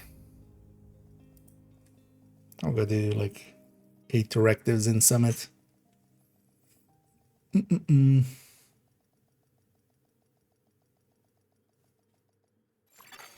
Automated external defibrillators have been deployed by hostiles. It is very bloody, eh? Safe area entered. Well, it definitely looks more like spray paint stuff because it doesn't look like dried. Like it looks like maybe like fresh blood, but then it's way too fresh all the time. Should have gone for more like dried blood kind of look, I feel. Let's actually set this up.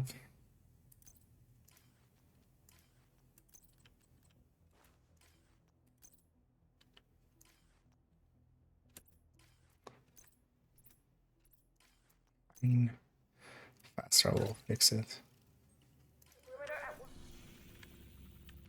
Let's go to Submit. Submit. Oh yeah, actually, let's go back here. Because no longer recording. It's also yeah. We need you to secure a skyscraper. Am This I may there take a again? while. Yeah. Hope you cleared your schedule.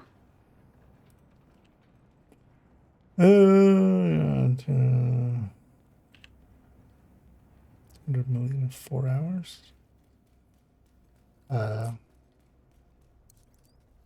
Doing what exactly? Because there's likely nothing kosher that gets you that much. Because that would be 50 million an hour. That would be 70 something levels, 80 something levels.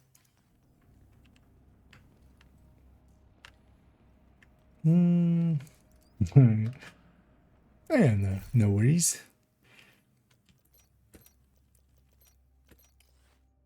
We'll keep going a little bit longer here.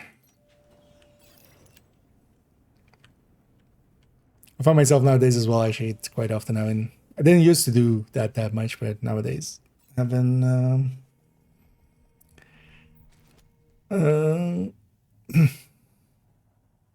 streams up in the background. Game. Really, we start with rogues right away.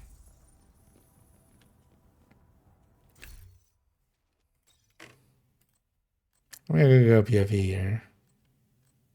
Although PFE, like, yeah, with the directives on doesn't work out, so guess we're just doing it like with like this. Gonna take you out. To the ball game. Hostile striker drone detected. That's exactly what I don't want. I see. Oh, I also still have the wrong shield. Hello, Agent. Vital signs critical. Gonna lose that shield anyway. I have no health packs. Hostile airburst seeker mine I should detected. just. Agent in my sight. Agent down. If I had my bulwark, I should have been. Zero. But yeah, also, don't give me rogues right away, game. Let me charge up my mind. Target lost. I didn't want the target.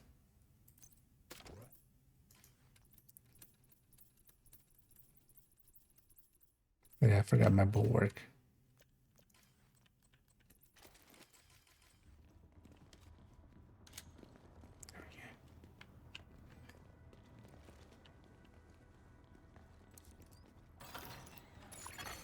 Terminal in hostile control. 1, 3. Suck on this. Playing UAV. Oh, no good. They see us. I think that guy just, as I'm running by, takes the shot. Advanced AEDs in proximity. Terminal Destroyed. Knock, knock.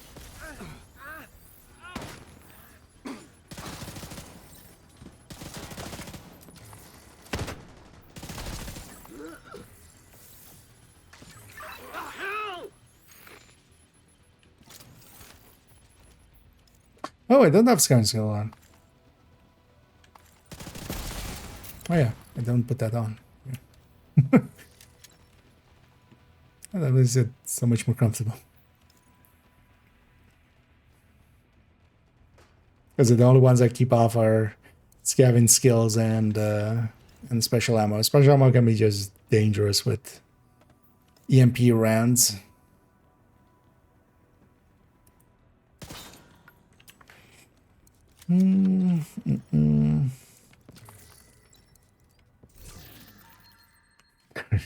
Yeah. I mean, somebody has to. Although, you know what? One thing I do like, just not going with the normal... not going with the normal helmet of this, but, you know, make it even more freaky. I actually like taking that Nemesis mask in a bunch of places where you can put where you get to put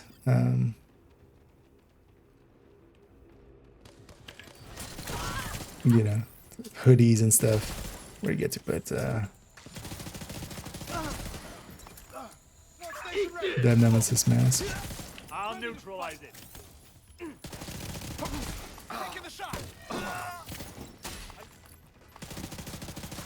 Enemy. Yeah, everybody keeps spawning here. Will work out great.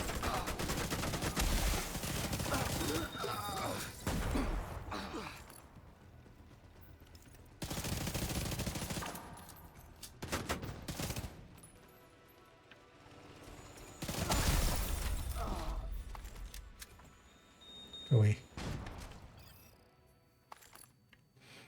Mini tank. Nobody likes you, mini tank.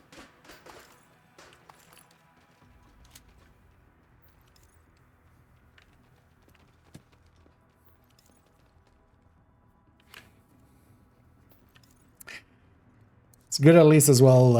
It's already confirmed the blueprint for Sheriff is there. It seems to all be hooked up correctly for when we actually get the Sheriff, for it to be recorable or reconfigurable. So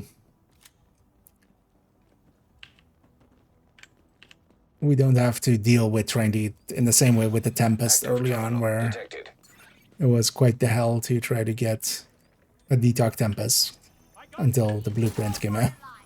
Suck on this. I'll set up my turret.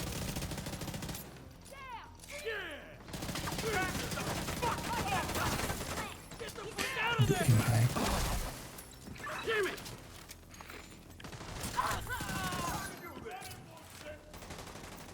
Make sure of your targets.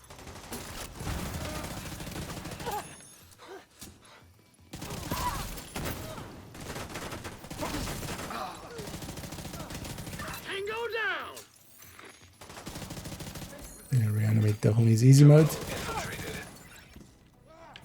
This combination would also be definitely the thing to take for if you haven't done some of the legendaries or something and you want to do them.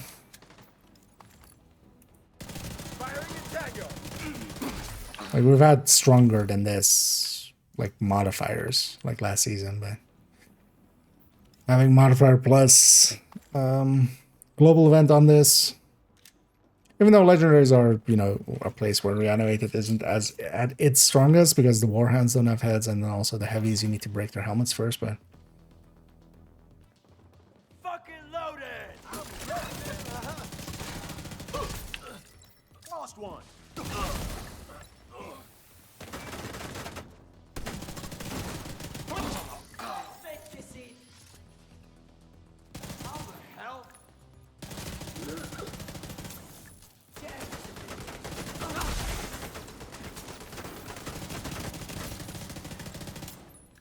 Deploying frag!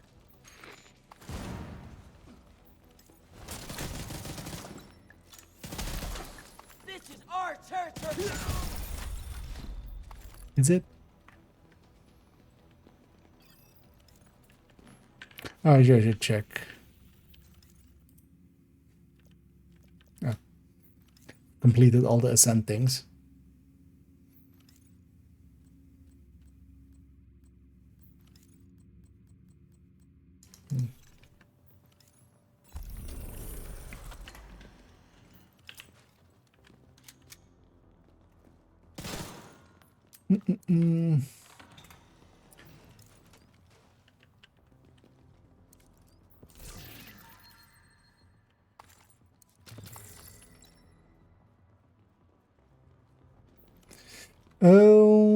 Oh, I'm running the Tempest Striker Tech tank. I think they removed this key location actually. In the past, it could sometimes spawn downstairs there. I think they removed it when they removed this also, because you could also go upstairs here, and they put like these couches to not not let you go up. Like, I haven't seen a key in there in like a long time. Really long.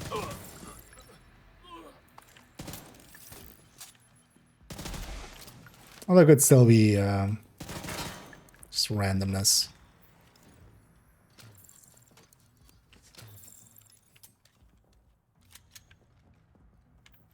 I'm full up on polycarbonates. I do like the setup always for just doing a ton of summit directives. This basically deals with all these 8 pretty easily. I used to run this with a Card 45 in the past, and then with Intimidate.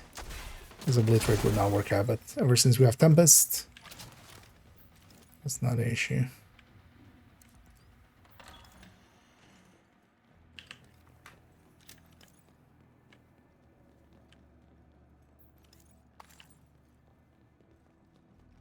An easy key.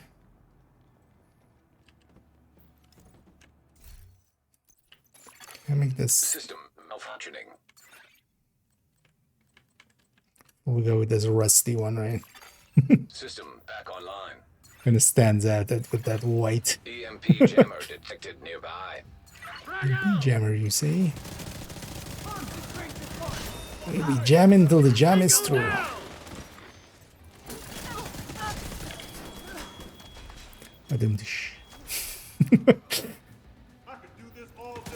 Then we'll be peanut buttering once we run out of jam.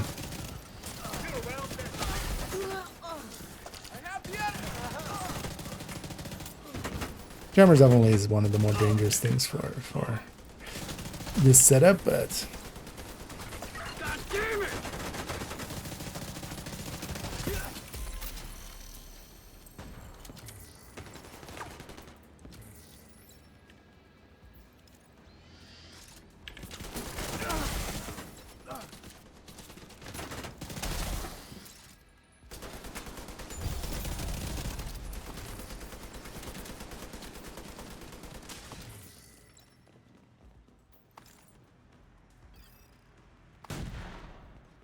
anything else?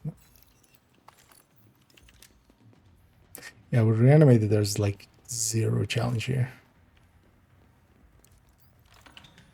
We get our loot here. Maybe we go down and we grab ourselves. We bump it up one.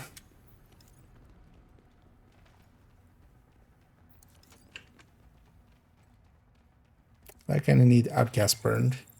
Not gonna get that then, man.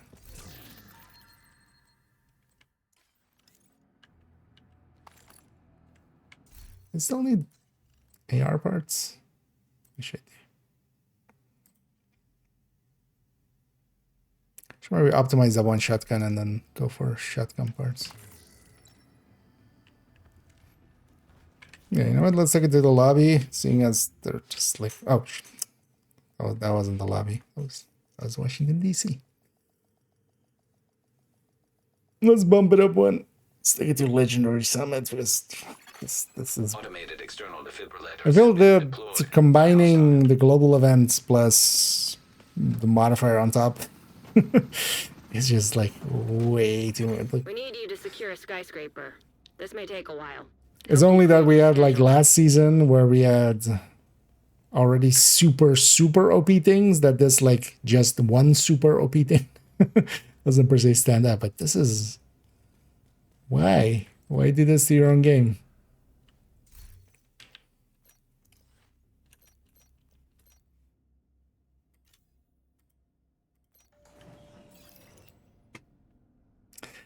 So what I might do is just turn off both things and just take it back to some semblance of just normalcy.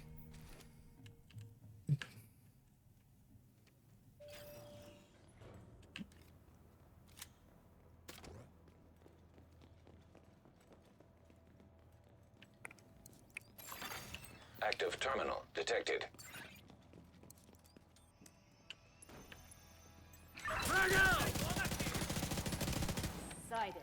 I got him. I want to fire you out of a cannon. That's how fired you're supposed to be.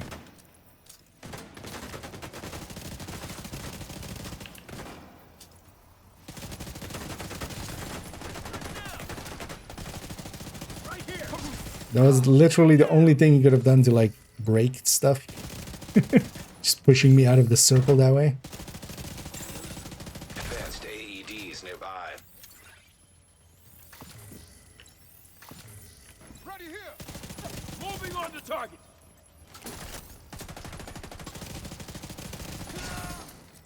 All talk.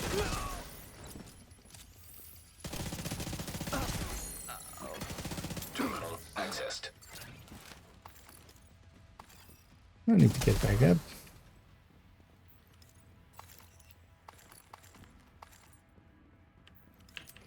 I lose all my mementos, of course, going back to DC.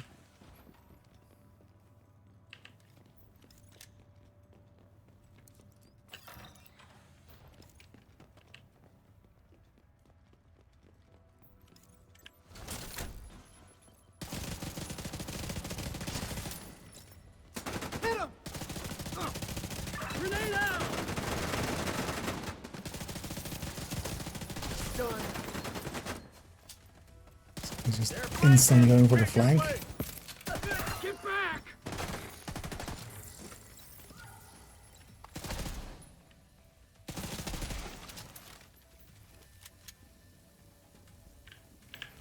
This is also gonna make the. Although, of course, yeah, we can just turn off things. It's gonna make the climax mission also like not really a climax. You could maybe even call it an anti-climax.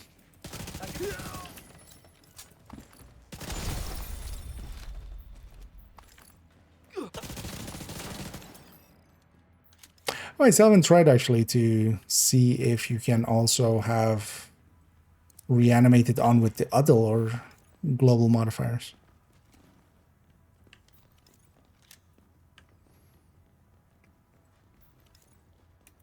Because if you could have it for like previous season stuff, you could very easily also go for Getting... although the Marauders don't have heads, so... it doesn't help much, man. They're not the most dangerous fight, anyway.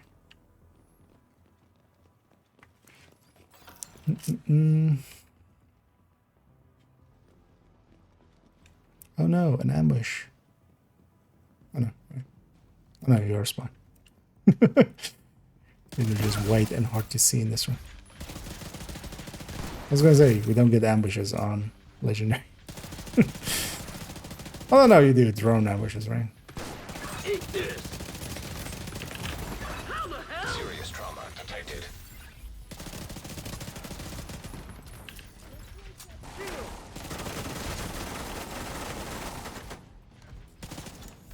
How dare you not have a head?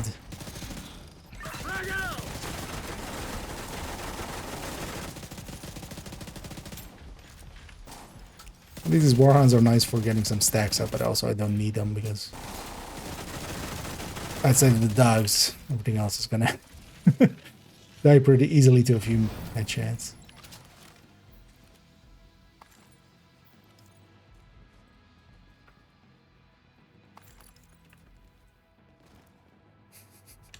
I like how the capes and also this thing kind of flail about when you're jumping down. This thing as well just goes like just wings out on the trench coat.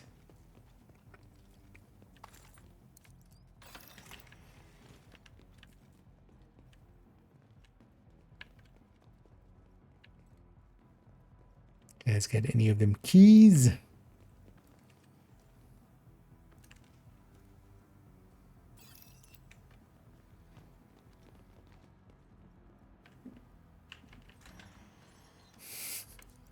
Just go through the door and then open it.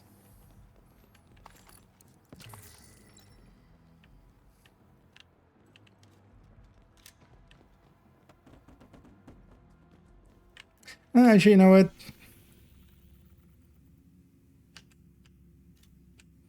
Let's set this to gear mods. Might as well. I don't need more ARs. I'll put him down.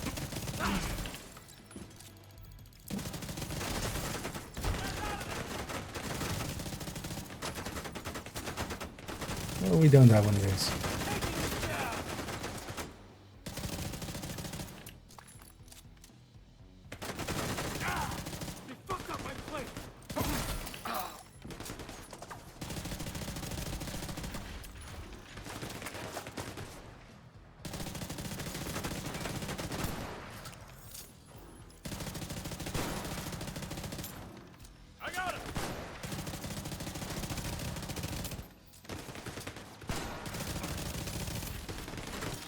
I think so.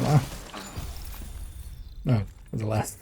I didn't want to rush the Warhound because I was like, yeah, it's going to put me in a bad position if the wave spawns, man. Kind of forget how little it spawns even for Legendary here in Summit Solo. This one isn't fidgeting, right? Oh wait, this is not that layer. Oh yeah, that's not.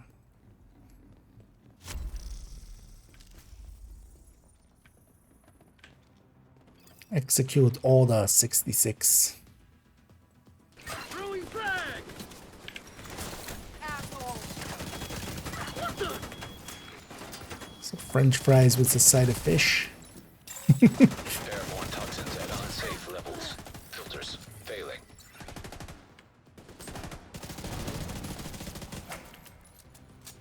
Here they are! Don't play! Eat this! Stop the gas leak. Why is it even a thing that you can have a toxic gas leak? These are offices. Like, I kind of get it more if it's like... How is there a toxic gas leak here? Was it just in case? She killed herself. Where'd she even go? Air filter function restored. Air quality acceptable. She died to the explosion on a drone. Am I alive? I don't know. Am I? Think I'm alive. Door. I feel alive. Do you feel alive?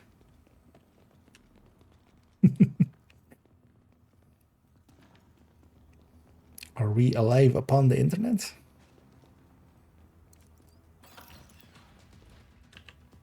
Confirming. Target in range. Acknowledge it. Another.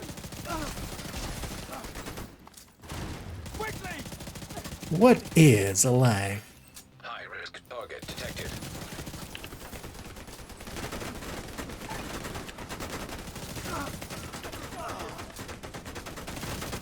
How many things sucks?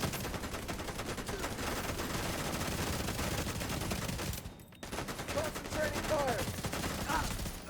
They got one on.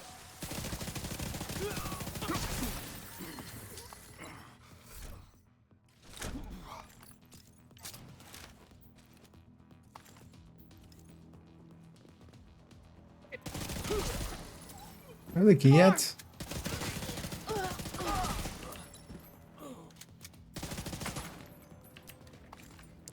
This might actually be up here.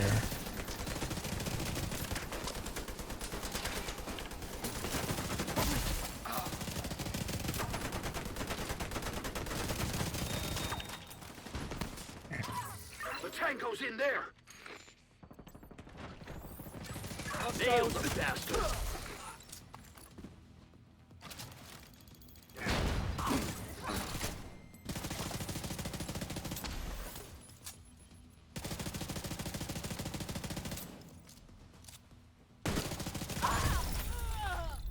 I got the key.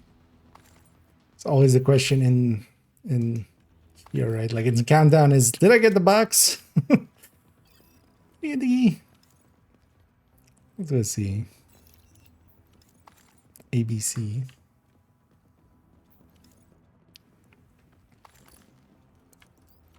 Maybe the aliveness is in the box.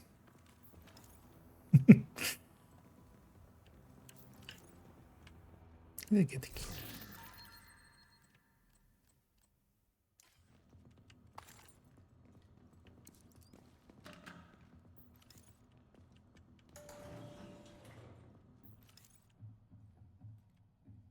Funny that our companion can't come in here.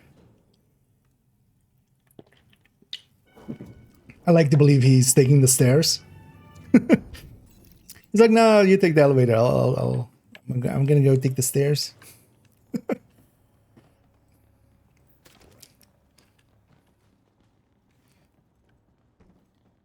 Wait, does this mean he's just not safe? He can't enter safe areas. Does that mean he's not safe?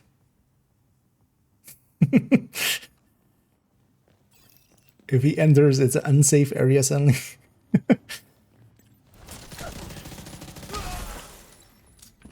Are you in the Epstein files, companion?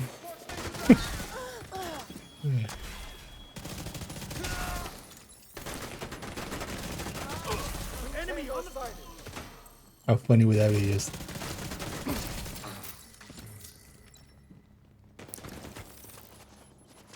God damn it!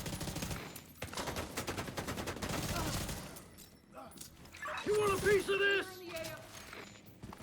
that was a murder. Grenade! What? Oh, yeah. Huh?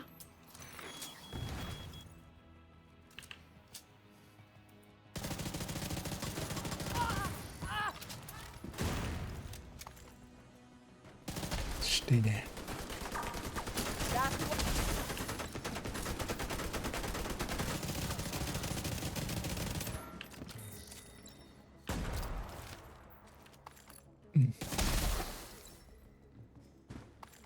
I know that the companion add on legendary, but Actually makes sense. He of course also gets scaled up a little bit. Because also if you use him, for instance, on normal or hard, he doesn't actually have, because he has way more armor than he has on heroic. There. Let's get the loot back here.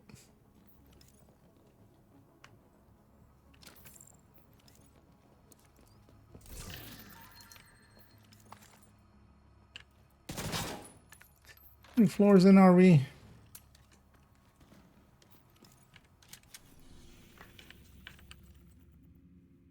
Oh, not even halfway.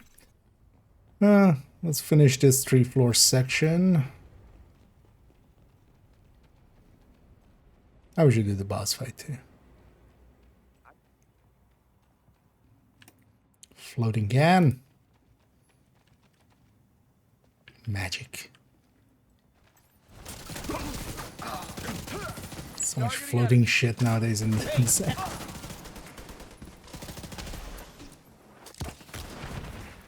Sir, did you not?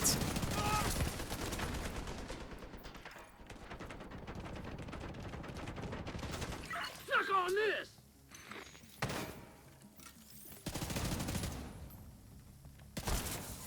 How the hell?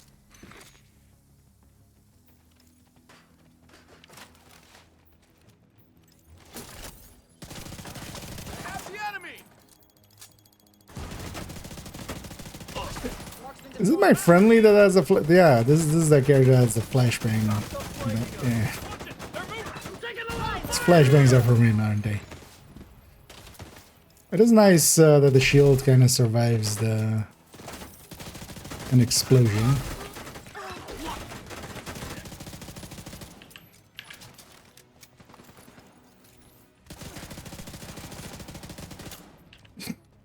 Okay. Get me in there. Does the healing box actually heal them back up even if there's zombies? I mean, must, right? Like, doesn't. Taking you down!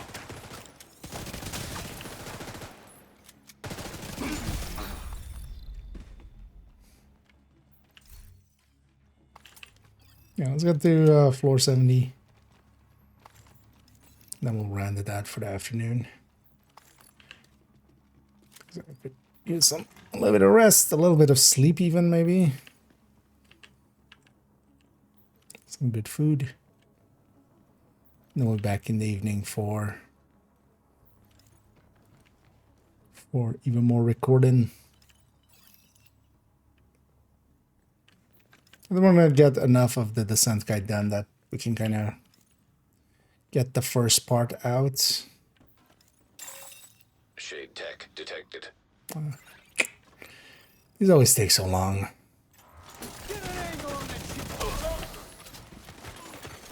Hostile sniper turret detected. Bad fingered it, apparently.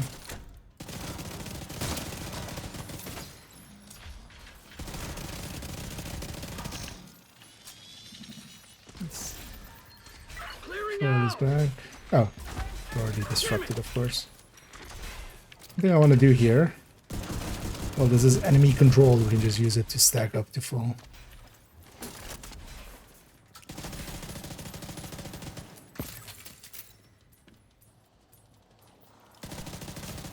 This armor's done!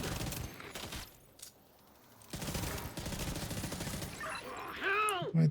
How did you just come over here?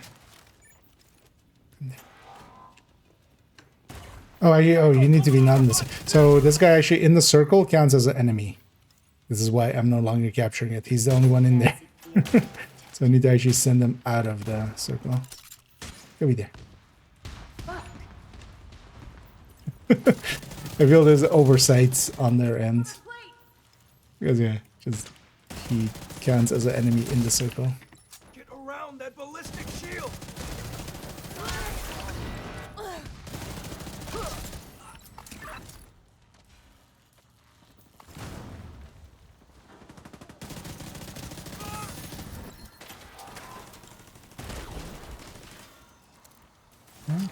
Oh. Where's your owner? Ah. Could you get out of the circle again?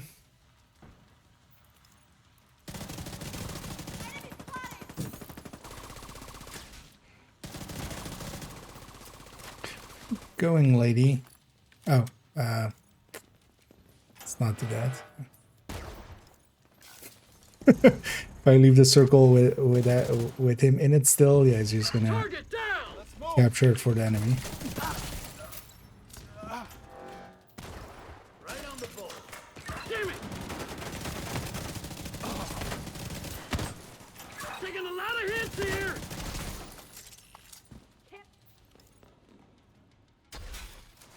And that's what you're supposed to do, so good.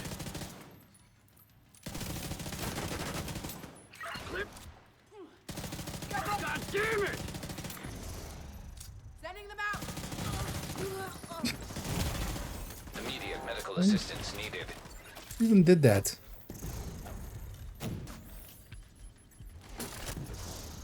You know what? Yeah. You take a chill pill there.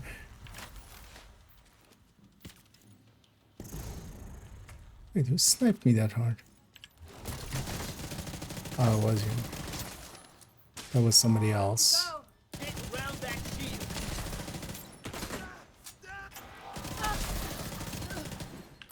What, were you on fire?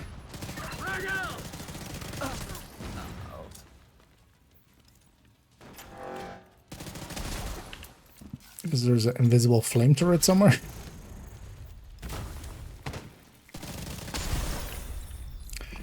Yes, SHD crates always take forever.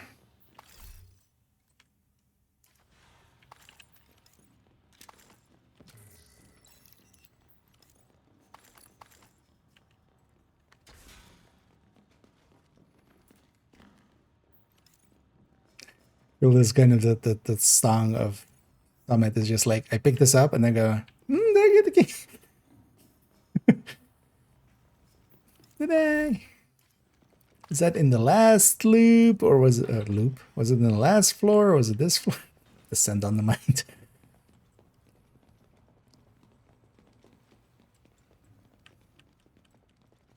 Loop floor phase.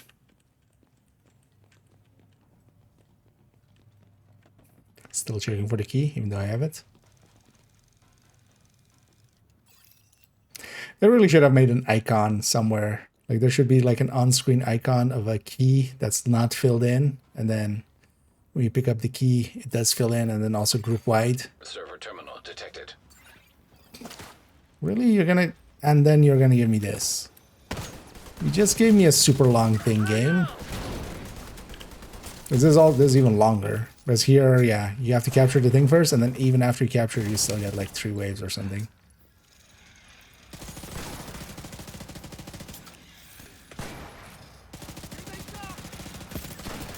Tango down. Legendary warhands. They take a beating. System disrupted.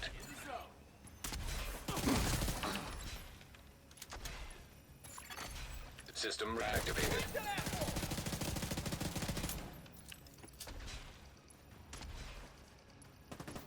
Clearing out. Ow. God damn it!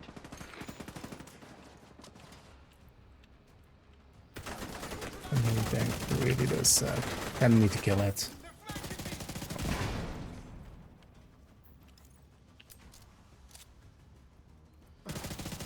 Or at least its owner. Oh. This is why nobody likes mini tanks. Vital signs critical. Thanks for the heals.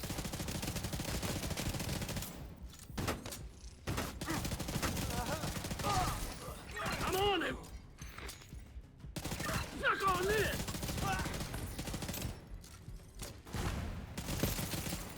Let's start the hack actually.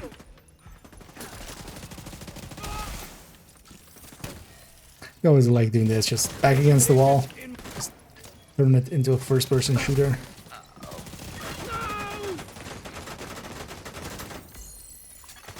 Terminal infiltrated.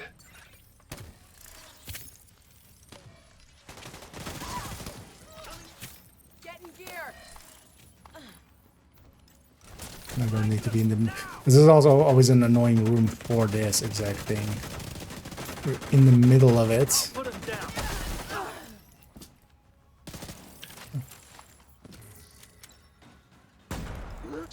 surrounded the whole time.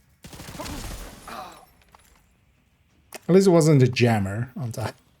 Because you can have the same layouts with the same hacking and then a jammer. And we reached a very nice floor.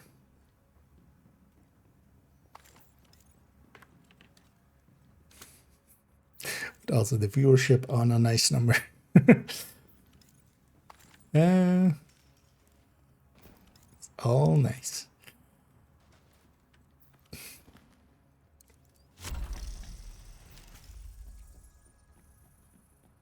Install lieutenant. We're gonna have a named at the end. Now let's finish this floor and then we'll finish up the boss floor. Get that in and then we'll run at this afternoon stream. Grenade! What now? Could you not? I'll actually help that. I mean, you should make him just not have collision with us.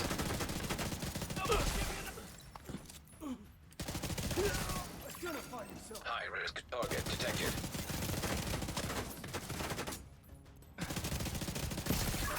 All the rushers. I could do this all day. Well, I can't.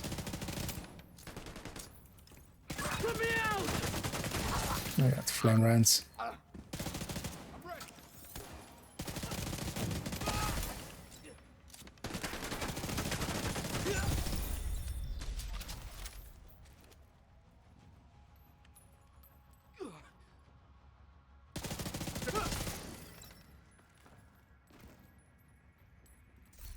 Actually, challenge-wise, how much of it have I done, actually? Definitely will finish up all these challenges, but... Oh, I make the hyenas. I still need to take some pictures. Yeah, only have 2 burned... 2 burned hyenas.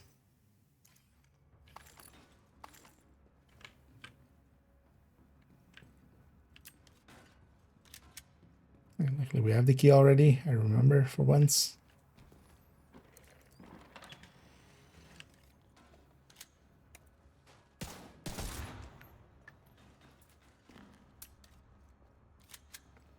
Let's see a bunch of heavies.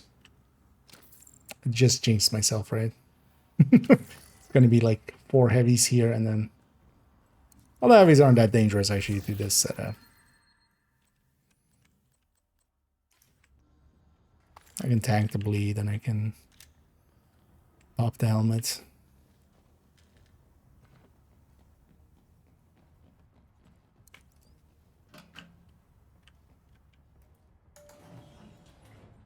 Let's go to 70. Yeah, so this boss room.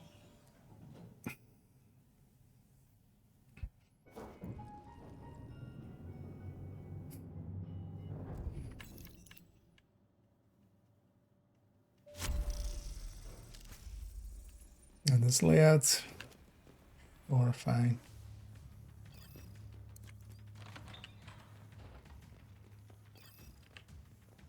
Don't spot me. Yay. Not that matters too much if they see me, but when they see me, they might go and get set up all the way in the back. Also, my guy would be suddenly. Mini tanks, really?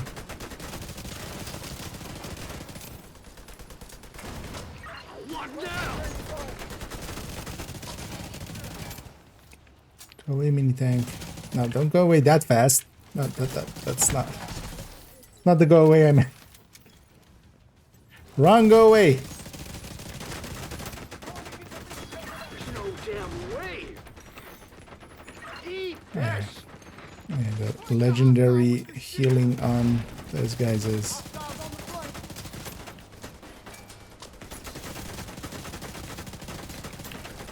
Well, we made a mess out of this room. They're in here.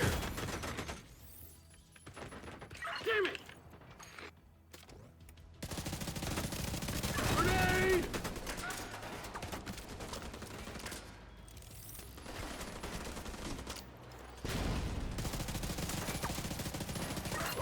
Oh, they're coming from that side. I'm like, wait, how do I get hit by that other one then?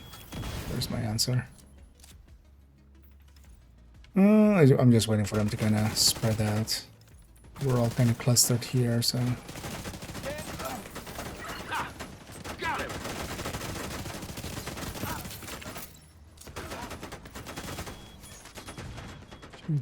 Hear that. Grenade out.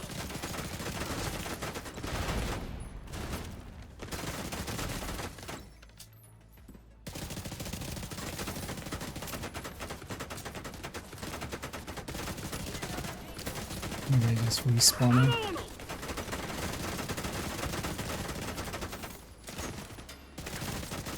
Grenade.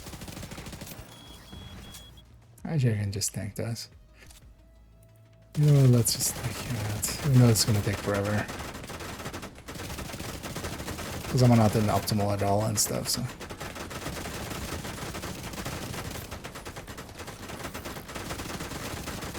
But also, he can't kill me. Gonna take you out. Shield too strong.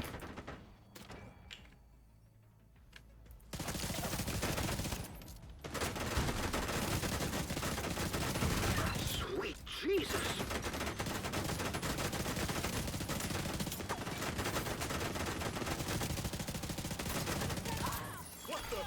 My thing is I want to stay up here to catch this one.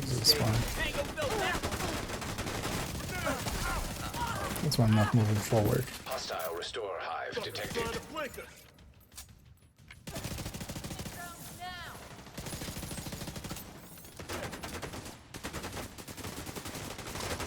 Oh. Look, what am I stuck on? An enemy.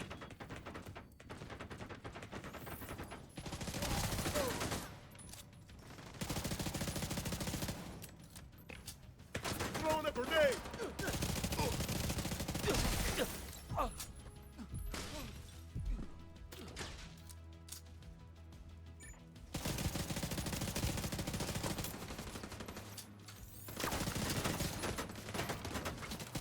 Let's do this.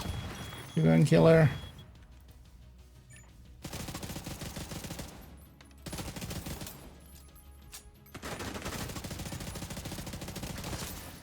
In the zone.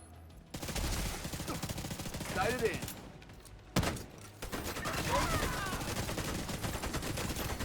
High risk target detected. Oh, we're on 70. Son of a bitch. Hostile airburst sequence detected. Totally forgot we were gonna get a second name there.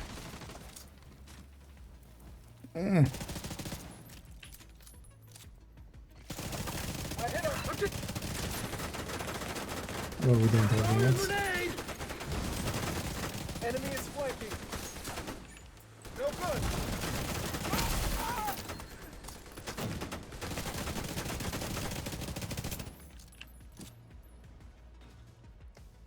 Stop hiding your wheels. No, you don't. No, you don't. Sit there. Bad boy. Think about what you did. That was way too close. You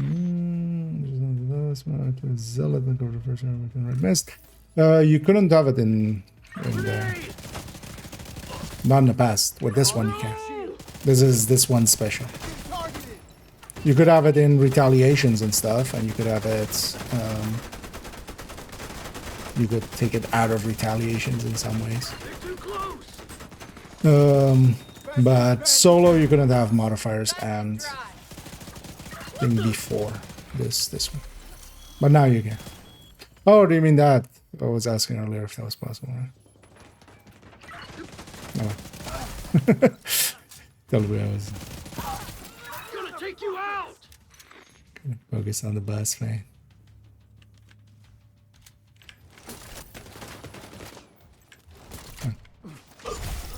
Tango down. To collect the last guy. Oh wait, let me shoot. Oh, okay. I just want to, yeah.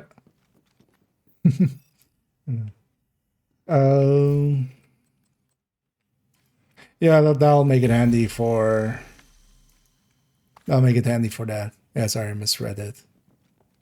Totally forgot I had even asked that a minute ago.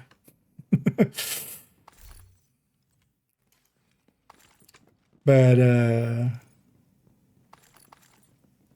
that'll make it a good time as well to get some of the other ones done. Especially, for instance, last season one. I would think the last season one, outside of the Marauder fights,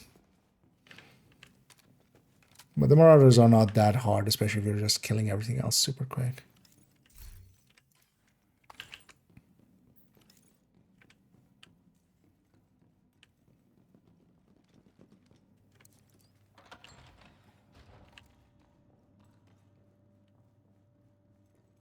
So it will be a good time to do some of those masters.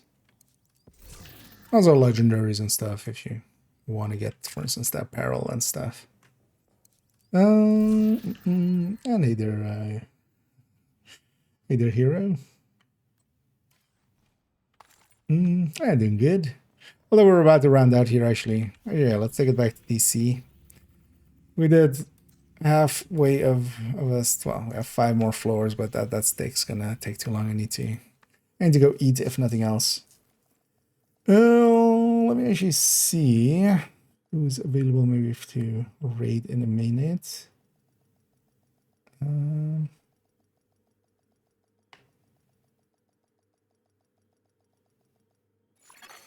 Automated external we'll likely do defibrillators have that. been deployed by hostiles.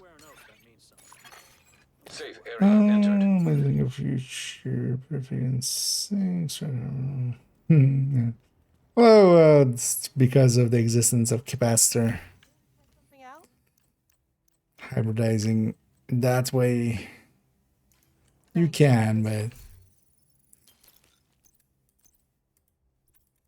I tend to usually go capacitor memento for it.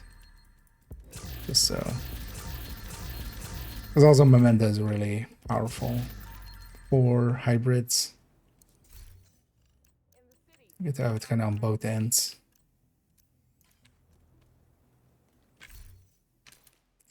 Yeah, let's leave that there. We got our some floors in. And already as well, we have a ton of stars. I'm hoping one of these days, well, no, not shit then. But hoping one of these days there'll be a good targeted here, and then I have a bunch of bounties still saved up.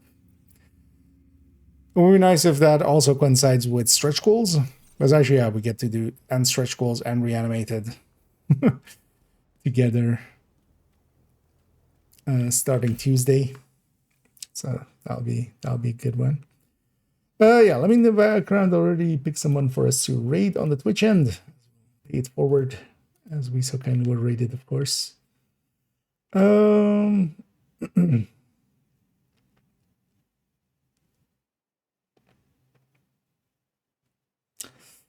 Yeah, let's. Oh, they don't have drops. I had somebody in mind, but they don't have drops, sadly. We'll definitely go with somebody with drops, just so that people don't have to miss out. Yeah, let's go with Prime then. We'll send everybody over to I'm Pure Prime. I am Pure Prime. Although, just Prime as he goes by. And yeah, I'll be back in around likely 3 hours time. I'm gonna take a break, have some food, maybe even sleep for a bit. Do a named run in Div 1. And then likely be back in the evening. In the evening, yeah, we'll just finish up this summit thing. I might actually go and yeah, I might jump into some. I was thinking of doing some of the classifieds and stuff. Maybe I haven't done them in a while. Just to go through those. Might even jump to second account and do the first time on character 4, because we still need to do that at some point. So that might be something to do. But we'll decide in the evening. I'm definitely gonna continue recording the scent guide. Let's send everybody over to Prime. I'll be back in a few hours time, and we'll continuing on. Might also work a little bit. There's a spreadsheet I've been meaning to kind of work on a little. That might also happen. We'll see how everything goes. But also, although likely not today, we'll leave that weekend or Monday. We'll prepare something already spreadsheet-wise for the sheriff. Because we're definitely going to in-depth look at it, of course. But thank you all for joining me. I hope everybody had some fun. I definitely did. Hope to catch you all in the future. And as always, have a good day.